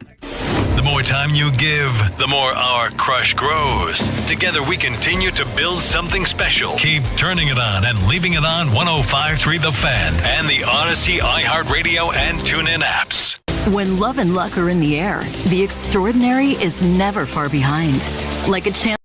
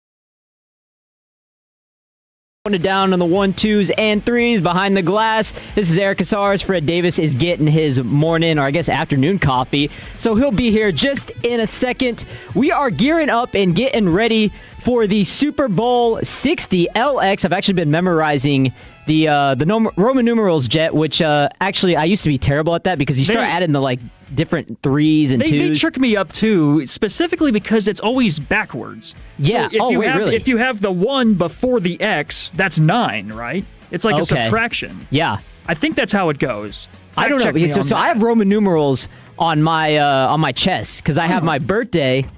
And then I have the date of my first race. Hercules. Yeah, and with that, Fred's got his coffee. He's ready to go. Here we go. Hercules. I don't have Roman numerals on my chest, but I do have them on my left shoulder. Oh, okay. Because I am the 3rd. So that was actually my first tattoo was a Roman numeral 3 back when I was 15 years old. Do you have one kid, one son? I got 2. Not 2 sons, but 2 kids. Okay. I've got Is any of them the 4th? No. I wanted Freddie 4, but his mother shot it down. Okay. So we had to go with Xavier instead. But so you're the last one standing. Never say never, bro. Never say never. We'll find out. I mean, look, I'm still firing live action rounds. Okay, I'm still firing live action rounds. So we never. I mean, look, would I be opposed to having a 3rd child? No, I wouldn't. Okay. Well, I'll take it then. Do I want to have a 3rd child? No. No, I don't. Me neither, I don't think. But just knowing, look, and this is why your boy will never get a vasectomy. I like knowing that my rounds are still active. Okay? That my ammunition is still live. Right. Something to be said for that, boys. Something to be said for that. Now, I'm not disparaging anybody that's had a vasectomy. Shout out to our boy, Eric Chiafalo. He's had a vasectomy as well. So I'm not, again, for those that have had them out there, God bless. You ever had appendicitis? No. I've heard it's no fun, though. Yeah, my dad had to get one literally the day before our OU visit when I was going to college, when I was visiting college. Crazy. So he couldn't go with me. Wait a minute. So hold on. But I thought when you had appendicitis, that just meant you got an appendectomy. No, he had to, they had to take, I don't know. Was that when they take it out? I don't know what it is. That's what I thought. I thought it was the removal. Yeah, so they had to remove it. And no. Okay, boys, we're talking about something totally. What are you guys talking? When I say a vasectomy, that means they cut the little switch. No. He brought up something else. No, I brought up appendicitis. Yeah. Yeah, that's I'm talking completely about a different. vasectomy. I'm talking about having a vasectomy. Well, yeah, no, that's why I asked you. Have you ever had appendicitis? So you switch gears totally? Just no, I have not. No, I have not. No, I have not. I was talking about a vasectomy. Well, I thought you meant that your dad had to get a vasectomy because of his appendicitis. Oh, I was like, my God, okay, that sounds awful. That's on me. That's on. Shout out to Daddy Casares. My God, let's go. Might have to, or maybe a malpractice suit. We may have to call Frankel and Frankel. Yeah. I don't know if they do that kind of legal work, but we may have to check into that. Oh, okay. Man. So, but no vasectomy for Daddy Casares. No, not that I'm aware of, at least. Shout out to so he's still shooting live rounds as far as you know. No, he's doing all right. Yeah. All right, fair enough. And how old was your dad when you were born? I think he was 38. My mom was 39. I thought you were gonna ask him how old was your dad when he got a vasectomy. No, because you've got a sister that's what? Yeah, he was 20 when he had my sister. Exactly. So that's what I'm saying. So he's got a sister that's what 40? 40. Yep. There you go. I'll tell you what. See. That's crazy. Shout out to all the guys out there having babies or making babies in their late 30s and 40s. Yep. So why stop? Well, I mean, I can see why you'd want to stop. Right. I can see why you'd want to stop it again. Peace of mind just knowing that you can. All right, speaking of knowing what we can, we know that, we can bet on this game later on today. And like I said, what's the word we're looking for here? Be responsible. Okay? Yeah. Be responsible if you got a gambling problem. What is it? 1-800-GAMBLER? Do you think that's the best number to call? I feel like you're getting the robot voice if you do that, though. And it's the Lord's Day, too. We're happy to help you with your gambling problem, but... Get help, I think, is one of the other numbers you can call. 1-800-GET-HELP if you're gambling too much. Either way, please be careful, all right? Please be careful. Don't go chasing waterfalls. Please stick to the rivers and the lakes that you're used to if you're going to gamble today. But let's tell you this. My son's already gotten mad at me today. Called me Unk. Fair foul, your son calling you Unk. So he showed me his 2 parlays that him and his girlfriend cooked up because they're both 18 and they're in Kansas and you can gamble in Kansas. Not to say that you couldn't do the same thing here. So he gets shows me these 2 parlays, but the picture was kind of blurry and I couldn't really see. Plus I was driving, so I was like, man, I'll look at them when I get to the station. And he said, yeah, they gave me $25, so I'm about to make some real bread here. And I said, that's how it starts. He didn't like that. He did not. Whatever. Unk always got to be condescending. So, I said, hey, man, look, I call it like I see it. And, I didn't have the dad in me to tell him, well, son, I have had 2 gambling experts on the show in the last few weeks that have both said they don't like parlays. Do you know his history of gambling? Like, has he been doing good? Is he up? Is he down? No, he doesn't have the money to gamble. So, it's just him and his girlfriend, and I get it. He was just trying to have some fun, and I was just being a smartass because I know it's hard to believe, Fred being a smartass. But, that's the thing about texting. Context is everything. Oh, yeah. Had I put a ha-ha at the end of it, I don't think we would have had the misinterpretation. Do you put periods at the end of your sentences? You mean an ellipses? ... What? That's what that's called? That's called an ellipses. Oh, yeah. That's how my dad texts me. Like, he always puts it no matter what. So I know that his mood is the same every time. I suspect it. Yes, the ... afterwards. And I like to think that I started the ... because I've been ... in it since texting was a thing. Okay, so again, who knows? Maybe I did, maybe I didn't, but either way. So I respect that out of Papa Casares. All right, so that said, you are going to cook up a few parlays. You've already cooked up a few? Yeah, I just have one. I just have one. So which is? I'm not very confident on Seattle minus 4.5. Oh. So what I did was I parlayed a 2-leg. I did over 45.5, which is that's what I'm worried about the most. And then, well, it's funny you say that because we had our boy Chris Hodge on from TakingVegas.com, and he said that that's a tricky number, that 45.5. Well, see, here's the thing. That's the same over-under as the Rams and Seahawks.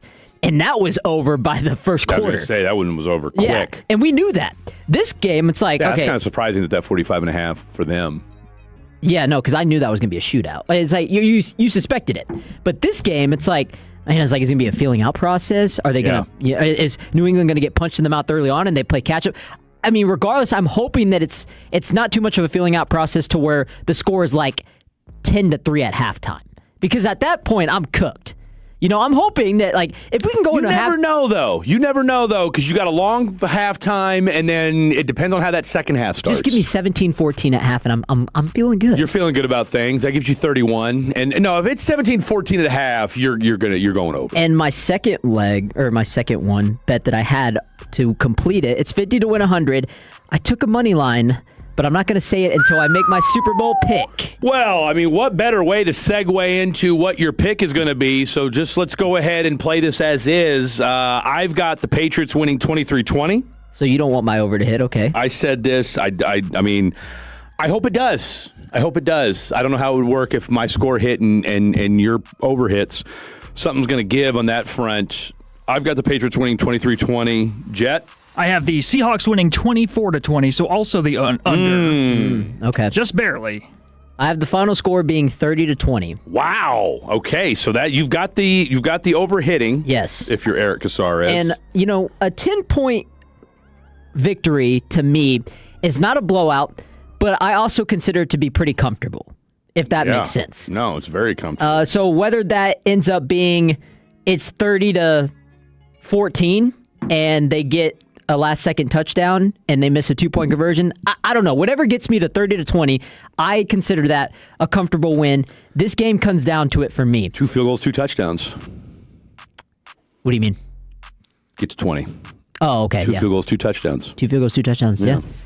Or unless maybe it's 4 field goals.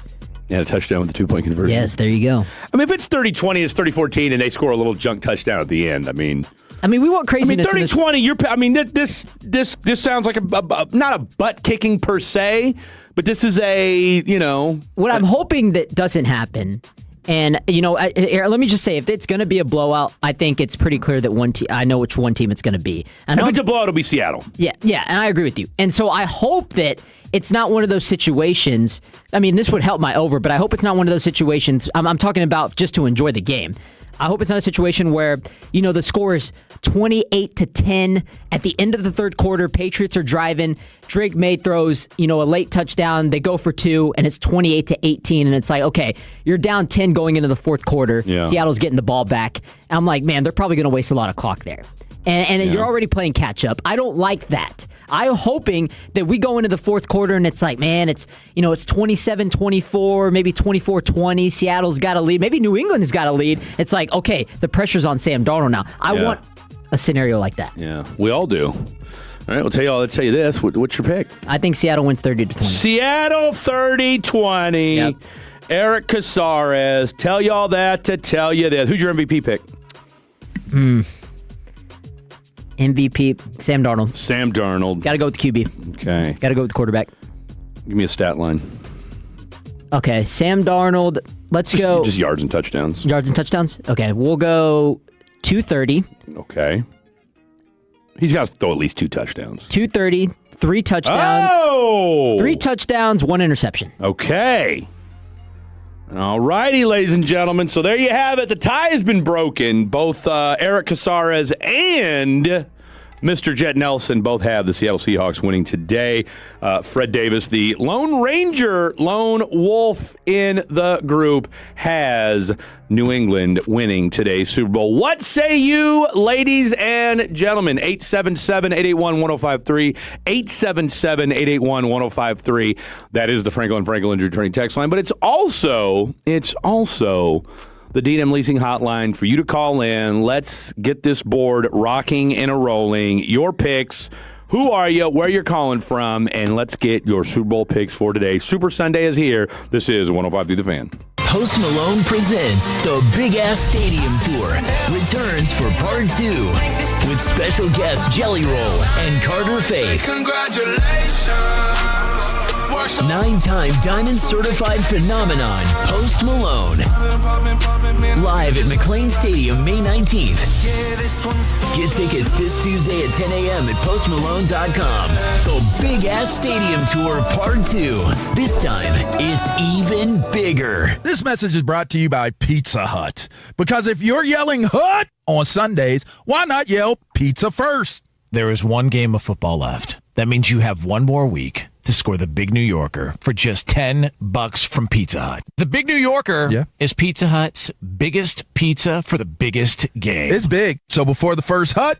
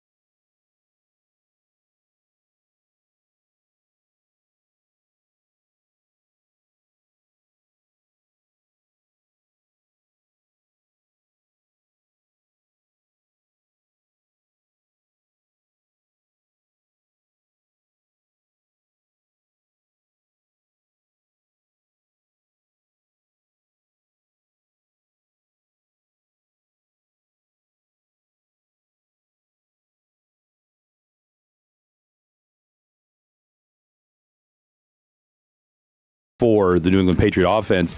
I would also remind you that if it wasn't for one of the most historically important calls in football history, a.k.a. the Tuck rule, that the Raiders win that game, and we don't see the Patriots go on to the Super Bowl that year.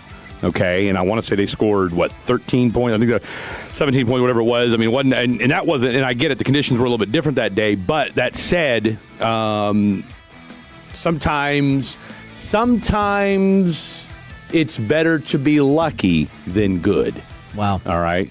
Again, I'm not breaking any news here, but I think anytime you look at Super Bowl teams in the past, yes, you do have those teams that have just miraculous runs, and then you have I mean, again, let's go back to the Super Bowl, and I think it was 2008-09 when the Giants beat the Patriots. Okay, I mean the Patriots team was undefeated. They were running roughshod over everybody that year, and guess what? Boom, you had a Steve Spagnuolo defense that drew up a little something. And guess what? Beat the Patriots that year and made history on more than one account. So, yes, while it is easy to look back at what's happened this past few weeks and something else, and another texter pointed this out from the 214, and I haven't been able to listen to as much G-Bag this week because I've been caught up in some stuff. Not in a bad way, just busy, so I wasn't able to Tolo as much as I like to. But 214, Broadus said the other day, with Kubiak taking the Raiders' job, this will be the worst Seahawk offense of the season. Now, I don't think it'll be the worst necessarily, but I agree. I know what Broadus is saying there when you talk about, okay, boom, he got the job, so maybe he's got other things going on. And again, a lot going on going into today's ball game. Again, as I've said before, I just want to see a good football game. I'm ready. I'm ready for it. I think we're going to get a good football game. The more we get closer to it, the more I convince myself that we are due for a really good Super Bowl. Because last year, Fred, I mean, you got front row seat to it. Last year wasn't good, but hey, let's not pretend the game before that wasn't good. 49ers, look, the two Chiefs Super Bowls before that, it was against the 49ers and against the Eagles, were two really good Super Bowls, right? Yeah, so as long as we don't get a Patriots-Rams 2018, I think we'll be all right. Or 2019, I guess. 2019. Oh, that was 2018, dude. That was, that was one of the most brutal Super Bowls of recent memory. Or may have not lost a lot of money at the casino when I was in Oklahoma at the time, too. Just saying. Well, whether you lost money and whether you had to just persevere through what was just an overall boring game. I mean, what was the final score? 13-3, I think was the final score of that ball game. I mean, it was atrocious on so many different levels. All right, 877-881-1053, 877-881-1053. That is the Franklin Frankel Injury Attorney text line. That's also the phone number for you to chime in and let us know what your Super Bowl thoughts are for today. We got 2 calls right now. And look, it could be a slow fatties on the phone today. It is Super Bowl Sunday. People are out and about doing the damn thing. It's not the best let's put it this way. It's not the best looking day outside as far as from, sun's not beaming down, but temperature wise, it is absolutely gorgeous. Did you already get your run in today? I did, yeah. A little breezy run today. It's good running weather though, isn't it? Yeah, no, I was on the track and then I did a little easy run. It was nice. I liked it. Fantastic day to be out and about. And, of course, if you've got a Super Bowl party going on today, let us know what your Super Bowl party is as well. 877-881-1053, 877-881-1053. I will be writing down these scores. So call in. Let us know what you got going on. Let us know what the score is going to look like, and we will move on accordingly. Let's go out to our boy, friend of the program, an OG fatty working his way up the ranks, the one, the only, Mr. Nasty Time in Oak Cliff. Mr. Nasty Time, happy Super Bowl Sunday to you, sir. Likewise, sir. Appreciate you, brother. What you got? Just a quick question. Like I said, it doesn't always have to be sports on this program. Okay. Sometimes we can go off the rails a bit. I know some people get all hot and bothered when we go off the rails a bit, but hey, I'm here for it. Not as much as you'd think, Mr. Nasty Time. That's more, I'll tell you what, and maybe it's because they've grown accustomed to the way we run the night show. And the night show has a storied history on the station of going off the rails, and so we're just happy to continue that tradition with Fan After Dark. Well, just keep it rolling. I don't see a problem with it. Thank you. Earlier, you mentioned your son calling you an unk. He did. How that put you feeling a certain type of way. I have a 9-year-old, and yesterday was the first day. It's like, I'm like, hey, I'm going to get ready to hit the store. You want to roll with me? And for the last 9 years, it's always like, yes, let's go, because he knows he's going to get something. Yeah. Yesterday's the first day. He's like, nah, Dad, I'm good. I'll stay home. I'm like, Was it aggressive or was it just, nah, not today? How was it? It was just like that. Nah, I'm good today. Oh, that's a brutal. I'm hurting. I tell you what, my soul hurts for you right now hearing that because I can hear the pain in your voice as you tell me that story. And I'm just like, we normally get something special when we step out. And he's like, okay, that's fun. Man, you seem pretty upset about it, man. I mean, did you talk to him about it? Did you confront him about it? Like, what's kind of the vibes? Are you going to approach him about this? I kind of talked to him about it. Hey, what's going on? And, he was on the iPad playing the video game and had the YouTube going at the same time. Man. Playing with his friends. The dopamine was on 10, A little bit of brain fog, maybe. It's all right. He'll come around. I believe in it. So what'd you do, Fred, the first day that hit? Knowing me, I mean, I'm trying to think here because look, I've had a different situation with my son because, like I said, he's lived with his mother and I probably didn't handle it well, if I'm being honest with you. In fact, I can almost guarantee you I didn't. That's why when today hit, look, there's nothing like your children. The love you have for your children, and it's unlike anything else. There's nothing that on this, and whether it's wife, girlfriend, baby mama, whatever you want to call it, grandmother, grandpa, whatever, like. You got that kind of love, but the love you have for your own children is you just there's no other explanation for it. And so when that happens, especially as a father, it hurts. It hurts. And so, you got to process it. You have to understand that this is what they're going through. This is what they are right now.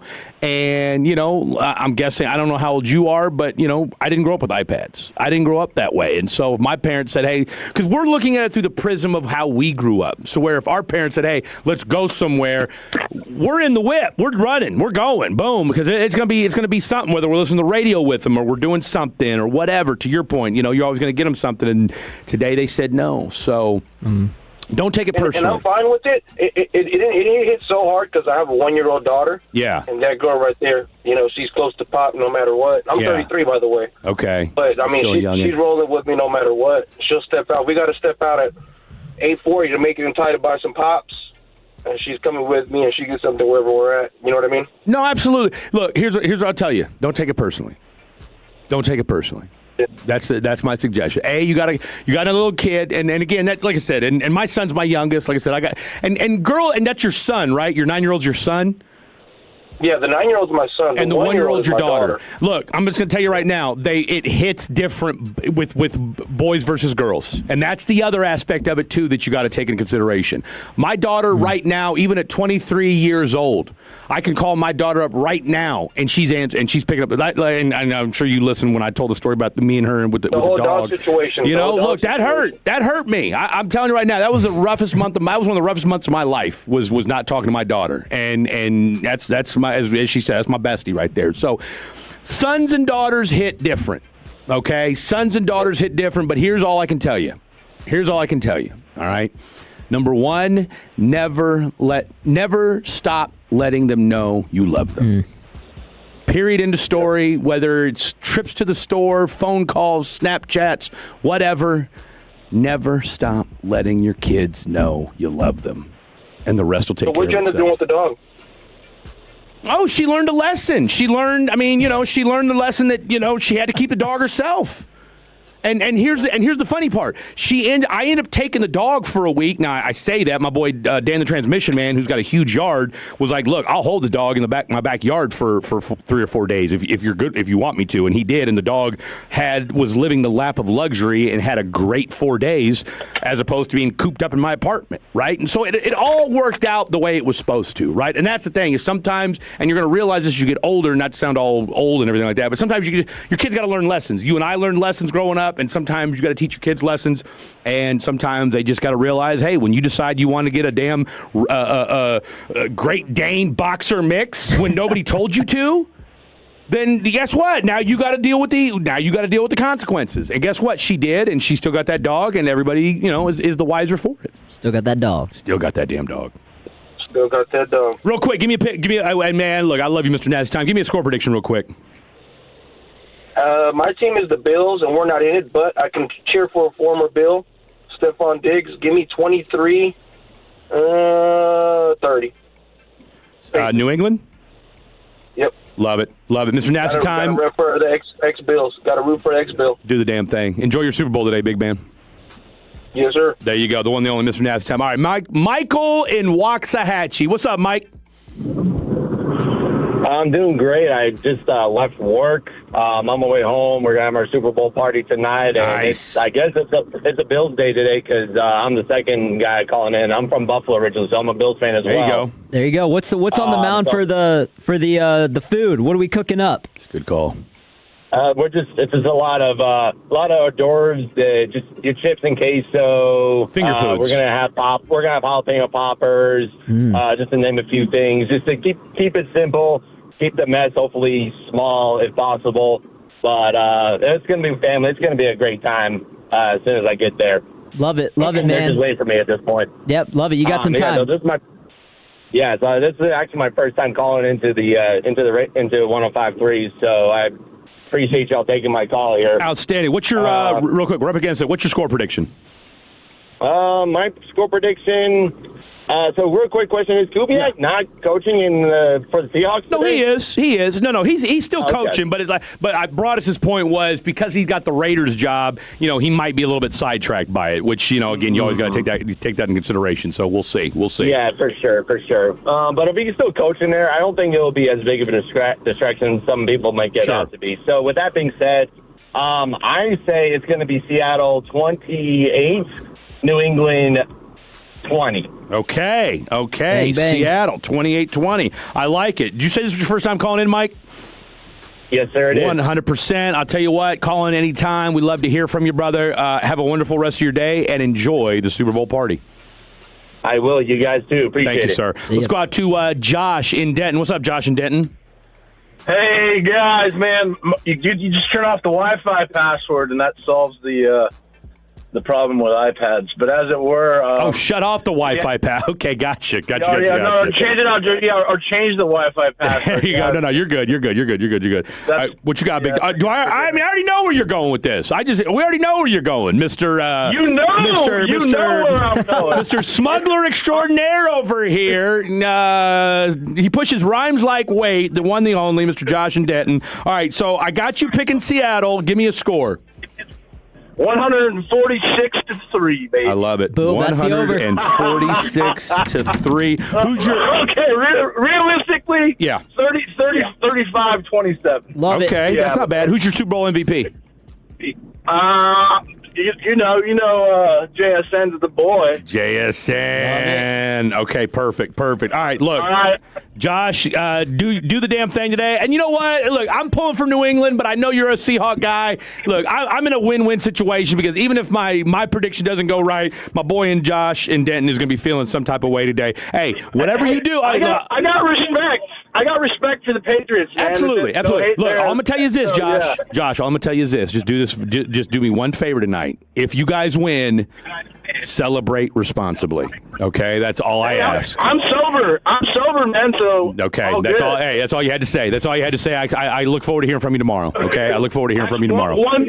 One man riot in the streets of Flower Mound for Seattle's victory there, but there you go. We'll see you later. All right, big dog. All right, real quick. Okay, we got to go rapid fire style. We got 3 calls left. Rapid fire. Patty, what's up, Patty? Tell me what you got. Score. What's going on, man? I already told you guys. Give it to me again. Look, bro, I smoked a lot of weed over 30 years. My brain ain't what it used to be. What you got? I know. 27-24. Okay. Patriot. Okay. Right. MVP.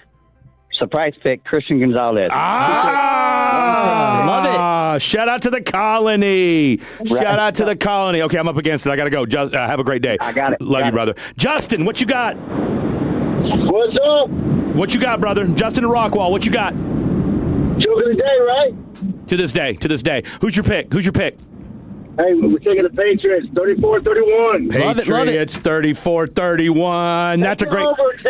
Take the over. Hammer the over. All right, last call. Take us home, Nick. Who you got? Man, my heart tells me Seattle because of how good the team is, but I think Vrabel's got something cooking Let's up go. for What's your score? for Darnold, man. I think it's going to be 2017 New England. Okay. And it's going to be a strategic game. Love it. Nick, God bless you. Have a wonderful Super Bowl. All right, that's going to do it for Fatties on the phone. When we come back, Kane McCutcheon, we're going to switch gears for just a second. We got to talk a little Rangers as pitchers and catchers are reporting. Don't go anywhere. It's Fan After Dark.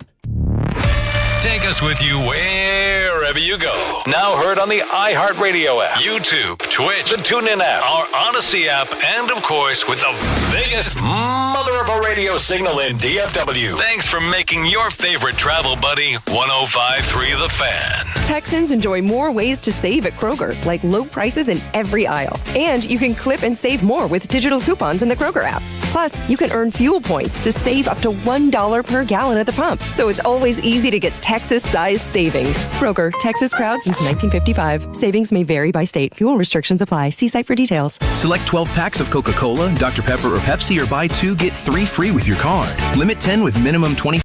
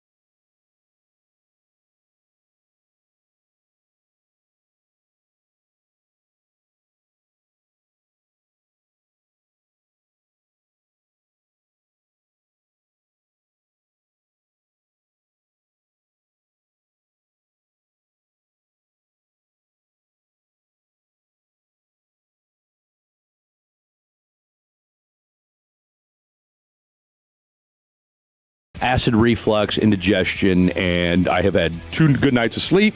I've ate better, and I have curtailed my coffee intake, even though I'm drinking a cup of coffee right now, and thus your boy's vocal cords are back in full effect. Let's jump out to the D&M Leasing Law Hotline. Welcome to the program.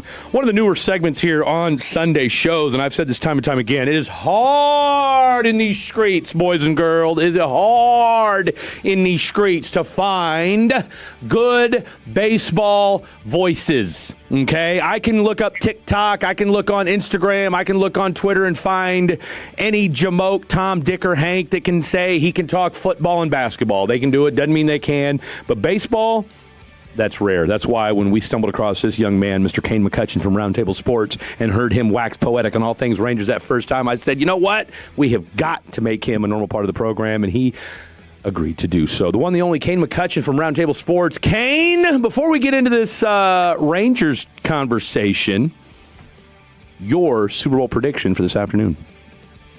Ooh, well, I got to admit, I'm mostly here for Bad Bunny, but I do hope the Seahawks win, but I just want to see a close game. I'm that guy. Just want to see something close. Close game guy, huh? Close game guy.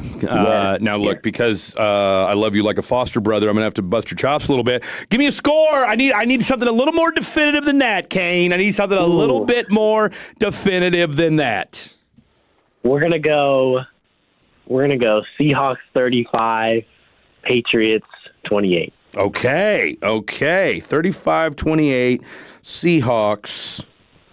And you're just mad because the Patriots beat your Texans. Is that what it is? Oh, of course. Okay. Absolutely. I respect that.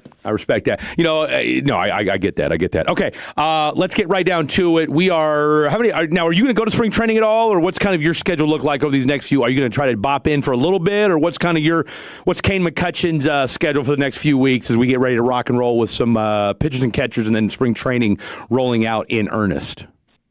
Yeah, still up in the air. Might pull up for a little bit for a week or so, but it's always the most exciting time as a baseball reporter. It's getting real. You got stuff to talk about, stuff to write about, and obviously an exciting time for the fans to get to see what the team is going to look like, what some of the players are going to look like this year. It's good to be back for sure. Hey, Kane, first of all, appreciate you coming on, man. You've been doing a really good job educating us on this whole Rangers baseball season. It's hard to believe that we're only 50 days away from the season. It's crazy. It's going by too fast. But I had to ask you your thoughts on signing right-handed pitcher Ryan Brazier. Obviously, I think about him, the season that he had, his turnaround in 2023, splitting time with the Red Sox and the Dodgers ended up being one of their most effective relievers. So how do you see him fitting in with this Ranger squad going into 2026? Yeah, absolutely. Well, as we know, the Rangers, haven't exactly, spent at the top of the market. I don't think that's a bad thing for relievers at all, but particularly when you're trying to build a bullpen, really any year, but especially when you're trying to completely rebuild a bullpen, there's always those like one or two guys that you kind of sign to the minor league deal, and usually one or two of them wind up making the team. So he very well could be one of those guys. We've seen what he's done over the course of his career, and you're just kind of trying things, right? You got your main guys that you've signed, and outside of that, you're just trying to find some diamonds in the rough. And the Rangers have been really, really good at finding diamonds in the rough, particularly on the pitching side, for a long time. I mean, Look at the starters. We talk about Patrick Corbin last year. So many guys. You can go back to Mike Minor and Lance Lynn way back. But even in the bullpen, we've seen what they did with Kirby Yates. We've seen what they did with even Ian Kennedy in 2021. Like, they've been really, really good at finding those guys. So he very well could be one of those guys for sure. Now, I'm over here looking at little Yahoo Sports here, and just kind of like I said, because now we're starting to get the stories of, okay, who the invites, who's coming in, what have you. And so one of the things, and this is something that I think we're all, as Ranger fans, kind of really geeked about as far as what is this going to look like, but a fifth starter. And I talked to Jared Sandler earlier this week about whether or not, and I've told you about this, and I've been preaching for a six-man rotation. Now, Jared said that he doesn't think that that's even something, and while he didn't disagree, yeah, that'd be a great idea, but said that, look, you have to have the buy-in from Eovaldi and from Jacob deGrom. And he said he's not convinced that deGrom or Eovaldi would want a six-man rotation. Now, is there going to be situations where, yes, they're going to have 6 days off, maybe in the middle of June or late July or something like that, where you're going to have some getaway days and what have you. So, sure, you are going to have that. So let's go ahead and table that conversation. Fifth starter, all right? We all know who your four are. Again, deGrom, Eovaldi, Madison Gore, and then, of course, Mackenzie Gore, and then Jack Leiter at 4. Everybody's hating on my boy Kamar Rocker, all right? Oh, put him in the bullpen. I'm a Kamar Rocker guy. I say put him at 5. Of course, Jacob Latz is somebody that somebody needs to talk about as well. What say you, Kane McCutcheon? Well, I think to your point, so often, even with Leiter and Rocker, there's so many people that are jumping off the bandwagon so soon, right? Like, this isn't football, this isn't basketball, where the guy's just going to come in and dominate the high picks. That doesn't obviously always happen here. And to the Rangers' point, all along with Leiter and Rocker, they've said, no, these are starters. These are pitchers that we feel like can have an impact on our starting rotation at the big league level. I think they still feel that way about Rocker, and I think like you said, he's very well going to get the chance to earn the 5th starter spot. I would say it's those two, Latz and Rocker. You look at what Latz did last year, and he was phenomenal last year pitching, on the bullpen days. He would come in and give starter length, and he was great last year, and can he carry that over? So I would say more than likely it's going to be one of those two. You also look at someone like Austin Gomber, who was really, really good in AAA with the Cubs last year. I think he was didn't allow a run in his last 19 innings after he kind of fell off with the Rockies, signed with the Cubs. He's there competing for it. But I would say you're looking at one of those two. Obviously, spring training is going to be big for both of those, whoever can come in and compete and earn the spot. And if it is Rocker, you certainly have a very, very confident feeling of what Latz can do out of the bullpen. So that'll be interesting. We'll see what conspires there. But I would imagine it would be one of those two, whichever performs better this spring.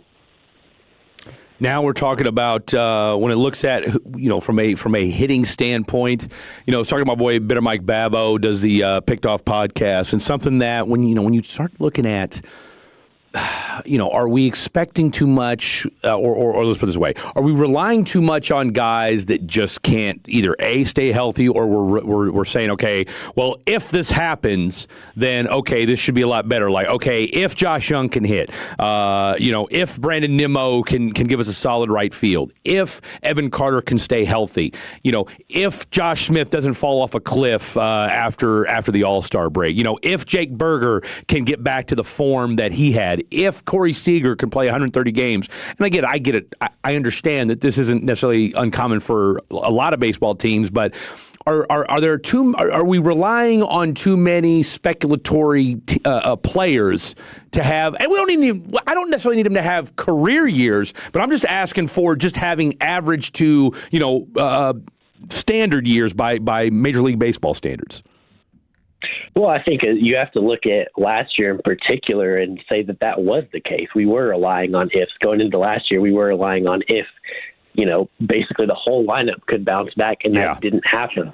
And so I think that's fair to say. I think one thing that's important to note is that the Rangers haven't shied away from making difficult decisions or having difficult conversations like we've seen this winter with Marcus Semien and Adolis Garcia and Jonah Hyman, guys like that.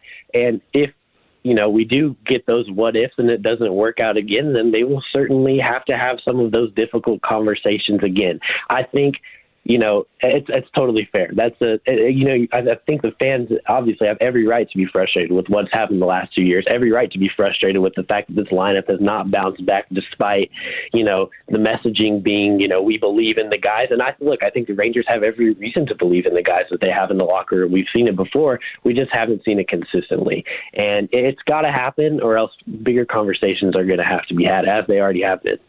I was reading an article earlier in the day, and it was about the Rangers and the Arizona Diamondbacks, two franchises that met in the World Series a couple seasons ago, and they kind of felt like they fell on the similar path the last few years, injury plagued, right? A lot of expectations, but it just hasn't gone their way. Last year, of course, the Rangers missed the playoffs, right about 500. I believe the Diamondbacks were about 80 and 82, and the only thing different from both teams is that why we couldn't hit for squat. They had a pretty steady hitting lineup. So thinking about both teams bouncing back, and I bring this back to the NFL because this year was a year of parity, right? The Seahawks and the Patriots are playing in the Super Bowl. I don't think, at the beginning of the season, everybody would have expected that. Those are two teams that missed the playoffs last year. Could you see a possibility of that happening, assuming we don't get the typical, Dodgers versus whoever on the other side? Yeah, I mean, that's the way it is in baseball.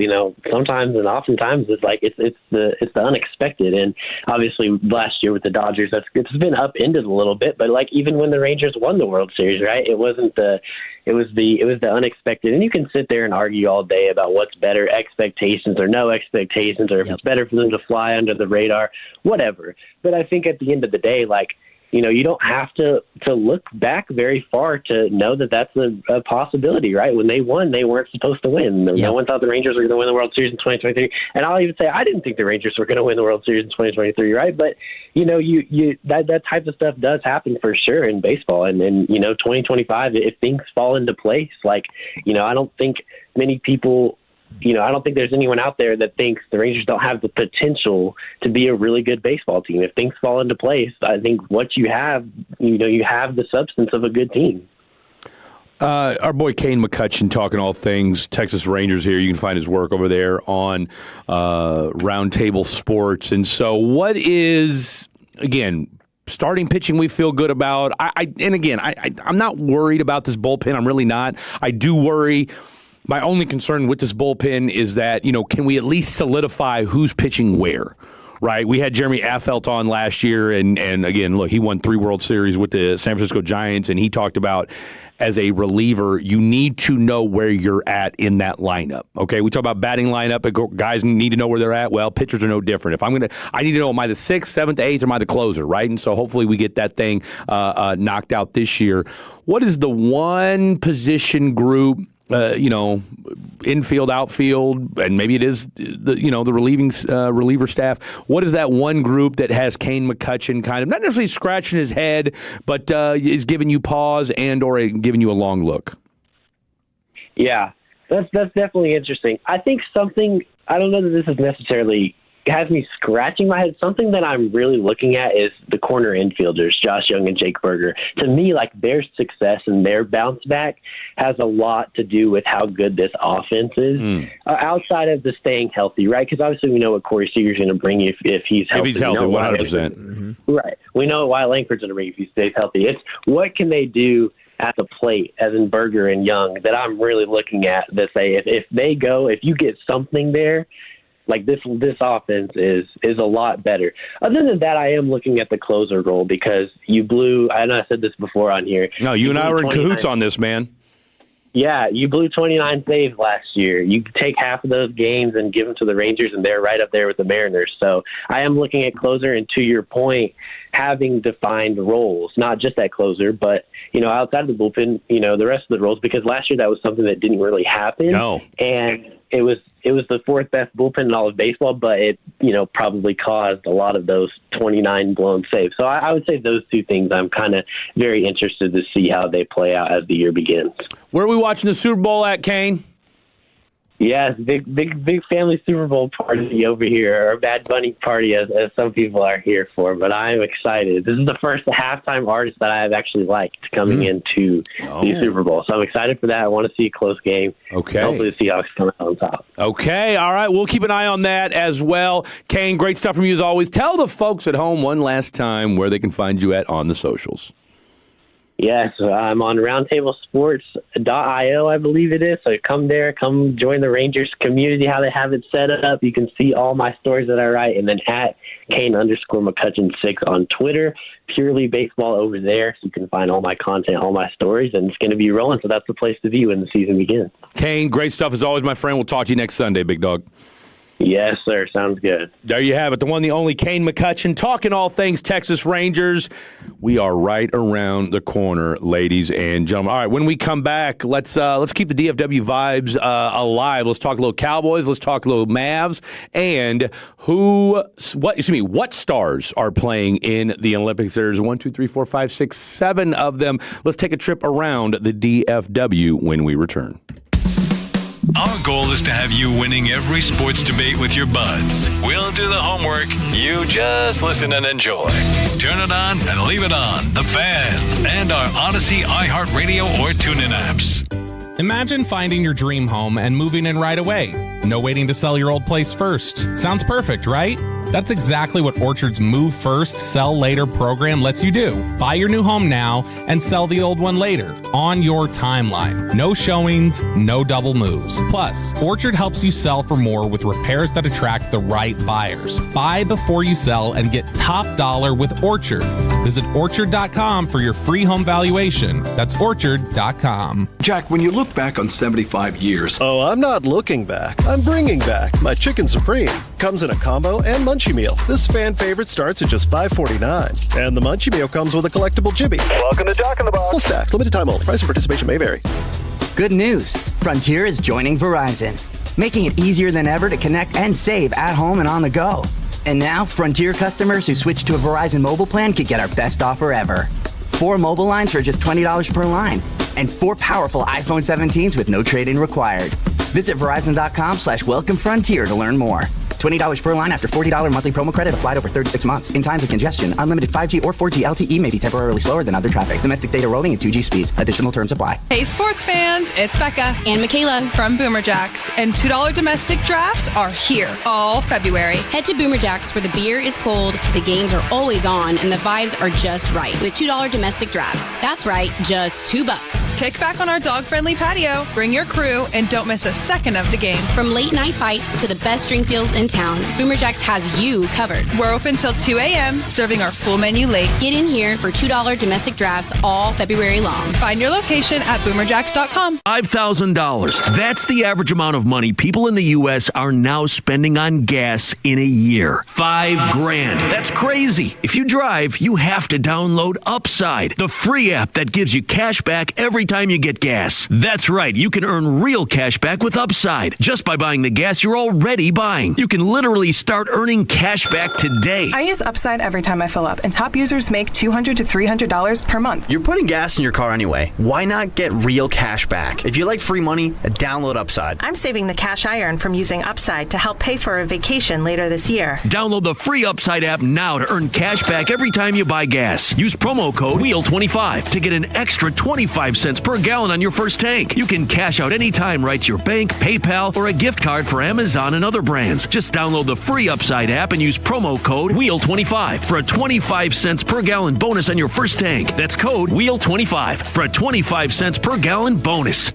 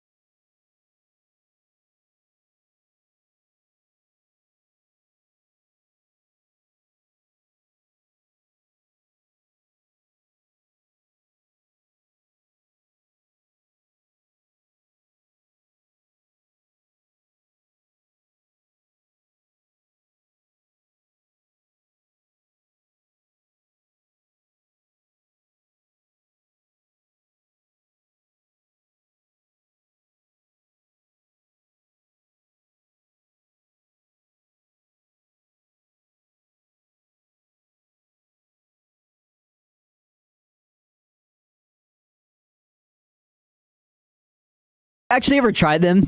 Of course I haven't tried tamales from Costco. Or have you tried the I get them pizza from Costco? I get them from a nondescript gas station out of the back of somebody's trunk. Oh, but God forbid I eat Costco tamales. I don't know. All I know is I'm going to be having a lot of chips tonight, though. I mean, look, Mr. Nasty Time, who called in the next day, was disappointed that, as a fellow Hispanic, that you would get your tamales from Costco. Well, can't be perfect everywhere. That's true. That's true. I'm not judging. Maybe a little bit, but we don't know yet. TBD. TBD. How are the steaks at least? The steaks at Costco? No, the steaks that you guys had, because we were talking about what was on the Christmas menu that day. Because you came on, on Christmas Eve. Yo, those were huge. Yeah, they were so good. So the steaks were fantastic. They were fantastic. But my dad, to be fair, I'm biased. He doesn't miss on steaks. Yeah. They look there. Hey, I respect that. I respect that because not everybody knows how to cook grill steaks. Okay, so there is something to be said for that. So we don't know what Papa Casares is doing up yet. Yeah, he told me, but I don't know. I'm blanking. I'm going to text him right. Text your dad. Is he listening to the show? Yeah, of course. 877-881-1053 from the 972 ribs, elote potato salad, slaw, and jalapeno poppers. So isn't that what Nasty said? He had some jalapeno poppers. He did say he had, or was that Mr. Nasty that said that? Or that might have been the guy before. I was going to say, I think that was that was. I feel like that might have been Michael and Waxahachie, or maybe that was Patty. Somebody. It was either Michael. No, it was Michael and Waxahachie. Okay, I think who said that he had. What do you think about jalapeno poppers? I don't mind them. I don't mind. Look, I'm at a stage in my life. Like I'm going to be 45 in a month. Actually, I'll be 45 a month from today. And so, I'm entering a stage in my life where, I got to make business decisions now when it comes to what I eat. Because it's like, look, do I want to deal with the, consequences, the fallout of what I'm about to eat? Okay. Because do I want to deal with indigestion for the rest of the day and night? When are we going to have that Ringer 5K we were talking about? I got to talk to Oscar. Because I was trying to wrangle that whole thing by myself. If we can do that, I was told that I need to get with Oscar. So you know what? I'm glad you said that. I'm going to. You know what? Matter of fact, I will email Oscar tonight. Why right now? Why not right now? Because we're in the middle of a segment. You're right. Hey, you know what? But I'm trying to get you to feel. And I better. don't trust these computers. Fair enough. I'm trying to get you to feel better on if you do cheat. Maybe we can be like, I have this 5K to look forward to. What do you mean if I cheat? What are we talking about? On the diet, I think. I'm sorry, consequences. But what do you mean as far as what my diet goes? Not necessarily your diet, but if you you said, you call me a cheater. So I need to know what the context is. I mean, you can start throwing out accusations. I mean, I at least want to know what I did first, whether I can confirm nor deny. I mean, Fred, I don't know because it wouldn't be the first time I've been called that. So, but it wasn't on my diet. I mean, Fred, I don't know your diet, but let's just make that clear. Make that clear. Okay, trust me, I've never been called a cheater because of my food choices. Look, I'm a fairly decent eater, but to your point, I do need to start running. I have to start running. Like I keep telling myself that. I'm a little underwhelmed, and I'm not even a little. I'm underwhelmed by the places to run in the DFW. Okay. Yeah, there's not very many places to run. I hate to say this, and I'm not trying to be that guy. I'm just, you guys, you should know me if you've listened to me for any. I mean, look, I've been on this radio station for almost 2 years now, and one of the things that G Spit Stars Bars told me when I got on the state radio station, don't try to love up Houston. Don't try to pit Houston versus Dallas. And I don't, but I'm also I'm also of the belief that, look, I don't want to be disingenuous to you guys. If you're watching on the fan cam, by the way, what am I wearing today? The Dallas Mavericks. Thank you. And it's not like we're front running. Okay? Or front running. It's not like this team's, first in the West. I'm wearing a Dallas Mavericks shirt, and we're currently sitting, 12th in the West? Okay? So I just want to put that out there. 7th in the lottery right now? I never wore a Rockets shirt. I think let me take that back. I think I wore a Rockets shirt one time. In 12 years of living in Houston, I wore a Rockets shirt once. So you've embraced the MFFL. I don't know if I've embraced the MFFL. I don't want to step on anybody's toes here. I am a Cooper Flag fan. Okay. I'm also dare I say, a JFK fan. It's Jason Frederick Kidd, for those of you schooling at home. JFK. I suspected you weren't actually talking about the present. Well, you can still be a JFK fan, okay? I mean look, I love a little history, but I am a JFK fan when it comes to Jason Frederick Kidd. All right, I've been a Jason Kidd fan for some time, and then when I found out that his middle name was Frederick, then I especially thought he was A-OK in my book. And I think we can all agree that we got to give our flowers to Mr. Matt Riccardi and to Michael Finley. I thought they did a tremendous job unloading AD. Your thoughts? Yeah, no, I 100% agree with you. And I'm not, look, I told you earlier, I didn't want to go into a rant because I would. Do it. I just think, rant. Look, and I said this yesterday when I was talking to CA yesterday on the show. I don't believe that there should be always, and I'm not saying never, but not always, there should be winners and losers for a trade. Because that's always everybody's point to. It's but that's look. I don't disagree with you, but unfortunately, in the society and media driven world that we live in, there's always going to be that. Now, do you want me to pick a winner? Okay. Did the Wizards win the trade? Probably, because those picks that they ended up giving up they're not detrimental. Well, first of all, they weren't even theirs. Yeah, it wasn't even theirs. Yeah. So that's good. And then if you're guaranteed, but can you say? But don't you agree? You can say both teams won. Yes. Like, look, I'm with you, though. Look, if you're going to do winner and loser, I think sometimes you can say there are situations where both, it was a win-win. Negotiation, they always say there's got to be a winner and a loser. Well, look, both teams won on this trade. Yeah. Right? I mean, you bought low on AD. But everybody's see that's what the thing is. It's like, okay, like it can be a win-win, but there always has to be a winner. That doesn't bother me. What bothers me is it's like you're not looking when you think of AD, you're thinking, okay, well, you're thinking of the 75th all-time 75 player, right? Yeah. Multiple-time defense player of the year. Yeah. You're thinking of the player that AD is when he's on the court. But the thing is, he's never on the court, okay? And what we got out of him in 1 year was 29 games. 29 games of a vision of defense wins championships. The defense wins championship vision was from Nico Harrison. Nico Harrison is not here anymore, okay? We have to move on. And then also they're bringing up, you ended up getting Middleton and Bagley and, whatever, the 3-2s or the 1-2, whatever, for... A.J. Johnson? Yeah, A.J. Johnson, Malachi Branham, who we ended up trading for Tyus Jones. You turned that into... You got that all for Luka. That wasn't part of the Luka trade, man.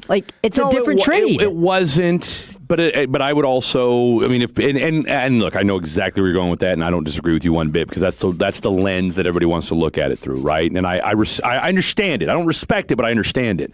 Well, I'll take it a step further then, because if that's the lens we're going to look at it through then you also need to look at it from the standpoint of, guess what? You also got Cooper Flagg out of it. Yes. Okay, because he also wasn't a part of that either. Well, technically, look. But to your point, if we're going to lump in the AD trade response, then you got to throw in Cooper Flagg and Max Christie. Yeah. Okay, because Max was part of the deal, but I'm just saying, as far as Cooper Flagg's not a Dallas Maverick if you don't trade Luka Doncic. All right? It's just, that's not the case, okay? And I don't care what anybody says. I gave my conspiracy theory last week. I stand by my conspiracy theory, all right? You don't get Cooper Flagg if everything doesn't collapse as a result of what happened last year. Yeah, but you know what? It is what it is. We can't take it back, and we had to adjust. And I thought they handled it well. You couldn't keep AD on this team. What's the benefit of having this dude ride the bench when you were trying to actively tank? None. Well, I mean, look, maybe tank's not the right word. No, because you're absolutely trying to tank. I mean, let's again, winning doesn't, and that was my only thing with the Chris Middleton addition is I don't see what good having him play does for you. But it's an expiring contract, so there's no. I get that. I get that. I get all that, but I'm saying buy him out. Is my point. Okay, so you said he shouldn't even play on the team at all. No, absolutely not. Look, I'm for the trade. Make no bones about it. I am 1,000%. Blake and I talked about this past week on Fan After Dark. I've got zero issue with the trade. My point, and I think, again, we played the press conference from Matt Riccardi and Michael Finley. I'm for everything that they did. Because, again, to your point, you were between the proverbial rock and a hard place, all right? You had no choice. You had AD, who was an albatross on this roster, who is a good basketball player when healthy, but unfortunately, he was never healthy. And secondly, because of the vibes, for lack of a better term, that surround him. Okay, it just was never. It was never going to work. Okay, it was never going to work because here's the unfortunate part of it. All right, there will forever be the Luka stink on AD. Period. It doesn't matter. AD could come out and average 40 and 20. He'll never be Luka Doncic to 92% of the fan base, all right? Was there a percentage of the fan base that when that trade was first happened, they were like, okay, I can see the vision, all right? But as time went on, it was never going to happen. And the fact that this dude literally hurt almost every bone and or muscle group in his body. I mean, he hurt his eyeball, people. I mean, think about that. From his head to his toe, literally. My man had an eyeball injury. That he gained 20 pounds and had to wear goggles, okay? And whether it was his Achilles, his hand, his core, his eyeball. His groin. Like almost, I mean, outside of a broken toe, he's literally, or a plantar fasciitis, he's hurt almost from top to bottom. And I don't think and again, I understand he's a professional athlete and all that. Professional athletes are people too. And you can't tell me that psychologically he needed to get the hell out of Dallas. Last thing I'm going to say about it is, look, and the 940 brought it up, Mavs are much better to the cap and have more flexibility after this trade. Thank you. Stop telling me about the return. We cleared cap space. Yeah. And the vision now, we have a vision, build around Cooper Flag. Well, look, anybody that's complaining about the return is being short-sighted. You're just arguing for the sake of arguing. Like, you weren't, I mean... What did people think they were going to get back? That's what I'm saying. You know, like I think. Look, 29 days of AD. As Blake says, two things can be true at one time. Anybody who legitimately thought you were going to get some sort of robust return, this isn't 2K. All right, this isn't a video game. This is real life. You had a guy who had, as damn near as Wendy said, Brian Windhorst.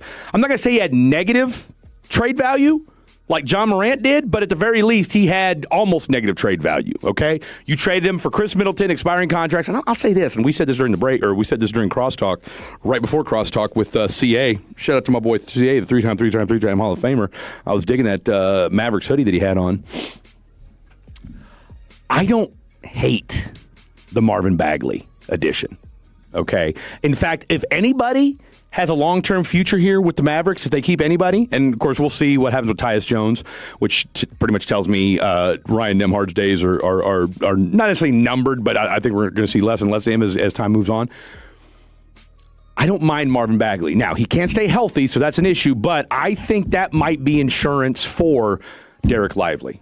Because, I mean, look, if there's anybody that can't stay healthy, it's Marvin, or excuse me, it's Derek Lively. So I don't know if having two, perpetually hurt centers helps your roster, because I think Daniel Gafford's days here are slim and none, and Slim's leaving town. So I do worry about that a little bit. But I guess if you decide, hey, I guess two broke down Duke big men equals one healthy Duke big man. I don't know. We'll see. How's my Dookies feeling today, by the way? How about Dookie's feeling today?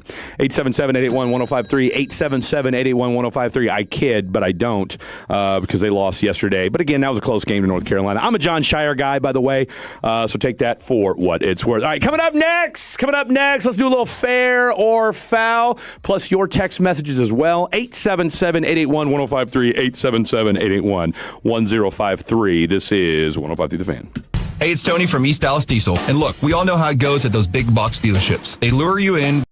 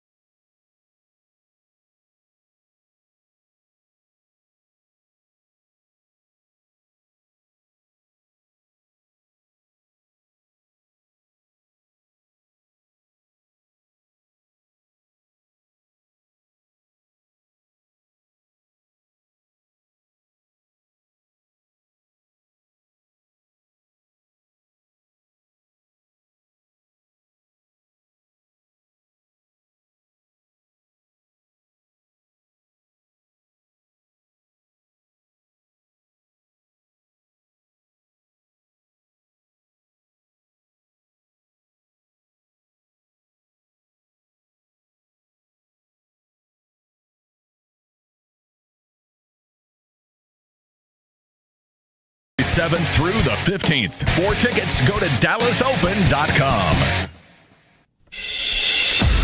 This segment of The Fan is brought to you by Classic Chevrolet. If you are in the market to upgrade your vehicle, get to Classic Chevrolet in Grapevine, the back-to-back #1 Chevy dealership in the world. They got more new Chevys than anyone. They're all priced to sell. Visit ClassicChevrolet.com. This is Texas. This is Classic Chevrolet. Together, let's drive based on new Chevy registrations 2023 and 2024. What a read. What a read from the one, the only, Mr. Jet Nelson. Don't forget,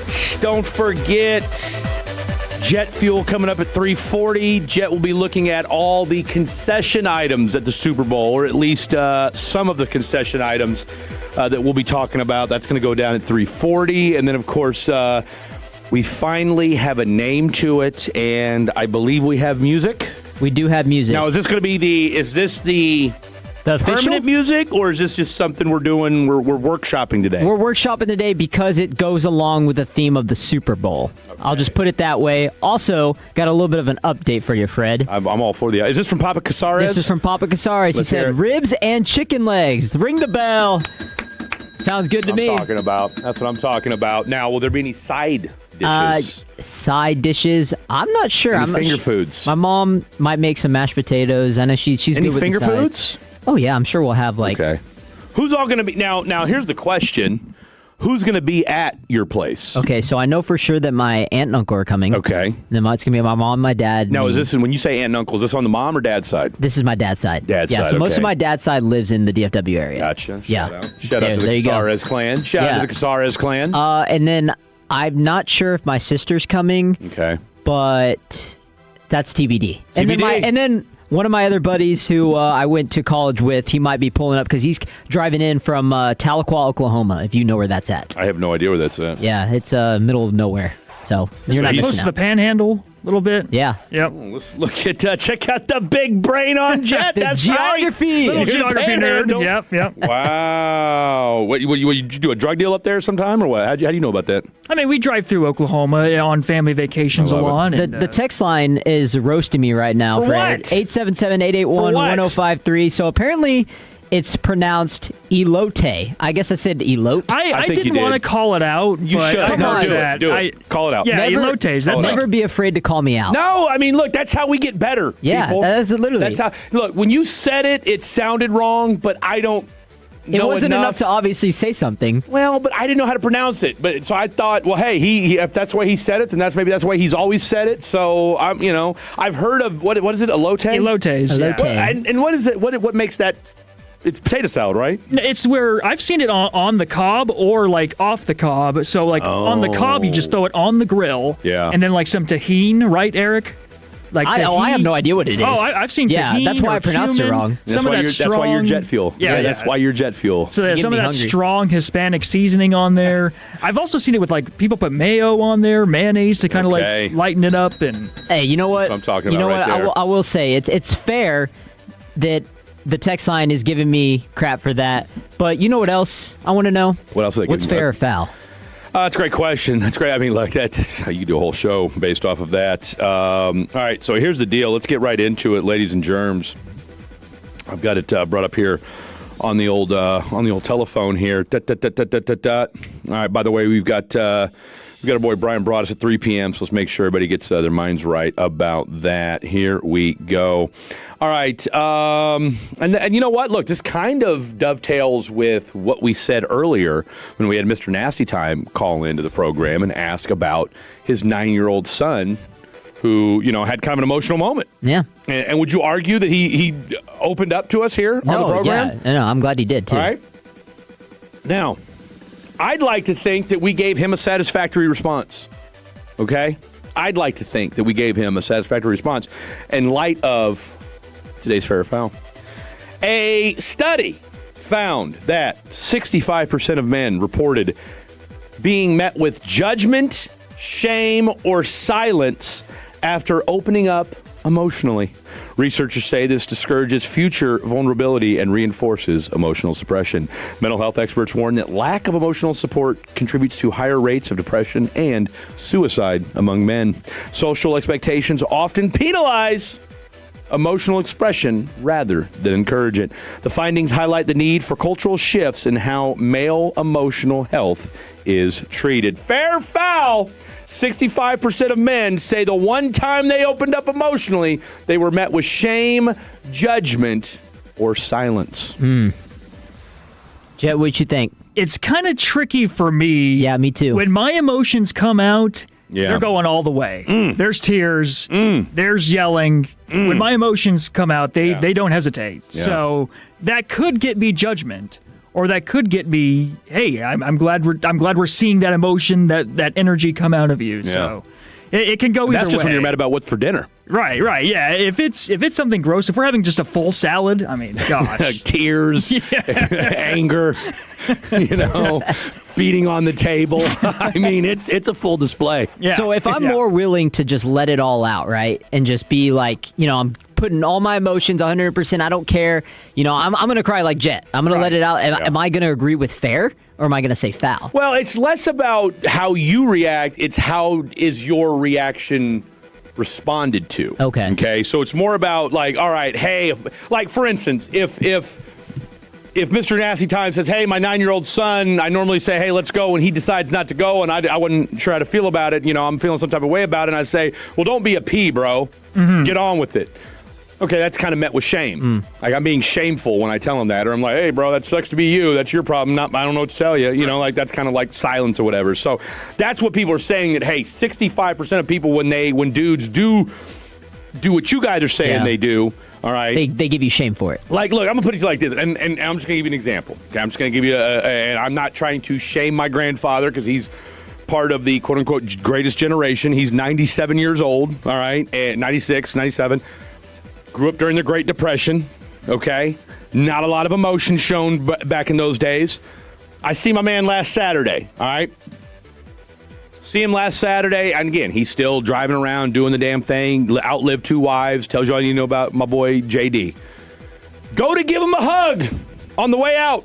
Okay, we met at McDonald's, had a cup of coffee, talked, blah, blah, blah, whatever. Walk out to his truck. My car was parked next to his. I go to give him a hug. My man gives me a handshake. Oh. Okay, now, back in the day, that could, kind of mess your head a little bit. Like, wow, I'd sure love to have my grandpa give me a hug. But at 44, almost 45 years old, I understand that's who he is. Okay, that's just how he operates. Now, does that bode well for him and his kids? It's a different story. That said, I get it. So I try, and to kind of piggyback off of what Mr. Nasty Time said earlier, I have had to go through the gamut with my son. Because I have been that 35%, or excuse me, I have been that 65% of people that when my kid maybe was emotional or something like that, maybe I was not the most...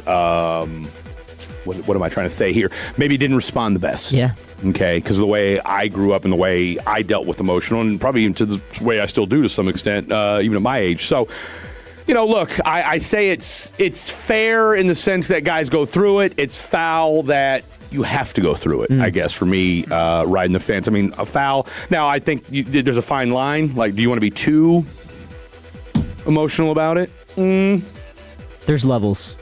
There's absolutely levels to it. Like at some point, like sometimes you just gotta, you gotta just, dare I say, man up, right? And so it's kind of a slippery slope, if you will, when it comes to how that goes about. I think you said it well.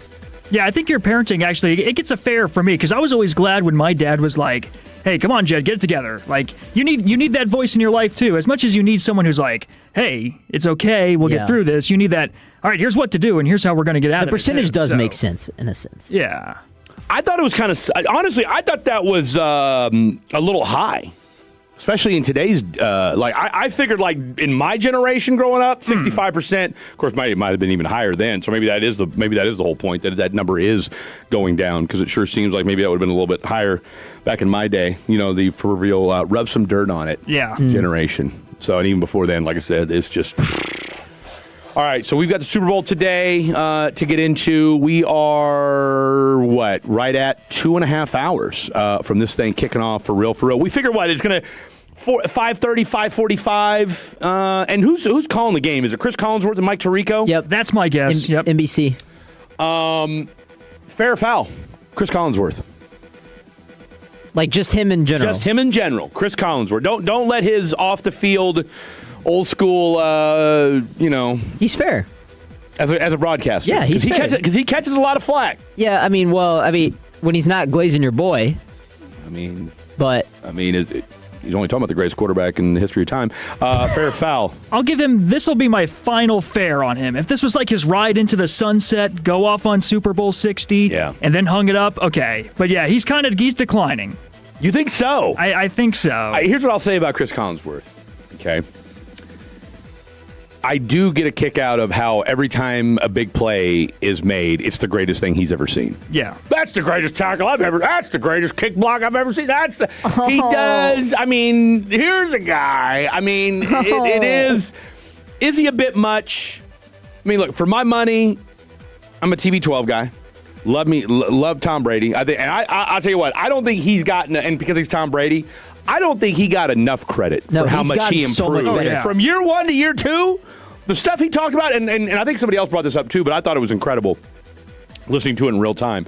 When he talked about how JSN's shoulder plane stays the same, so as a defender, you look at a guy's shoulder to see, okay, which way is he leaning to try to kind of read whether he's going inside or outside. And he said the great thing about JSN is he keeps his shoulder plane equal, so you can't see where he's going. Like, look, I mean, for my money, that's what you want as a listener, as a viewer. Like, what are you doing as a color? Because I know everybody, speaking of glazing, I mean, look, I understand everybody glazes your boy Greg Olsen. I'm sorry. I like Greg Olsen, but he gets kind of obnoxious. I mean, he's bitching half the game. Well, I think Joe Davis is the best in the game. I personally think from a play-by-play perspective, he brings the most everything. I don't hate him. Now, Greg Olsen, I like him, but I understand what you're saying. Like, it's always like, oh, they just didn't have to do that. It's always that. I get it, bro. You didn't like the play, okay? We get it, Greg Olsen. You're the greatest color commentator in football mind ever lived. But he does a good job of balancing. He does. Balancing it. He does. Maybe I'm just kind of tired of him because he was dogging on my Chiefs during the Super Bowl. Play-by-play for me, look, Mike Tirico's pretty damn good. Kevin Harlan. I'm a Kevin Harlan guy. I can second that. For NBA, too. I mean, no question. Best in the game. Especially, like, we're about to get to NBA time. Yeah, we when are. he takes over for the finals. Bro, watch out. No, what do you say? No regard for mankind. That's Shaquille O'Neal dunk way back in the day. If you know, you know. All right, coming up next. Super Bowl winning scout. Let's ask him, what was it like for him 30 years ago as he was getting ready for his one Super Bowl? I think he went to a couple Super Bowls, but the one he won. Let's ask Mr. from the G-Bag Nation, Brian Broaddus. We'll get a little Super Bowl thoughts from him, as well as what's the latest and greatest in all things. Because once this game's over, we're full bore. What are we doing off season? Yeah. Okay, what are we doing off season wise? Brian Broaddus joins us next. Don't go anywhere. When your friends say, "Hey, did you hear?" you can proudly say, "I heard it on the Fan."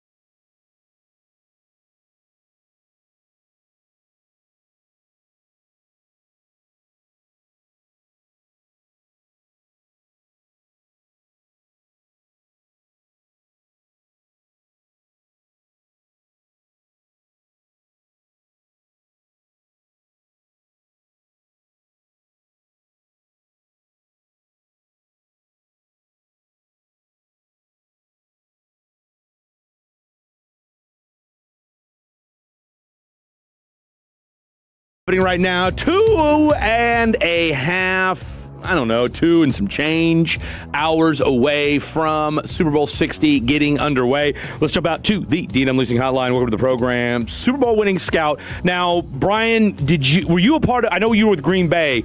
Was that the Desmond Howard Super Bowl that you won? Yes, it was. Actually, yeah, 30 years ago. Okay, yeah, so it sure was. So 30 years ago on the dot, and of course, my boy Teddy J was on that New England team with Bill Parcells. So where were you at? Were you on the sideline? Were you in the press box? Where were you at for that Super Bowl? Yeah, it's crazy. And happy Super Bowl Sunday to you both, by the way. 100%. It was fascinating because we were staying at the Meridian Hotel in downtown New Orleans. And I remember I was riding the team bus. I was riding over with the team, which I always did. There was there were 3 buses that went. And so I was on the bus. And I just remember, here you are, you're like in New Orleans. And the whole week, you're just around people, crowd. And, you're around people at the hotel and you're around people in the street and you're around, just constantly being around people. And we usually arrived at the games 3 hours before the game is what we did. And what was really unique about the trip this time was on the bus, we had this massive police escort, but nobody was on the street. They completely blocked off the whole city of New Orleans from our hotel to the Superdome at the time. And I just remember just sitting there like, where is everybody?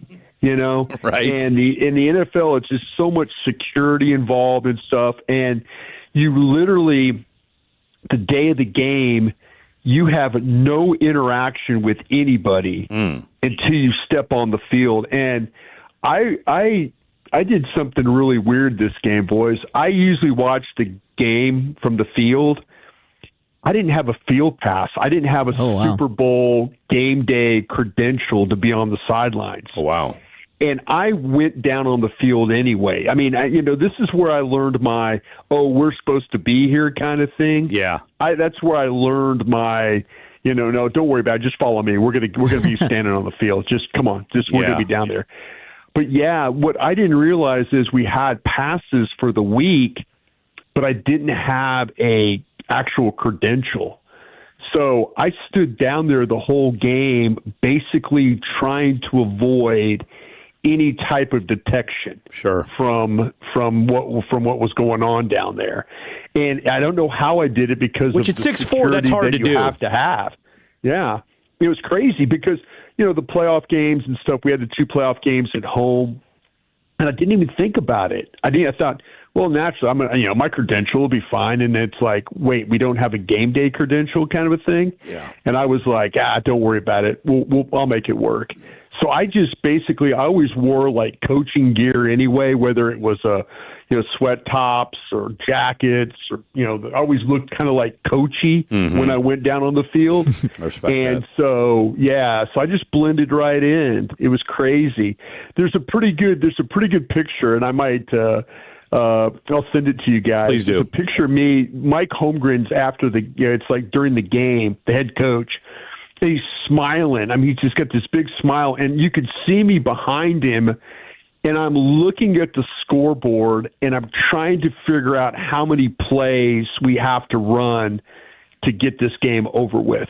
I'm thinking, I'm doing the math, like I'm trying to do the math in my head, and it looks like I'm so serious, and here's Mike. He knows it's over. Yeah. He knows it, and I'm sitting there thinking, man, how many plays we have to have? What do we need to do? Okay, how many times? I was just sitting there thinking through all these things.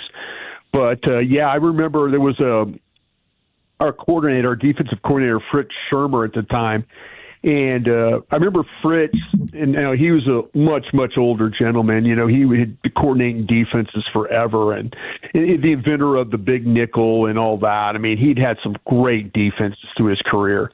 And I remember just standing there with him on the field and watching all the confetti and all that. And we were just standing there, and he looked at me and goes, man, this is pretty damn fun, isn't it? and I kind of looked at him. I said, yeah, it really is. And we just kind of you're really in that moment of like everything's just kind of happening around you, and you're just kind of taking it in, and every little experience is another experience.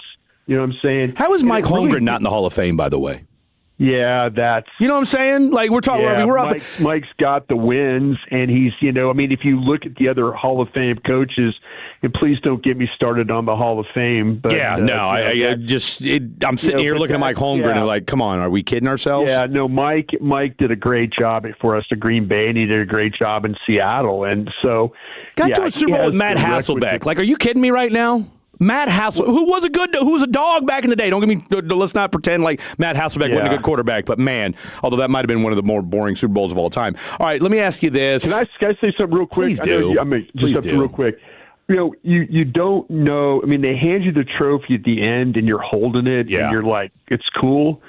But when I really knew that we had won the Super Bowl, like that was a Sunday. Yeah. We got up, hungover as all get out, flew home to Green Bay.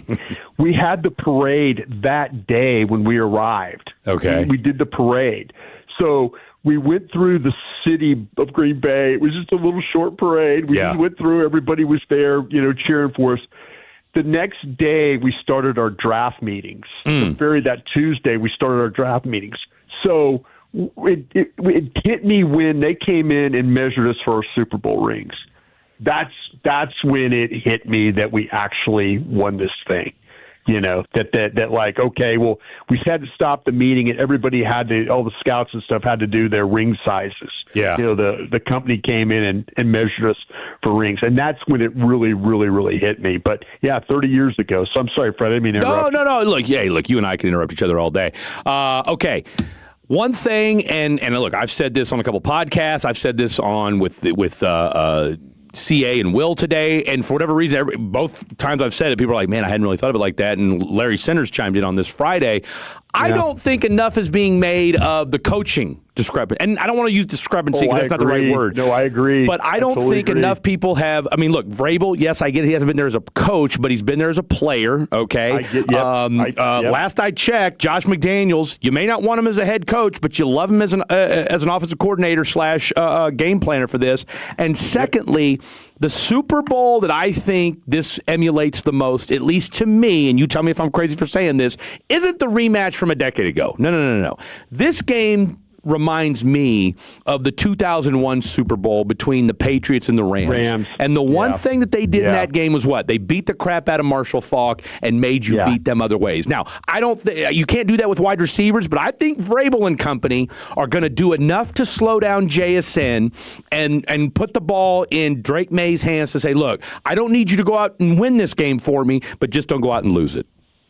No, I think you're onto something. I know that, we were on Radio Row, and we weren't really breaking down. It was so funny this week, just having so many guests. You really don't get into the X's and O's of the actual Super Bowl. You guys did a great job, by the way. Yeah, well, thank you. I appreciate that. And the thing that was fun about it, I totally agree with you, because doesn't Vrabel's experience in this game mean something to how he prepares his team? Got to. I was thinking the same thing. I'm like, listen, I respect the heck out of Seattle guy. Don't get me wrong. 100%. But until you stood on that sidelines and went through that, and again, Vrabel did it as a player, but at least he knows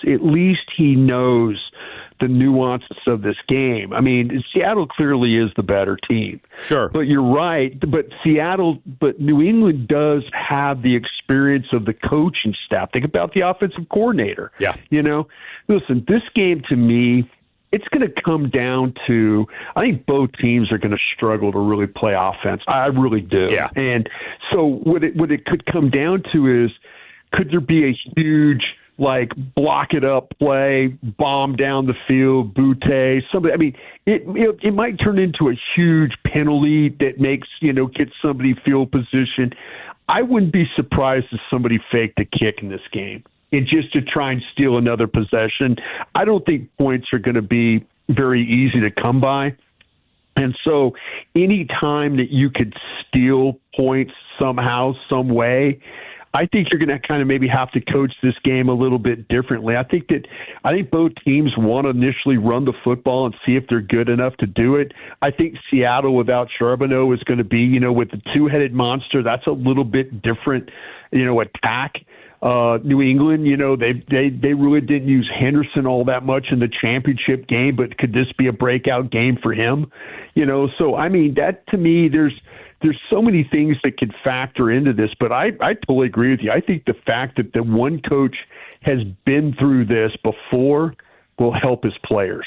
Yeah, Brian. I mean, as much confidence as I have Seattle getting this one done today, I can't help but think, the possibility of the pressure still being on Sam Darnold, right? Because he's answered all the questions in terms of, can he play in the big game? He's done it. He's gotten to this point. We saw it at the end of the season playing against the Rams, coming back 30-14. We saw it against the 49ers, red hot, coming into town. So, he's passed all the tests, but he still has to finish the job. And I would hate for it to be a situation where he goes in today, he struggles, they lose because he didn't play well, and then it's almost like, man, now you're losing Kubiak. Like, this felt like you took care of the Rams. Now Matthew Stafford's coming back. It almost felt like the NFC was weaker this year.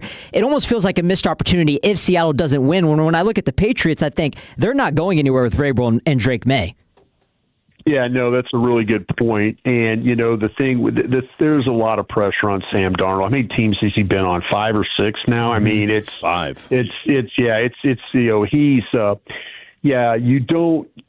Sam Darnold, you don't want it to be game online and you throw a pick, or game online and it's sack fumble. I mean, that's where that could be crushing for Sam Darnold. I have to give him a lot of credit, though. And I'll say this, though, guys.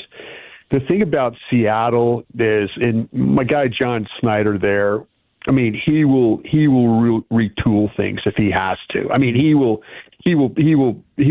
get rid of guys. He'll keep guys. He'll draft. He's gotten so much better at doing this, and so I think Seattle's a team you're going to have to deal with. But yeah, it's if you're a Seahawk fan, you do in the back of your mind have to say, all right, we've seen our quarterback play at a really, really high level all year. Is this the game that he turns into the pumpkin? And and that's the thing you got to worry about the most. And the one thing is that we'll see how, in fact, New England plays. Jackson Smith and Jigba. Christian Gonzalez is a tremendous weapon to have in the back pocket. And, if they can control the run and then force Sam Darnold to have to make a lot of throws, like I say, I think both teams, New England, how are they going to block on that left side? That's been a problem for them all playoffs, and they've managed to survive it. And, there's just so many things that can factor in, but I wouldn't be surprised if a special teams play is the one that turns this game around for one team or the other. All right, Brian, look, we're up against it, but I want to ask you at least one other question, too. So who do you have winning real quick? Who do you have winning in the game? What? I'm actually pulling for New England, and I have dogs in both fights. Because, you do. Because of Elliott Wolf, and his father hired me in Green Bay. He's the GM at New England, and then John, of course, my intern in Green Bay as well at Seattle. So I'm really I'd love to see New England win this thing, because I just feel like, though, I'm a big Mike Vrabel fan. Yeah, absolutely. I like the way he coaches, and I like the respect he shows to people around him. All right, real quick. Again, I thought you guys did an incredible job. You guys do the best in the business when it comes to interview. A lot of fun. Yeah, a lot of fun. But one thing that stuck out to me, and again, I'm a weirdo like this. Little non sequiturs catch my attention, and I thought it was rather telling. His silence was deafening when your boy Gavin asked Jay Glazer about George Pickens. Yeah. Look. Yeah, and Jay knows. Okay. Jay's plugged in. All right. Jay. It's not that Jay doesn't know, but Jay didn't want to say, and it just feels like to me that long silence where he said, "I don't know." A, I don't buy it, and B, I feel like there's more to that than what he's saying. Which, look, I get it. Everybody's got their brand. It feels like this thing isn't a slam dunk that George Pickens is going to be back as a Dallas Cowboy. Well, last night, and I talked to Adam Schefter. I sent him a text message because he put out last night that George Pickens is going to get the franchise tag. Okay. And then I reached out to somebody at the Cowboys, and the answer was, man, we got a lot going on here. Yeah. And that was from the Super Bowl. And then I talked to, Jay Glazer, just to give your listeners a little backstory, Jay Glazer and Stephen Jones and Jerry Jones are best friends. Matter of fact, Mike McCarthy got the job here in Dallas because of Jay Glazer. Oh, wow. And that Jay Glazer has that kind of influence over Stephen and Jerry Jones. Wow. So with all that being said, his silence was very, very telling. Yes. Now, with Glazer's silence and then Schefter coming out, Schefter got out ahead of this and said there's going to be a tag situation. Again, your boy Broadus tried to follow up with one guy who would know. He says, we got a lot of things going on here right now, Brian. So that was what that answer was. And then we'll see. We'll see how it all plays out. So what's that tell you? What's that tell you? What's your gut tell you? I told Schefter, I said, well, this should be an interesting offseason here. And he goes, indeed. So here we are. Brian Broadus, the best in the business. What's the latest on your internet? What's the latest on your Twitter? Have they fixed it yet or what? No, you know what? I went through the premium account here, and they're trying to kind of work on it. I haven't really heard back. I mean, I heard back, hey, we're working on it. I hope the best. I mean, the fact, and listen, I've worked on that Twitter account since 2011, and I feel like that's kind of where the people who follow me know me and stuff. I know I'm working over on Crown Global Media right now. If you want to follow Shout out me to them. there, and I'm interacting with folks there. It's Crown with no O. It's Crown Global Media. Okay. And so, but I'll let you know. But yeah, I feel like I'm letting people down. It's been inactive since December 8th. I was going to say, it's been at least a month or two, hadn't it? Yeah, December 8th is the last time. And listen, if you ever get the notice, if you're one of those folks that have Twitter and you get the notice that something's been changed, react immediately. Okay. Don't wait till the break like I did to try and fix something. That's what happened, and that's how I got hacked. And so here we are. All right, Brian, look, we love you, big man. Thank you for taking some time out of your day. Enjoy the Super Bowl. That. We'll see you tomorrow, big man. Thank you, man. You guys continue to fight the good fight. We'll talk to you soon. You know we will. That is the one, the only, the Super Bowl winning scout himself, Mr. Brian Broadus. All right, coming up next, let's. You got some props? I do got you got some props. Super Bowl props? I got them. All right, so our boy Eric Casares, we will reset where we're at with the Super Bowl. We are T-minus 2 hours and some change away from this Super Bowl getting underway. Because I'll tell you what, you guys know I am not afraid to blow through a break. Pause. However, that being said, when 4:55 hits, we're 88 out the gate. Okay, we are 88 out the gate. Eric, Jet, and I will be getting in the whips, and we will be hightailing it to our respective households so we can be in front of our televisions when this thing gets underway. But it's always fun when you got a little juice, a little action. Now, if you got a problem, 1-800-BETS OFF. Okay, boom. But if you got a little discretionary income, maybe $10, maybe $20. Okay. Eric's going to tell you where you can make some money today. Don't go anywhere. Sean and RJ, the KNC Masterpiece, G-Bag Nation, and Fan After Dark. Live and local. Turn it on and leave it on. 105.3 The Fan. And our Odyssey, iHeartRadio, and TuneIn apps. Good news. Frontier is joining Verizon, making it easier than ever to connect and save at home and on the go. And now, Frontier customers who switch to a Verizon mobile plan could get our best offer ever. 4 mobile lines for just $20 per line, and 4 powerful iPhone 17s with no trade-in required. Visit Verizon.com/Welcome Frontier to learn more. $20 per line after $40 monthly promo credit applied over 36 months. In times of congestion, unlimited 5G or 4G LTE may be temporarily slower than other traffic. Domestic data roaming and 2G speeds. Additional terms apply. Hey, it's Tony from East Dallas Diesel. And if you're tired of the big box dealership runaround, I get it. At East Dallas Diesel and East Dallas Motor Cars, we do things differently. You're not just another number. You get concierge level service from start to finish. We make the process easy, from finding your perfect ride to fast financing and same-day pickup. You can even start everything online and be in and out in under an hour. No games, no hidden fees, just good people and great cars. Check us out at EastDallasDiesel.com or EastDallasMotorcars.com, where custom comes standard and service actually means something. This Valentine's Day weekend, skip the chocolates and take a dog on a date. Dallas Animal Services invites you to give a shelter pup a doggy daycation, a day of fresh air, fun, and affection. Take photos, make memories, and help a deserving dog stand out for adoption. Participants must be 18 or older. Reserve your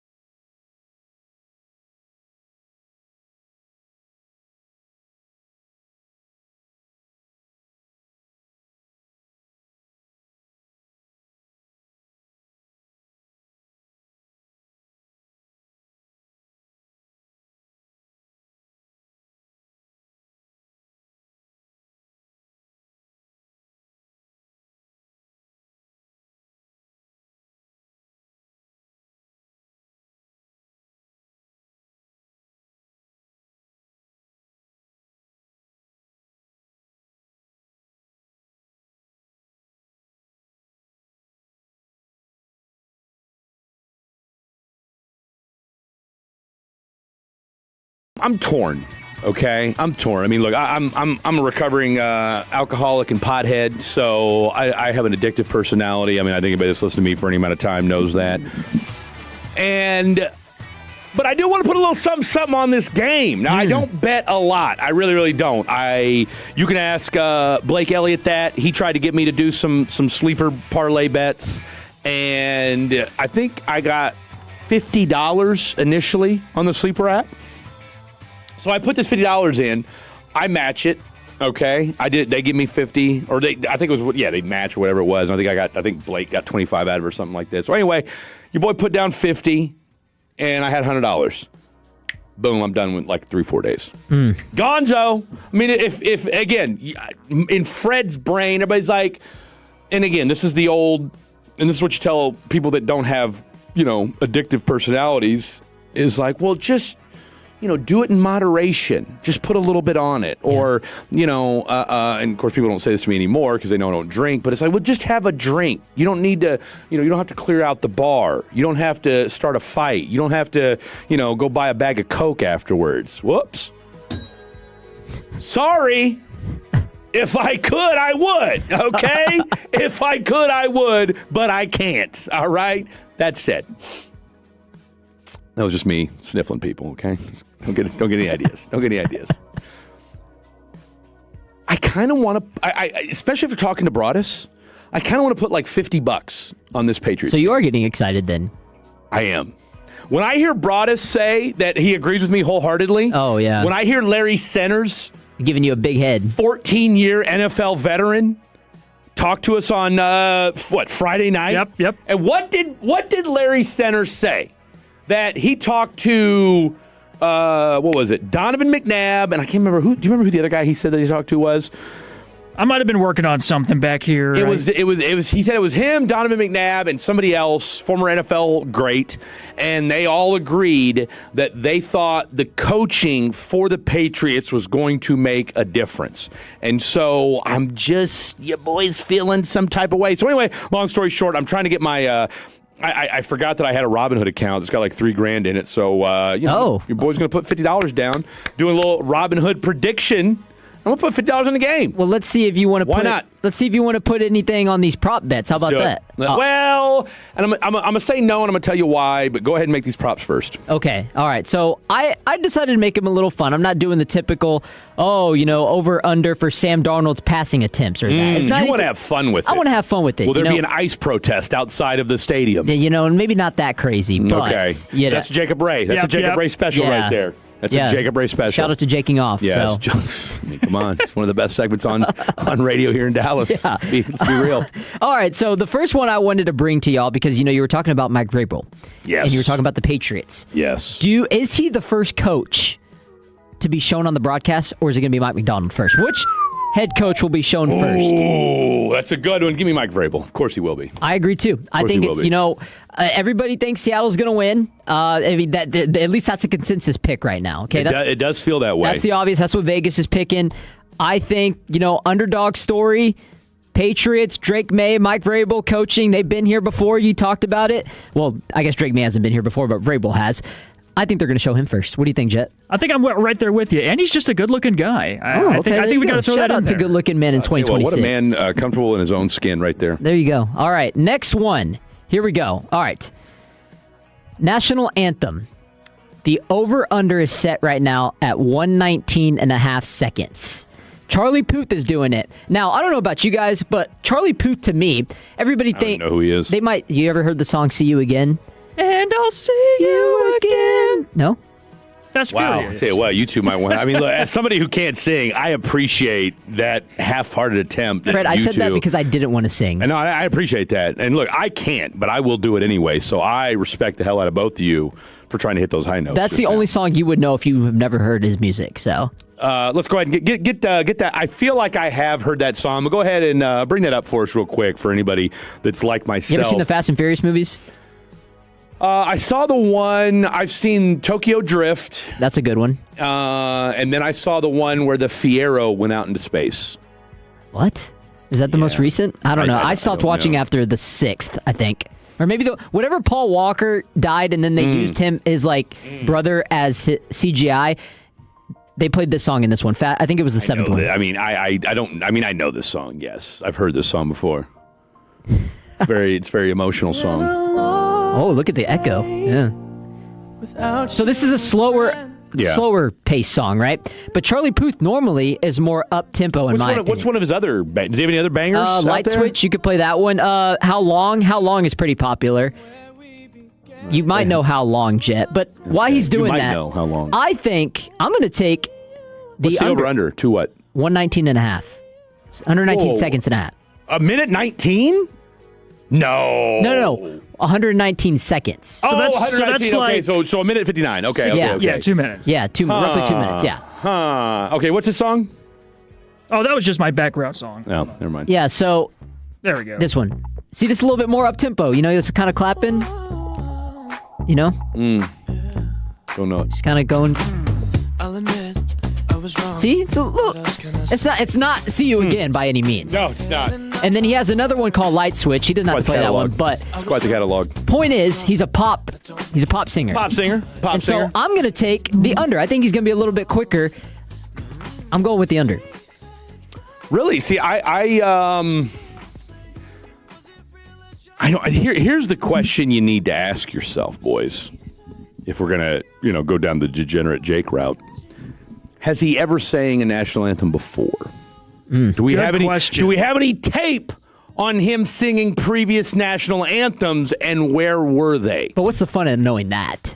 I mean, do we not look up stats before we decide what kind of bets we're going to make? That's true. Okay, that is true. I mean, I want because look, if you told me the last 2 times he's done it, he's sang it in 2 minutes and 10 seconds, then you're taking the over. I'm taking the over all day. If I look. Are we trying to win money or not? We trying to win money? Fair enough. Okay, you're right. Okay, how about this? Next one, Gatorade color on the winning coach. You can never go wrong with that prop. Yeah. I'm a huge fan of that prop. Now, the favorite right now is orange. Oh. And since 2001, orange is the most frequent Super Bowl Gatorade color.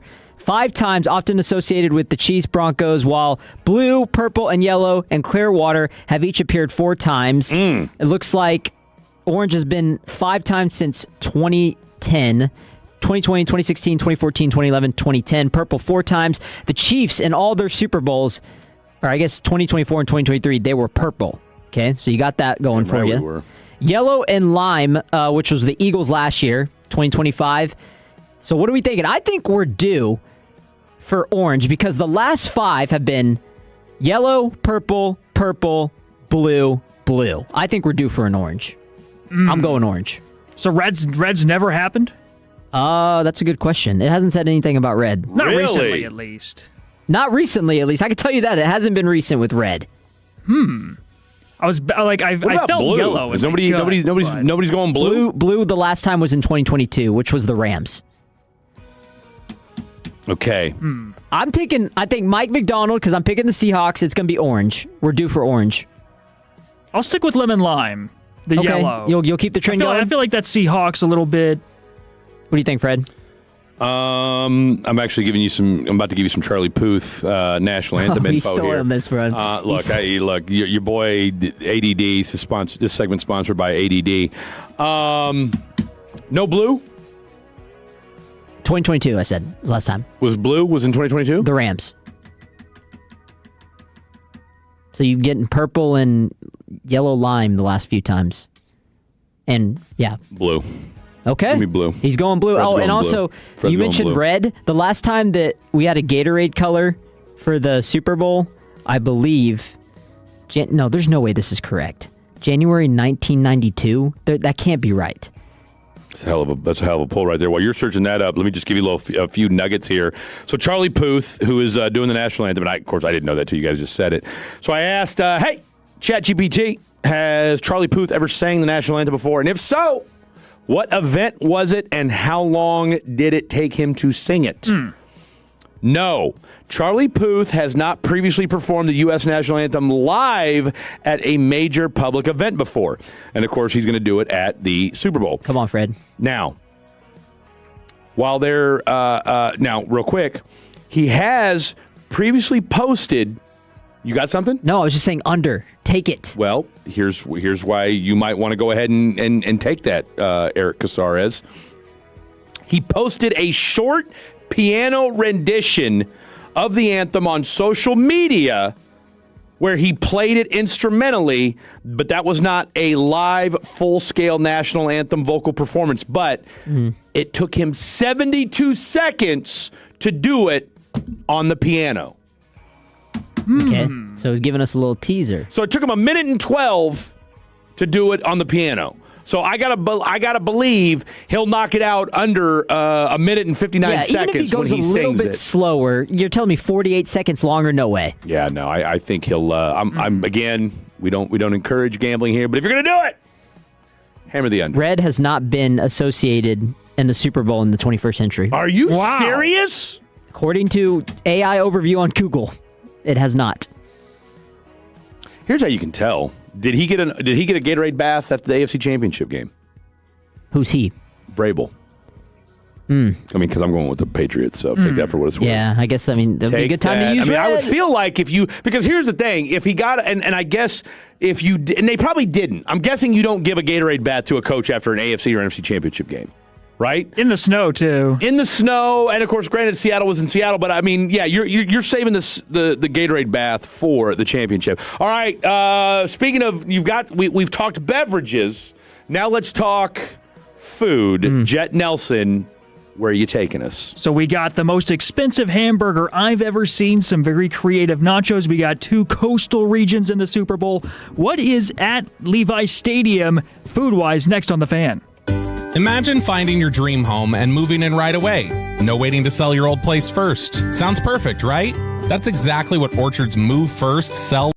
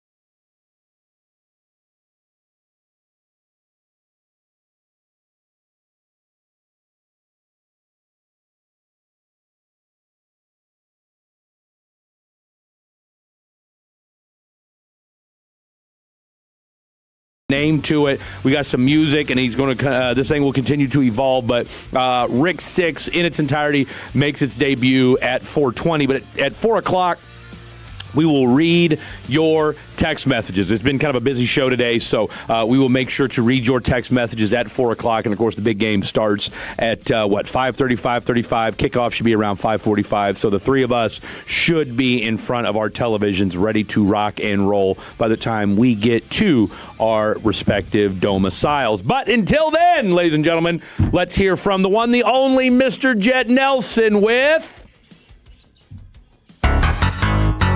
There you go, Captain. Topped off with the finest jet fuel in Prop Wash Junction. What about this one? Butylated hydroxytoluene. A good rule of thumb is not to eat foods that share ingredients with jet fuel. It is none other than Jet Nelson. I have jet fuel in my blood. Welcome in to another edition of Jet Fuel. My name is Jet. That's Fred and Eric. And we just all love some food. I don't think anyone here can deny that. We all love to eat. We're pretty good at it. I do. And the Super Bowl has a very nice lineup of foods. I got 6 things here. It's an article from Fox News if you want to follow along. And it starts us off pretty strong if you guys are ready. Let's start with the LX Hammerburger. LX meaning for Super Bowl 60. Yeah. In Roman numerals. It leans hard into the Super Bowl's appetite for big, meaty, and it's a spectacle. The massive shareable burger features a 3.5-pound fall-off-the-bone braised bone-in beef shank topped with roasted mirepoix demi-glaze and a Point Reyes blue cheese, served on a house-baked brioche bun. The burger is intended to serve 4 people if they're willing to split the $180. Wow. It costs to buy the burger. What's this thing called? It is called the LX Hammerburger. And you said it's 100 and how much? 180. Oh, man. 180. So 4 people sharing it. Yep. Yeah, I'm interested to see how that blue cheese would taste on a burger, you know? But I'm wondering, it says fall off the bone, so you're going to have to pull this bone braised the shank out of it, yeah. And I'm looking at it right now. It doesn't really look like a burger. No. It's going to be hard to get your mouth on it. Whoa. Pause. Go ahead and, I was going to say, go ahead and... Big pause there. I love the evolution of Jet Nelson continues right before your ears and eyes, ladies and gentlemen, because my man hit you with the pause right after saying that. I'll tell you where you lost me at, boys. Blue cheese. Yeah, see, that's my biggest question mark, too. Never really got around to blue cheese either. First of all, do you really want to eat anything that smells like feet? Not really. No. Okay? No. I mean, I'm a ranch guy, and I'm not a huge ranch guy. Like, look, if you're going to have, veggies, what are they? Celery and carrots, with your wings. Yeah. Dip it into a little ranch, a little Hidden Valley. Oh. You know. Mm-hmm. But blue cheese? No. It's just weird. It's disgusting. It's just not what you want, especially on a hamburger. Looking at the picture, it just looks gross.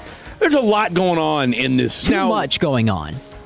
And is that what's this mirepoix demi-glaze? I hardly know how to pronounce that. I'm hoping that's just a meat accessory. It's the XL Hammerburger. I don't know. A bone-in beef shank. And is it worth the price too? Almost $200. Well, here's the thing too, though, boys. If you're going to the Super Bowl, you got $180.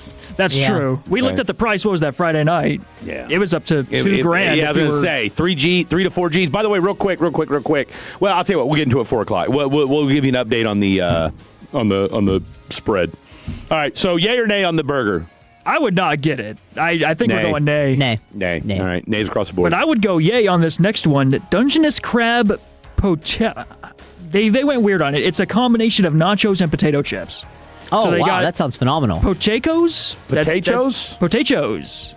That's what they got here at number 2. The $40 shareable riff on nachos layers fresh Bay Area crab over hand-cut Kennebec potato chips. Now that looks scrum-diddly-umptious right there. That looks pretty solid. Looks like you get a little sauce on the side, too, to kind of spice it up a little bit there. I've always been a crab guy. I can go for some crab.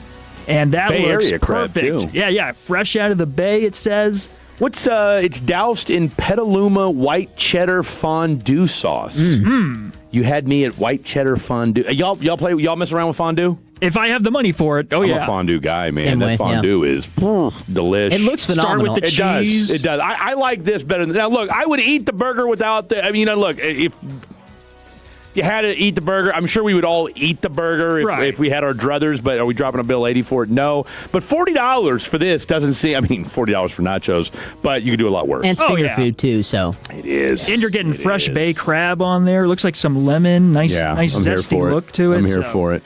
Number 3, the Chinatown dog. Classic foot-long hot dog gets a Bay Area remix with the Chinatown dog, which layers Chinese hot mustard, char siu pork, sriracha, and shredded yellow daikon on a charred grilled all-beef hot dog. So give that one a look. It's definitely not what we're used to, but nothing is turning me down from it. All right, Eric and I are trying to find a picture of this Chinatown dog. It almost looks like the char siu pork almost looks like sautéed onions, but I know it's a type of meat. Okay. You said it's a foot long? I think that's what it says here. Classic foot long hot dog. I thought that looked familiar. Anyway, I digress. I see what you did there. It looks good to me. Yeah, I'd have to try. Maybe I should stop. I'd have to try daikon. I hope I'm pronouncing that right for the first time. It's already made with pork. Why not? the dog, so add some pork on there. Oh, we can't be trusted. All right, what's next? Number 4, the San Fran Sticky Roll. Take that with a grain of salt. Take that with a grain of salt.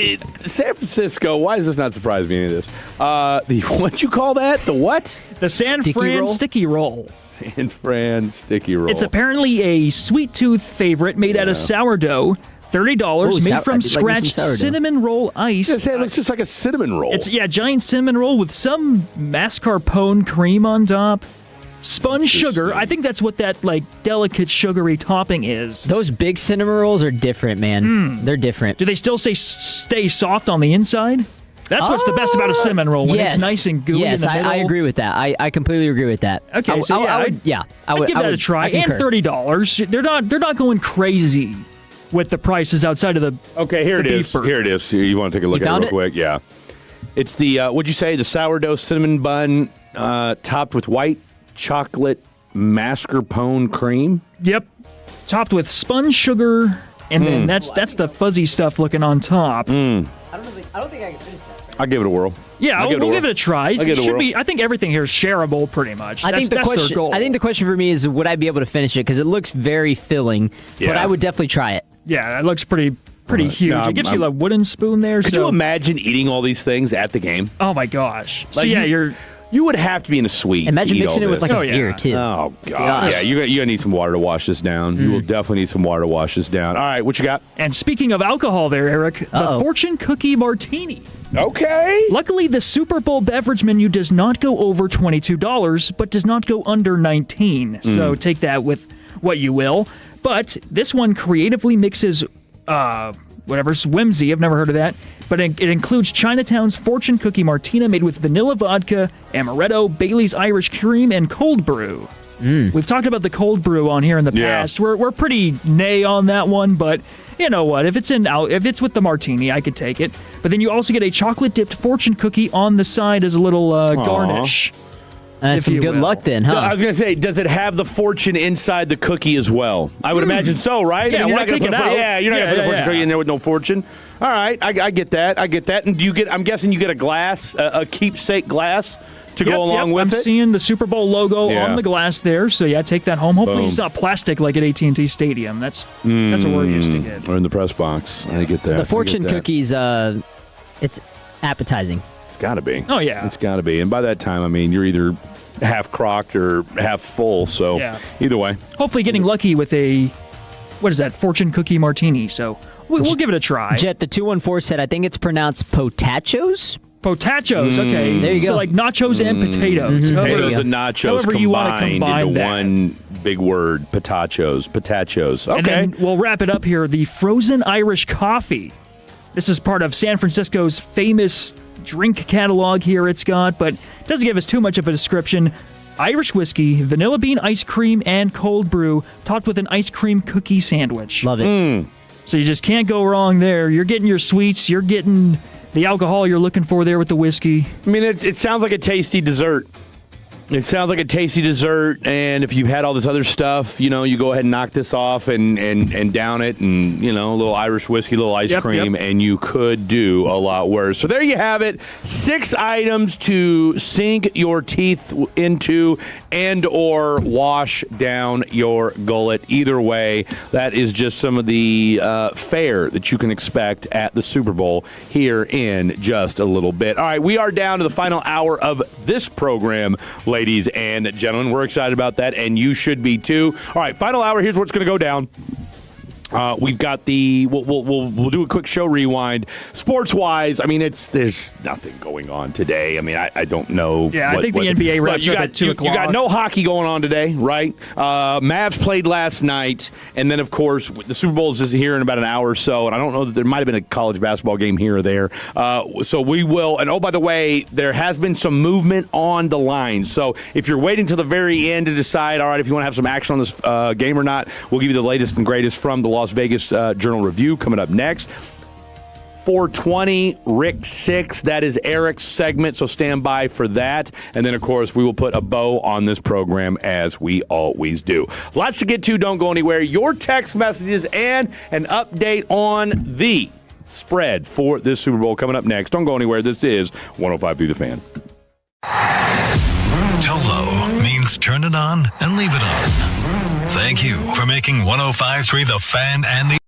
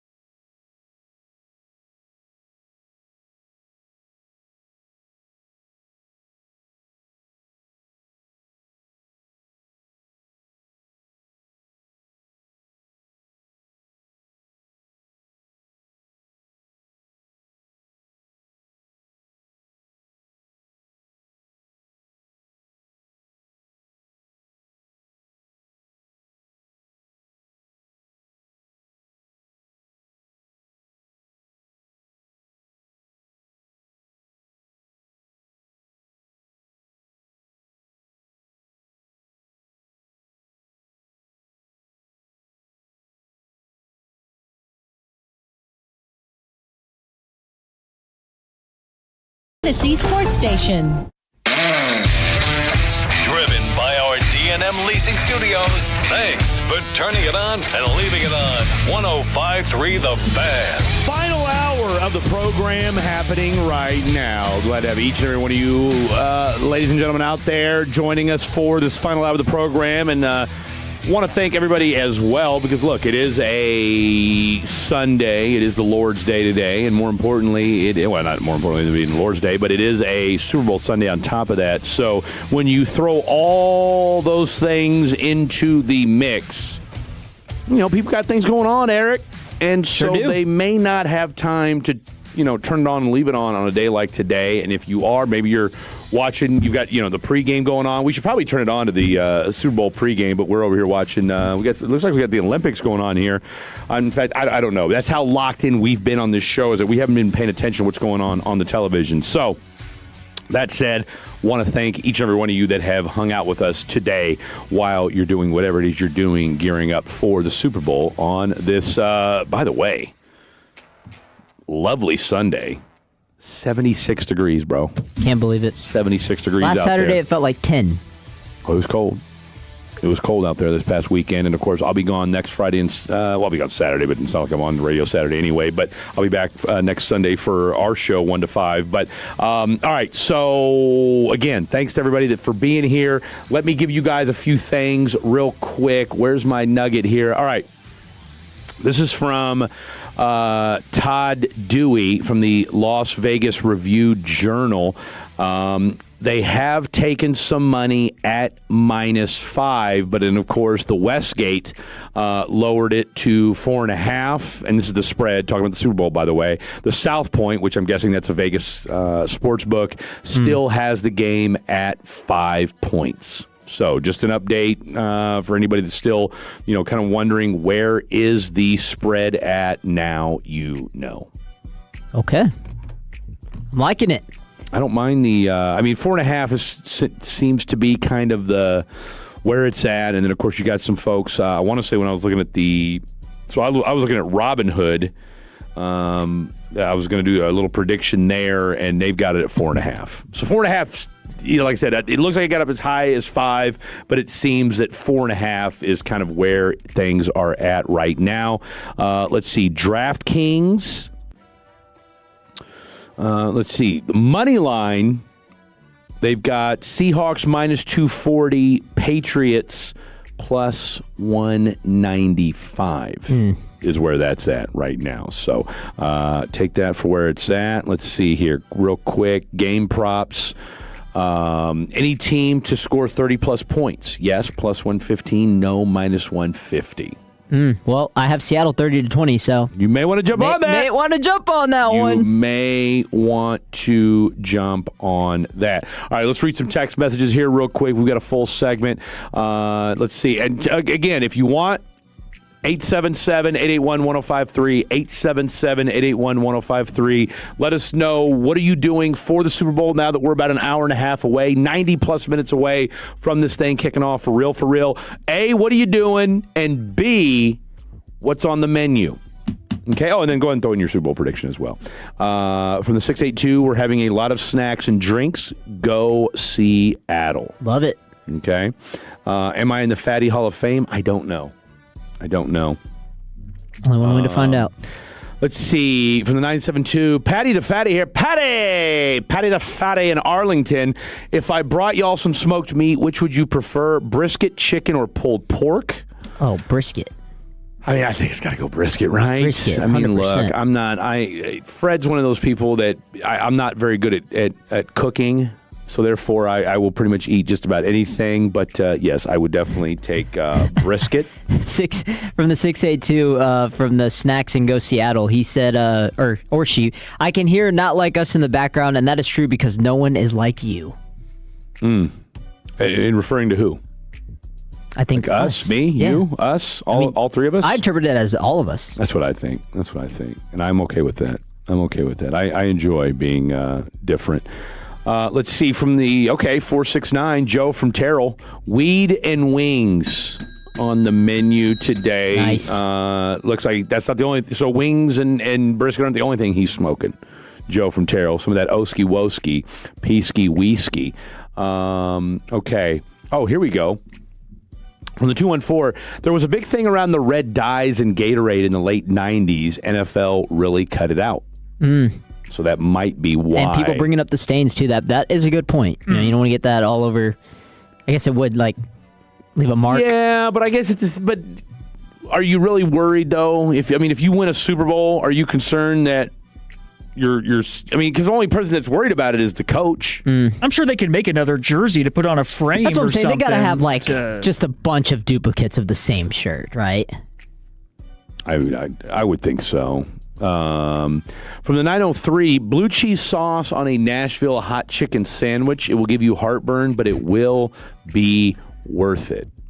See, I don't know if I agree with that. I don't either. I just blue cheese to me is like you said, if it smells like feet, we ain't eating it. Yeah. From the 940, thanks for the Super Bowl menu review. Got to cross subtle bleep joke off my Super Bowl bingo card. There you go. Glad we're here for you. I mean, look, it's been a long show. Let's see. Here we go. Another 940. Super Bowl, I fear Patriot defense is on the field too long, gets worn down, and Seattle scores 2 or 3 touchdowns later in the game. Wow. I don't hate that breakdown. I really, really don't. But if you're New England, you need to get on the board soon, and that's the one thing that and again, I think that's where I think people have crapped on Derek May. I think people have crapped on Drake May so much that they forget, he did have a good regular season. I mean, he didn't end up as the, runner-up to the what am I trying to say here? To the MVP by accident. You know what I'm saying? Oh, yeah. So, he is due for a bounce-back game, but to your point, I mean, is it going to be against this Seattle defense that's been pretty dadgum good? Yeah. All right, and that's kind of... Now, I don't know if we've seen a prop yet. What's the Stephon Diggs prop? Well, his 6.5 I think catches? yesterday, Khaki Kev was saying that it was his reception was 6.5. See, I think it was too. Which is, you're telling me Stephon Diggs is going to have 7 catches. He's got a pretty dang good night. Now, well, here's a question though. I mean, are they check downs? Yeah. Are they a bunch of wide receiver screens? Yeah. Bubble stuff, that type of thing. I have to wait and see. Let's go to covers.com and see what they say. I'll have to fill it out. Fill out the game for sure. Let's see. Okay, according to Kalshi, and do what you wish with Kalshi, under 45.5 over under 45.5 receiving yards for Stephon Diggs. That seems kind of. Seems low. Seems low. Here's the thing. He's the number one guy. Now, again, he didn't have a great game against. I don't think he was. What did he do against? He didn't do much against Denver. Now, granted, nobody did. Yeah. And he did have 4 catches and a touchdown. I believe against. Yeah, he had a touchdown against the Texans in that second game. So, and Booty had an amazing one, too, the one-handed one. Well, not only did he have a great catch, but that was a dime of a throw, too. Let's see. So just some real quick parlays here that they're putting together on Kalshi. Stephon Diggs, over-under 45.5 receiving yards. Drake May, over-under 223.5 receiving yards. And Hunter Henry, 39.5 receiving yards. That seems like a lot of passing yards. I think they're going to run the ball a lot. I really, really do. I think you're going to see a lot of TreVeyon Henderson. I think you're going to see a lot of Ramondre Stevenson in this ball game. I think that's what if you're New England, you're trying to set the tone early with the run game. I got something interesting for you, Fred. I want to hear. So we're talking about Stephon Diggs, right? This whole entire postseason, through 3 games, so the Chargers, Texans, and Broncos, he's had combined 12 catches for 73 yards, 1 touchdown. And his longest reception, only 14 yards. Not great. So real quick, run that by me one more time. So in this 2026 or 2025, 2026 postseason, 3 games, 12 catches, 73 yards, 1 touchdown, and the longest reception was 14 yards. And what was it? And really, because of Denver, I don't think he did much of anything. Denver, he had 5 catches for 17 yards.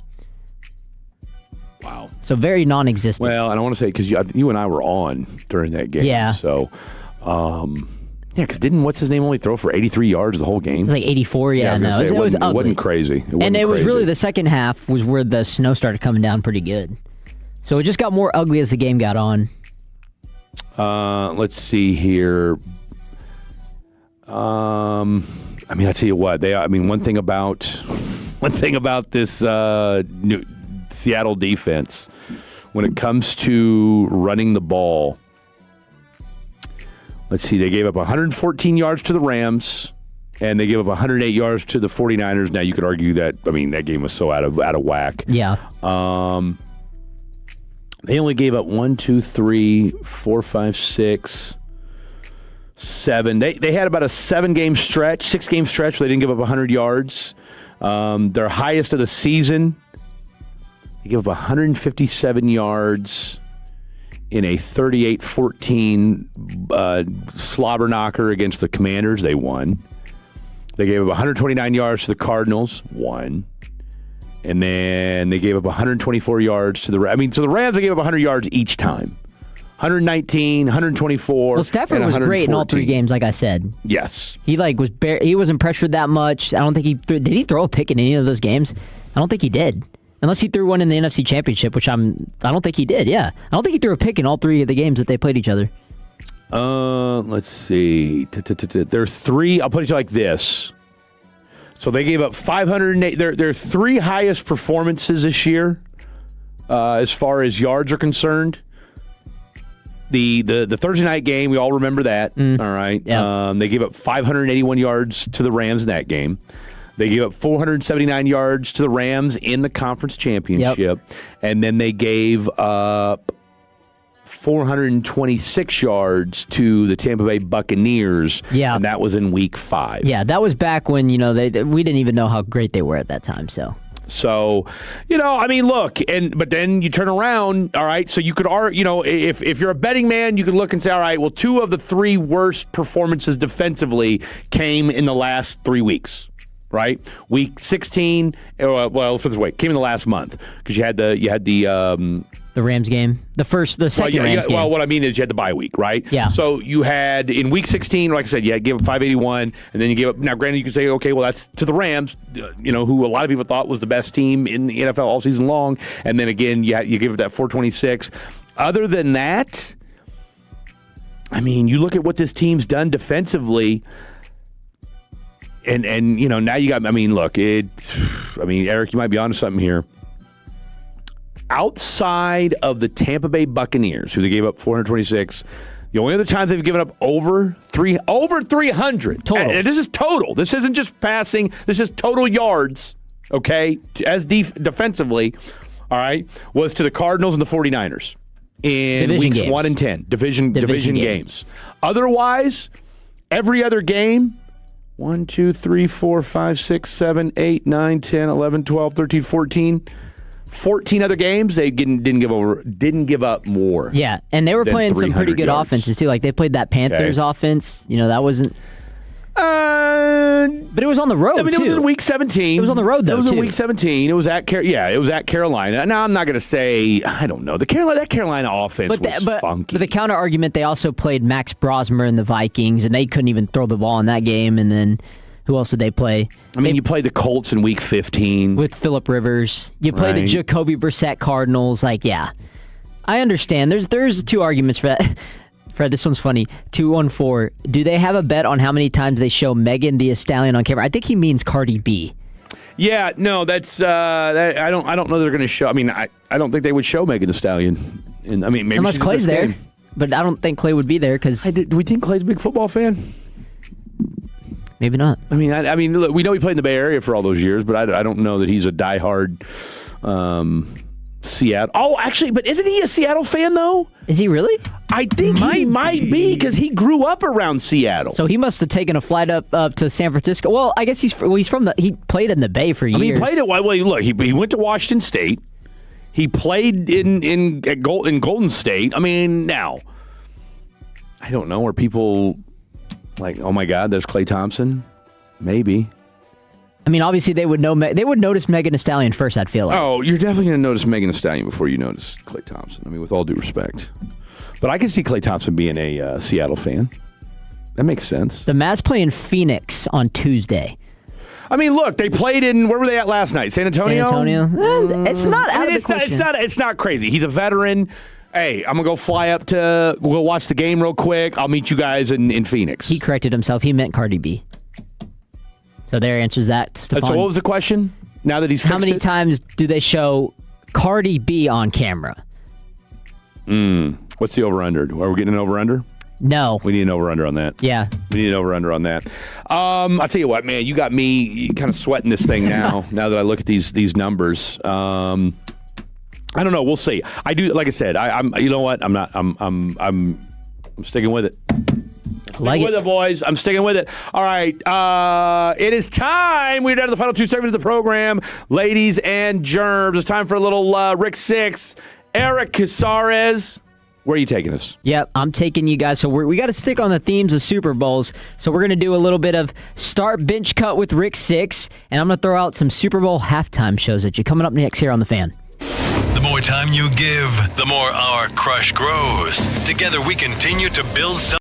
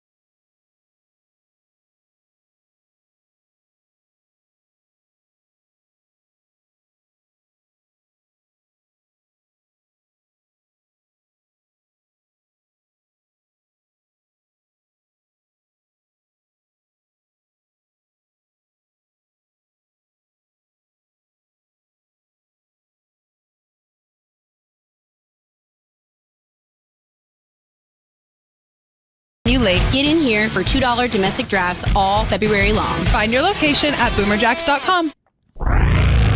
This segment of The Fan is brought to you by the personal injury lawyers, Frankel & Frankel. If you have been injured in a car or truck wreck, call Frankel first, 214 or 817-333-3333. With Frankel & Frankel, there is never an out-of-pocket cost. They only get paid when you win. Frankel & Frankel, the go-to car and truck wreck attorneys in Dallas. Final two segments of the program here on Super Bowl Sunday. Hope everyone is getting ready for the game. We are about an hour out, a little bit over an hour out, T-minus 70 minutes, give or take, on Super Bowl LX, which I have now mastered the Roman numeral of Super Bowl 60. Can't wait to get it going. 877-881-1053. Be sure to text in and let us know y'all Super Bowl plans, final Super Bowl predictions. We'll be here up until about 4:55, and we're going to be on out of here because we are getting ready, and we got to get home and get ready for the Super Bowl. But first, Fred, I'm so glad that we finally have a name to the segment. Because, glad you do too. You know, and I'm glad you do too. And shout out to the Tolos, man. I mean, they were giving me some good names last week. I kept them all into consideration. But it ultimately came down. Ultimately, you said, you know what? F all y'all. I'm going with my own ideas. Now, I will say, I don't know who ended up giving me all the names, but I will say that my favorite one out of the list was the EMC experience. I thought that one was a pretty cool one. That's right. Somebody did throw that in last week. I do remember that. So that was pretty cool. But ultimately, I decided with Rick 6, just because it fits everything that I had been doing since COVID. So be sure to check out Rick 6 podcast on Spotify if you want to hear me yap more outside of just 105 through the fan. Much appreciated. Let's go ahead and get on into it. Rick 6 today, we are doing start, bench, cut, Super Bowl halftime performances. Let's get it going. All right. So, Fred and Jet, I'm going to throw in some recency bias on you here. All right. So we're going a little recent. Within 2021, we got Rihanna when she was pregnant. I know Fred's got some love for her. Damn right I do. We got 2025 Kendrick Lamar. Are you a Drake fan? You probably don't like this one. And then we got 2021 The Weeknd. He did all those duplicates of himself. That was a pretty cool one, too. Oh, yeah. All right, we'll start with you, Fred. What you got? Rihanna all day. Starting Rihanna. Oh, give me start Rihanna. Give me bench The Weeknd and cut Kendrick Lamar. You weren't a fan of Kendrick? I didn't think his Super Bowl MVP. I mean, I wasn't enamored with his. I mean, it didn't really do a whole lot for me. So what was it about Rihanna? Like, do you think if she wasn't pregnant, it would have been as good? Absolutely. I don't think anything. I mean, her being pregnant had nothing to do with it for me. I thought she was fantastic. Okay, fair enough. All right. Plus, I like Kendrick Lamar's earlier stuff, which he didn't do much of. Kid, Mad City was one of the best. Like, and look, I appreciate Not Like Us, but I'm sorry, but that song got played out. Yeah, by the time the Super Bowl came around, it was overplayed. It was overplayed, and I get it. His impact on this generation, which I want to say he's almost damn near 40 years old, Kendrick Lamar.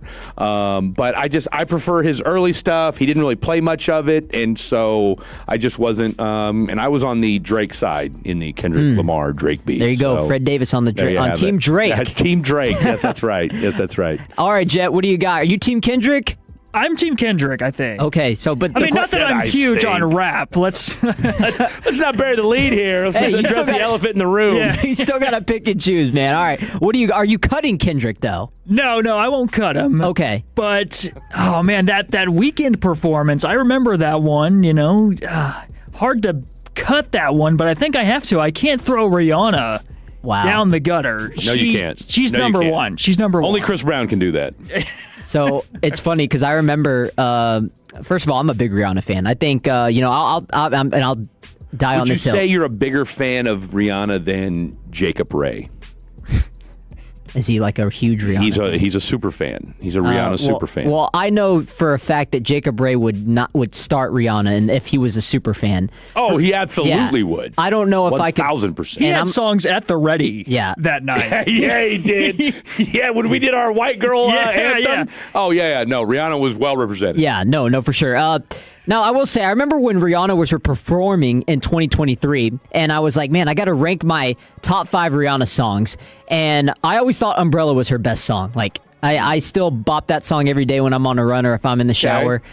Guilty as charged, I'll play it. But the thing is, with her performance, it's not that I thought she did bad. I don't know. I expected more, and I also had a bad experience that day with the Super Bowl halftime show, which I don't.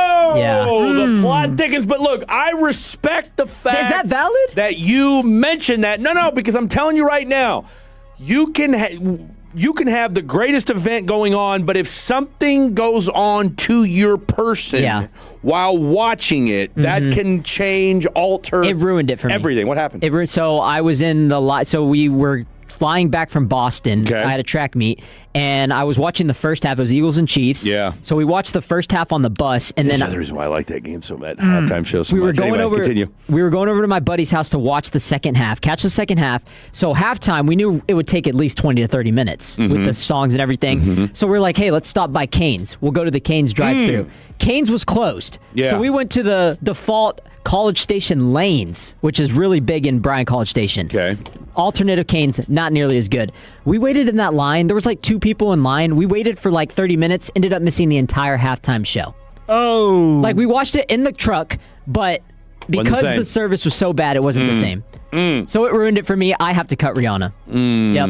I'm starting the weekend. You're letting some nondescript wannabe chicken place affect your Rihanna. Yeah, because the fandom. chicken was trash too. That's not Rihanna's fault. No, it wasn't. It's not Rihanna's but fault. It ruined it. And I'm cutting Kendrick Lamar respectfully. Okay, so wait, you're cutting Kendrick Lamar?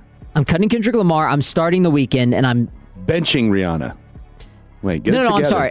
No, you're right. Thanks for the correction. Get it together. I'm benching. This is your segment. This is your segment. You got me on a loophole with the chicken, bro. It's the chicken. That's how much it hurts you, is that it to this day, even when you think about it, it still gets in your craw. Yeah, I'm benching Kendrick. I'm starting the weekend. I'm cutting Rihanna. Hate to say it. Hate to say Can't it. do that. Kick in the crotch, boys and girls. What say you, Jet Nelson? My final will be start Rihanna. Okay. Bench Kendrick. Cut the weekend. Wow. Okay. Everybody's represented, though. Yeah. Every single person has been represented in this triumvirate. I like it. Well done. All right, next one. 2017 Lady Gaga. Okay. 2004 Janet Lady Gaga. Jackson. Lady Gaga. Is that how I said it? I think it's Gaga, but you said Lady Gaga. I'll take a new interpretation. 2017 Lady Gaga. I'm going to tell you right now, I can't stand Lady Gaga. Lady Gaga. What's up with them uniforms she's wearing, Lady Gaga? She could pull off anything. 2004 Janet Jackson. Okay. So we talked about that yesterday, the wardrobe malfunction incident. Love it. And then 2013 Beyonce. So we got some heavy hitters with this one. I mean, for me, it's no doubt, no brainer. I'm starting Janet Jackson.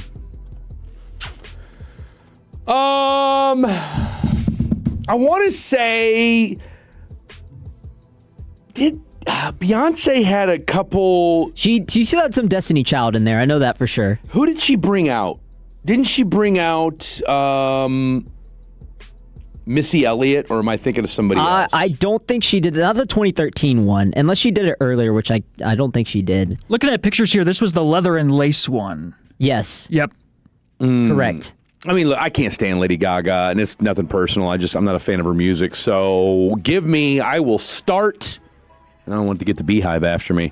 I will start Janet Jackson, who is my GOAT. Thank you very much. I will bench Beyonce, and I will cut Lady Gaga. What do you think, Jet? I think I can't start Janet Jackson. I was 1 when that happened. I need to just sit down and watch it one day. Is it worth my time? You just have to. Well, she had the she had the Nipplegate, right? And she had our boy Justin Timberlake was on that Super Bowl as well. So maybe I gotta get permission and go watch it. The catalog. Let's not overlook the catalog. Yeah. It is Janet Jackson. Mm-hmm. So I think I gotta start Beyonce then. Okay. I'll bench Janet Jackson, and I even forgot the third one. What was the third one?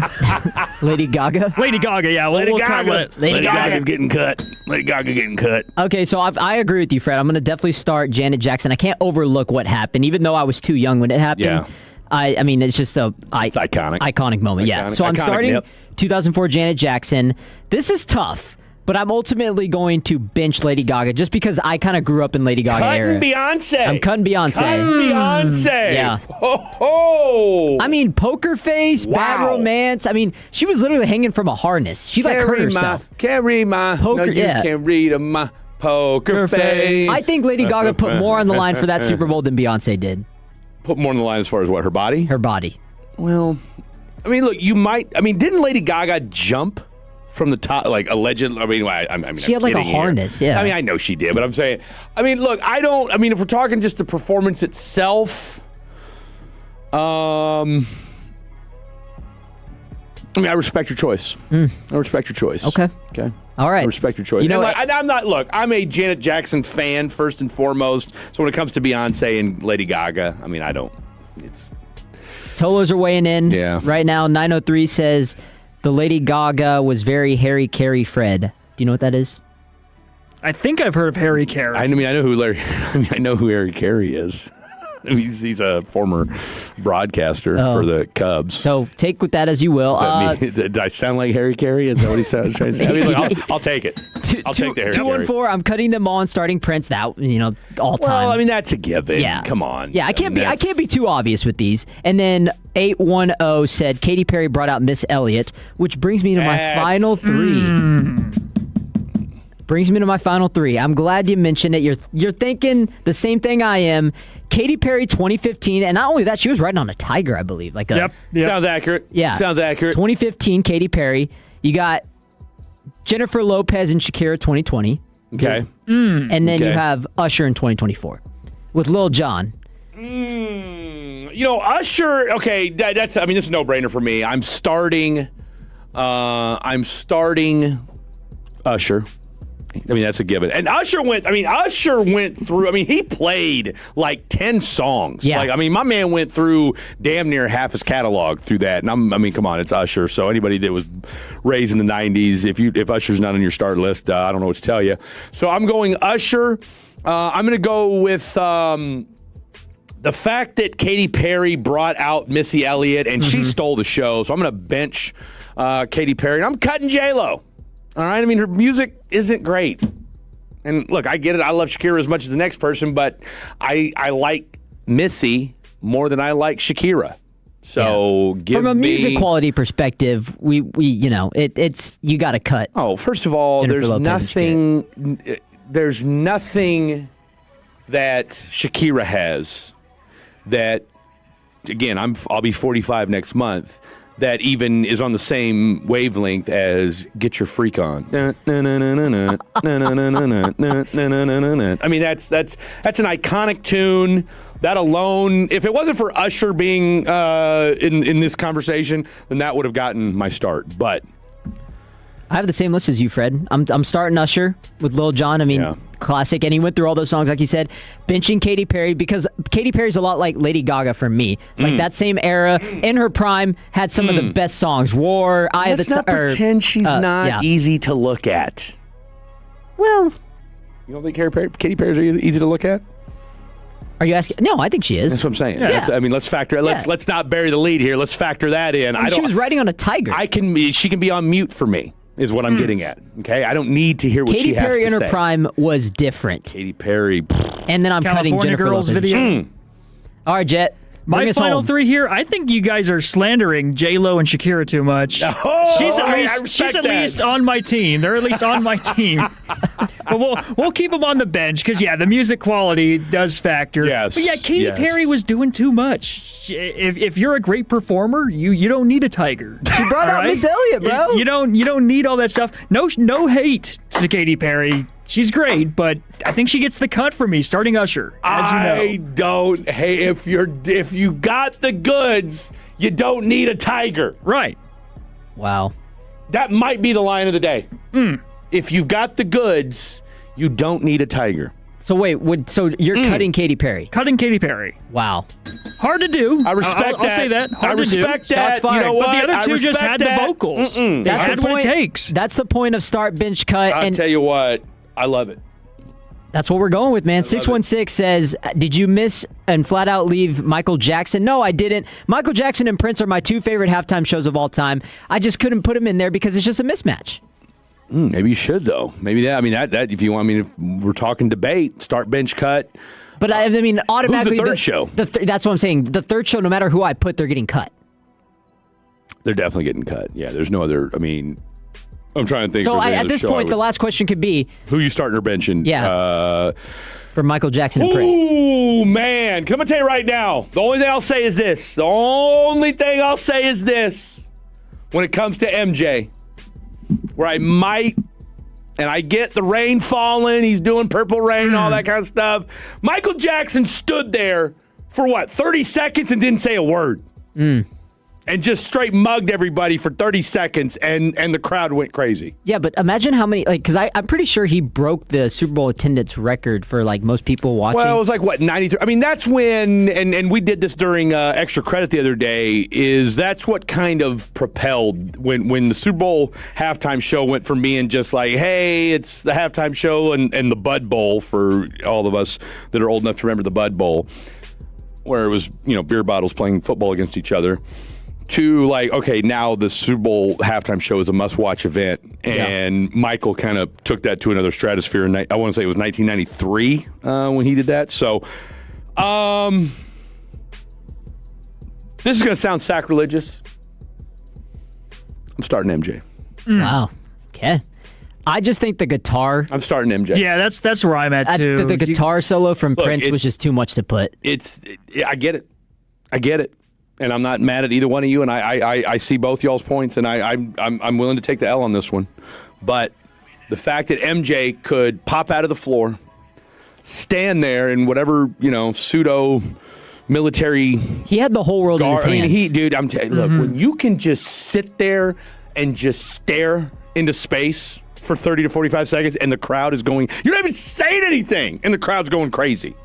Tells you all you need to know about. That's it. The last thing I'm going to say. We'll never see that again. No, that's what I'm saying. If we can get that in 1993, imagine if Michael Jackson was as big as he was then in today's age.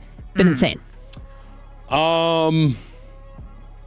That's hard to say because I mean we were so saturated with social media and followers. I mean, I just to your point, I don't know that we'll ever see anything like Michael Jackson ever again. And before everybody starts diving into the off the field stuff, as a performer, I don't know that we'll ever see anything like that again. All right, final segment of the program, 877-881-1053, 877-881-1053. Final segment. If you've got any last-second predictions and or anything you want to get in before we get the hell out of here, you better do it, and you better do it now. Don't go anywhere. All right, real quick, if your heat or AC is running too much, no matter the weather, I can tell you what the problem probably is. It's your windows. When window insulation fails, your heat leaks out in the winter, your cool air disappears in the summer, and you're left paying the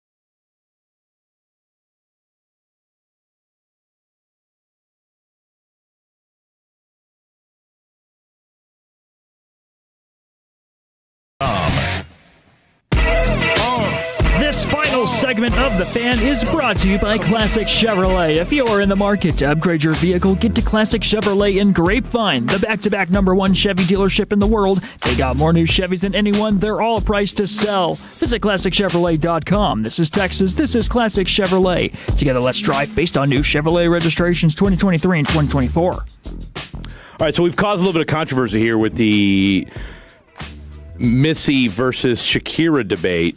And look, I get it.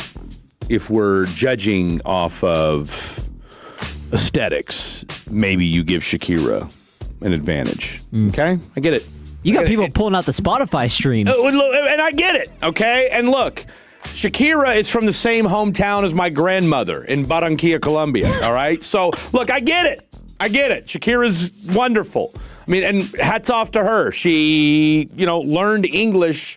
Didn't even really know how to speak English when she did her early songs in English, right? I mean, was learning how to speak English as she was going along, right? So I get that. And from a global perspective, I will defer to Shakira. That said, to a white boy from Topeka, Kansas, all right,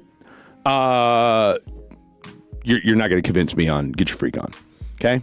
You're not going to convince me otherwise on, because I'm going to tell you right now, go to any club. And look, you know what? Let's do the club test. Let's do the middle-aged person, and you don't care, white, black, Hispanic, whatever. Let's do the middle-aged person test. You go to a club or a bar, and you play Hips Don't Lie. Oh, yeah, people get crazy. People dance. Yeah.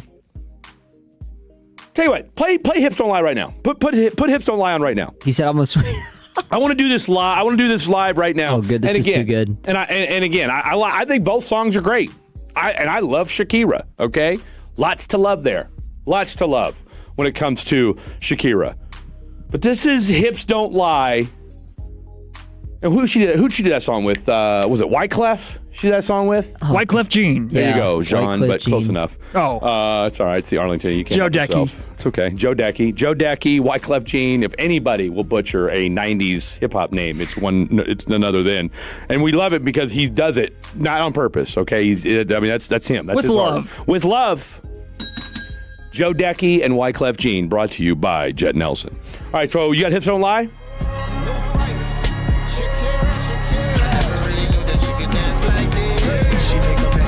Do you have the bed music still playing too? We hear the first-person shooter still? Yeah, you got something else going on. Yeah. Yeah, we had something That should else. fix it. Okay, go ahead and play try it it again. Here we go. Oh, here we go. Okay. All right. I mean, let's Spotify this 2 billion times. Great song. What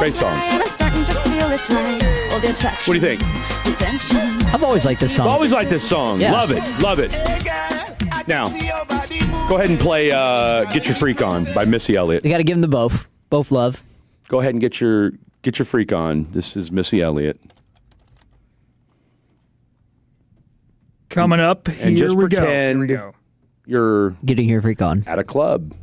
Say you're in the car, hanging out with friends. I forgot how this song started. I mean,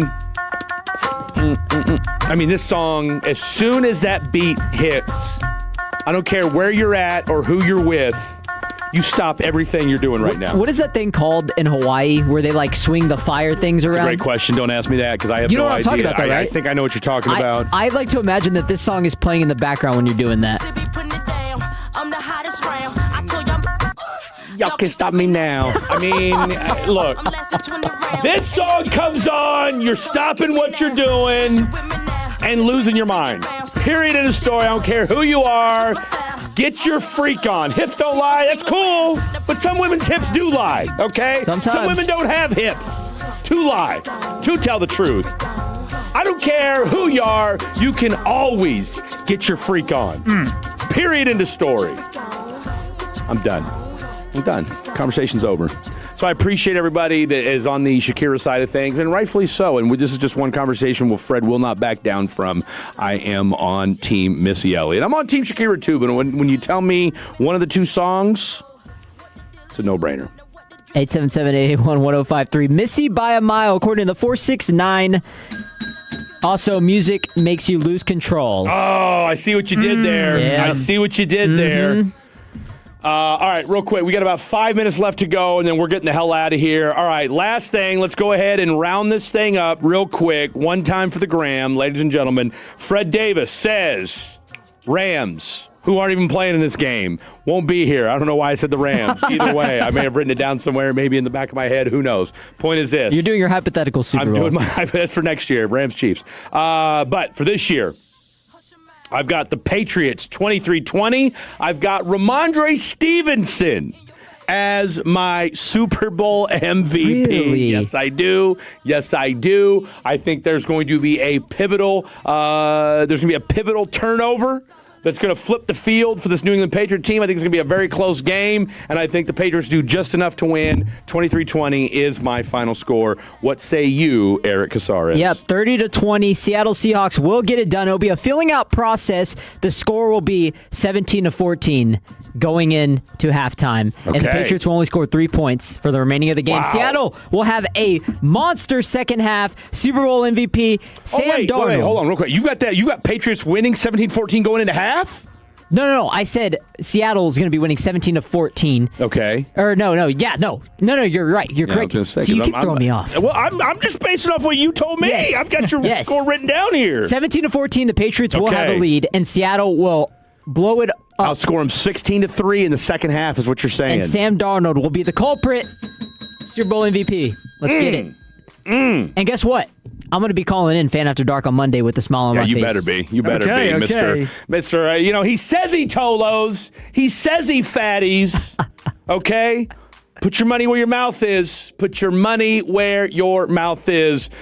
Jet Nelson, what say you? So my final score will be 24-20. Seahawks get the win there. Okay. I just think they're going to know to pick up that Mike Vrabel blitz from the Patriots. Yes, sir. And they're going to be running the ball well. That's why I have Kenneth Walker III with 2 touchdowns. I love it. And then I don't think I had any other real true stats on there. I'll throw Sam Darnold for over 300 yards. Oh! I can throw that in there. Oh, okay. So real quick, just to run everything down, what we did here the other night on the program, Jet Nelson did have them winning 24-20. I'm talking about the Seattle Seahawks. He had Kenneth Walker scoring 2 tutties. And you've got... I'll go Darnold 300 yards. Plus 300. Mm-hmm. Wow. Okay. Jet, just say you hate me. Because you said 24-20, so not only are you going against my parlay with the over, then I want a lot of yards for Darnold. Yeah, exactly. Come on, man.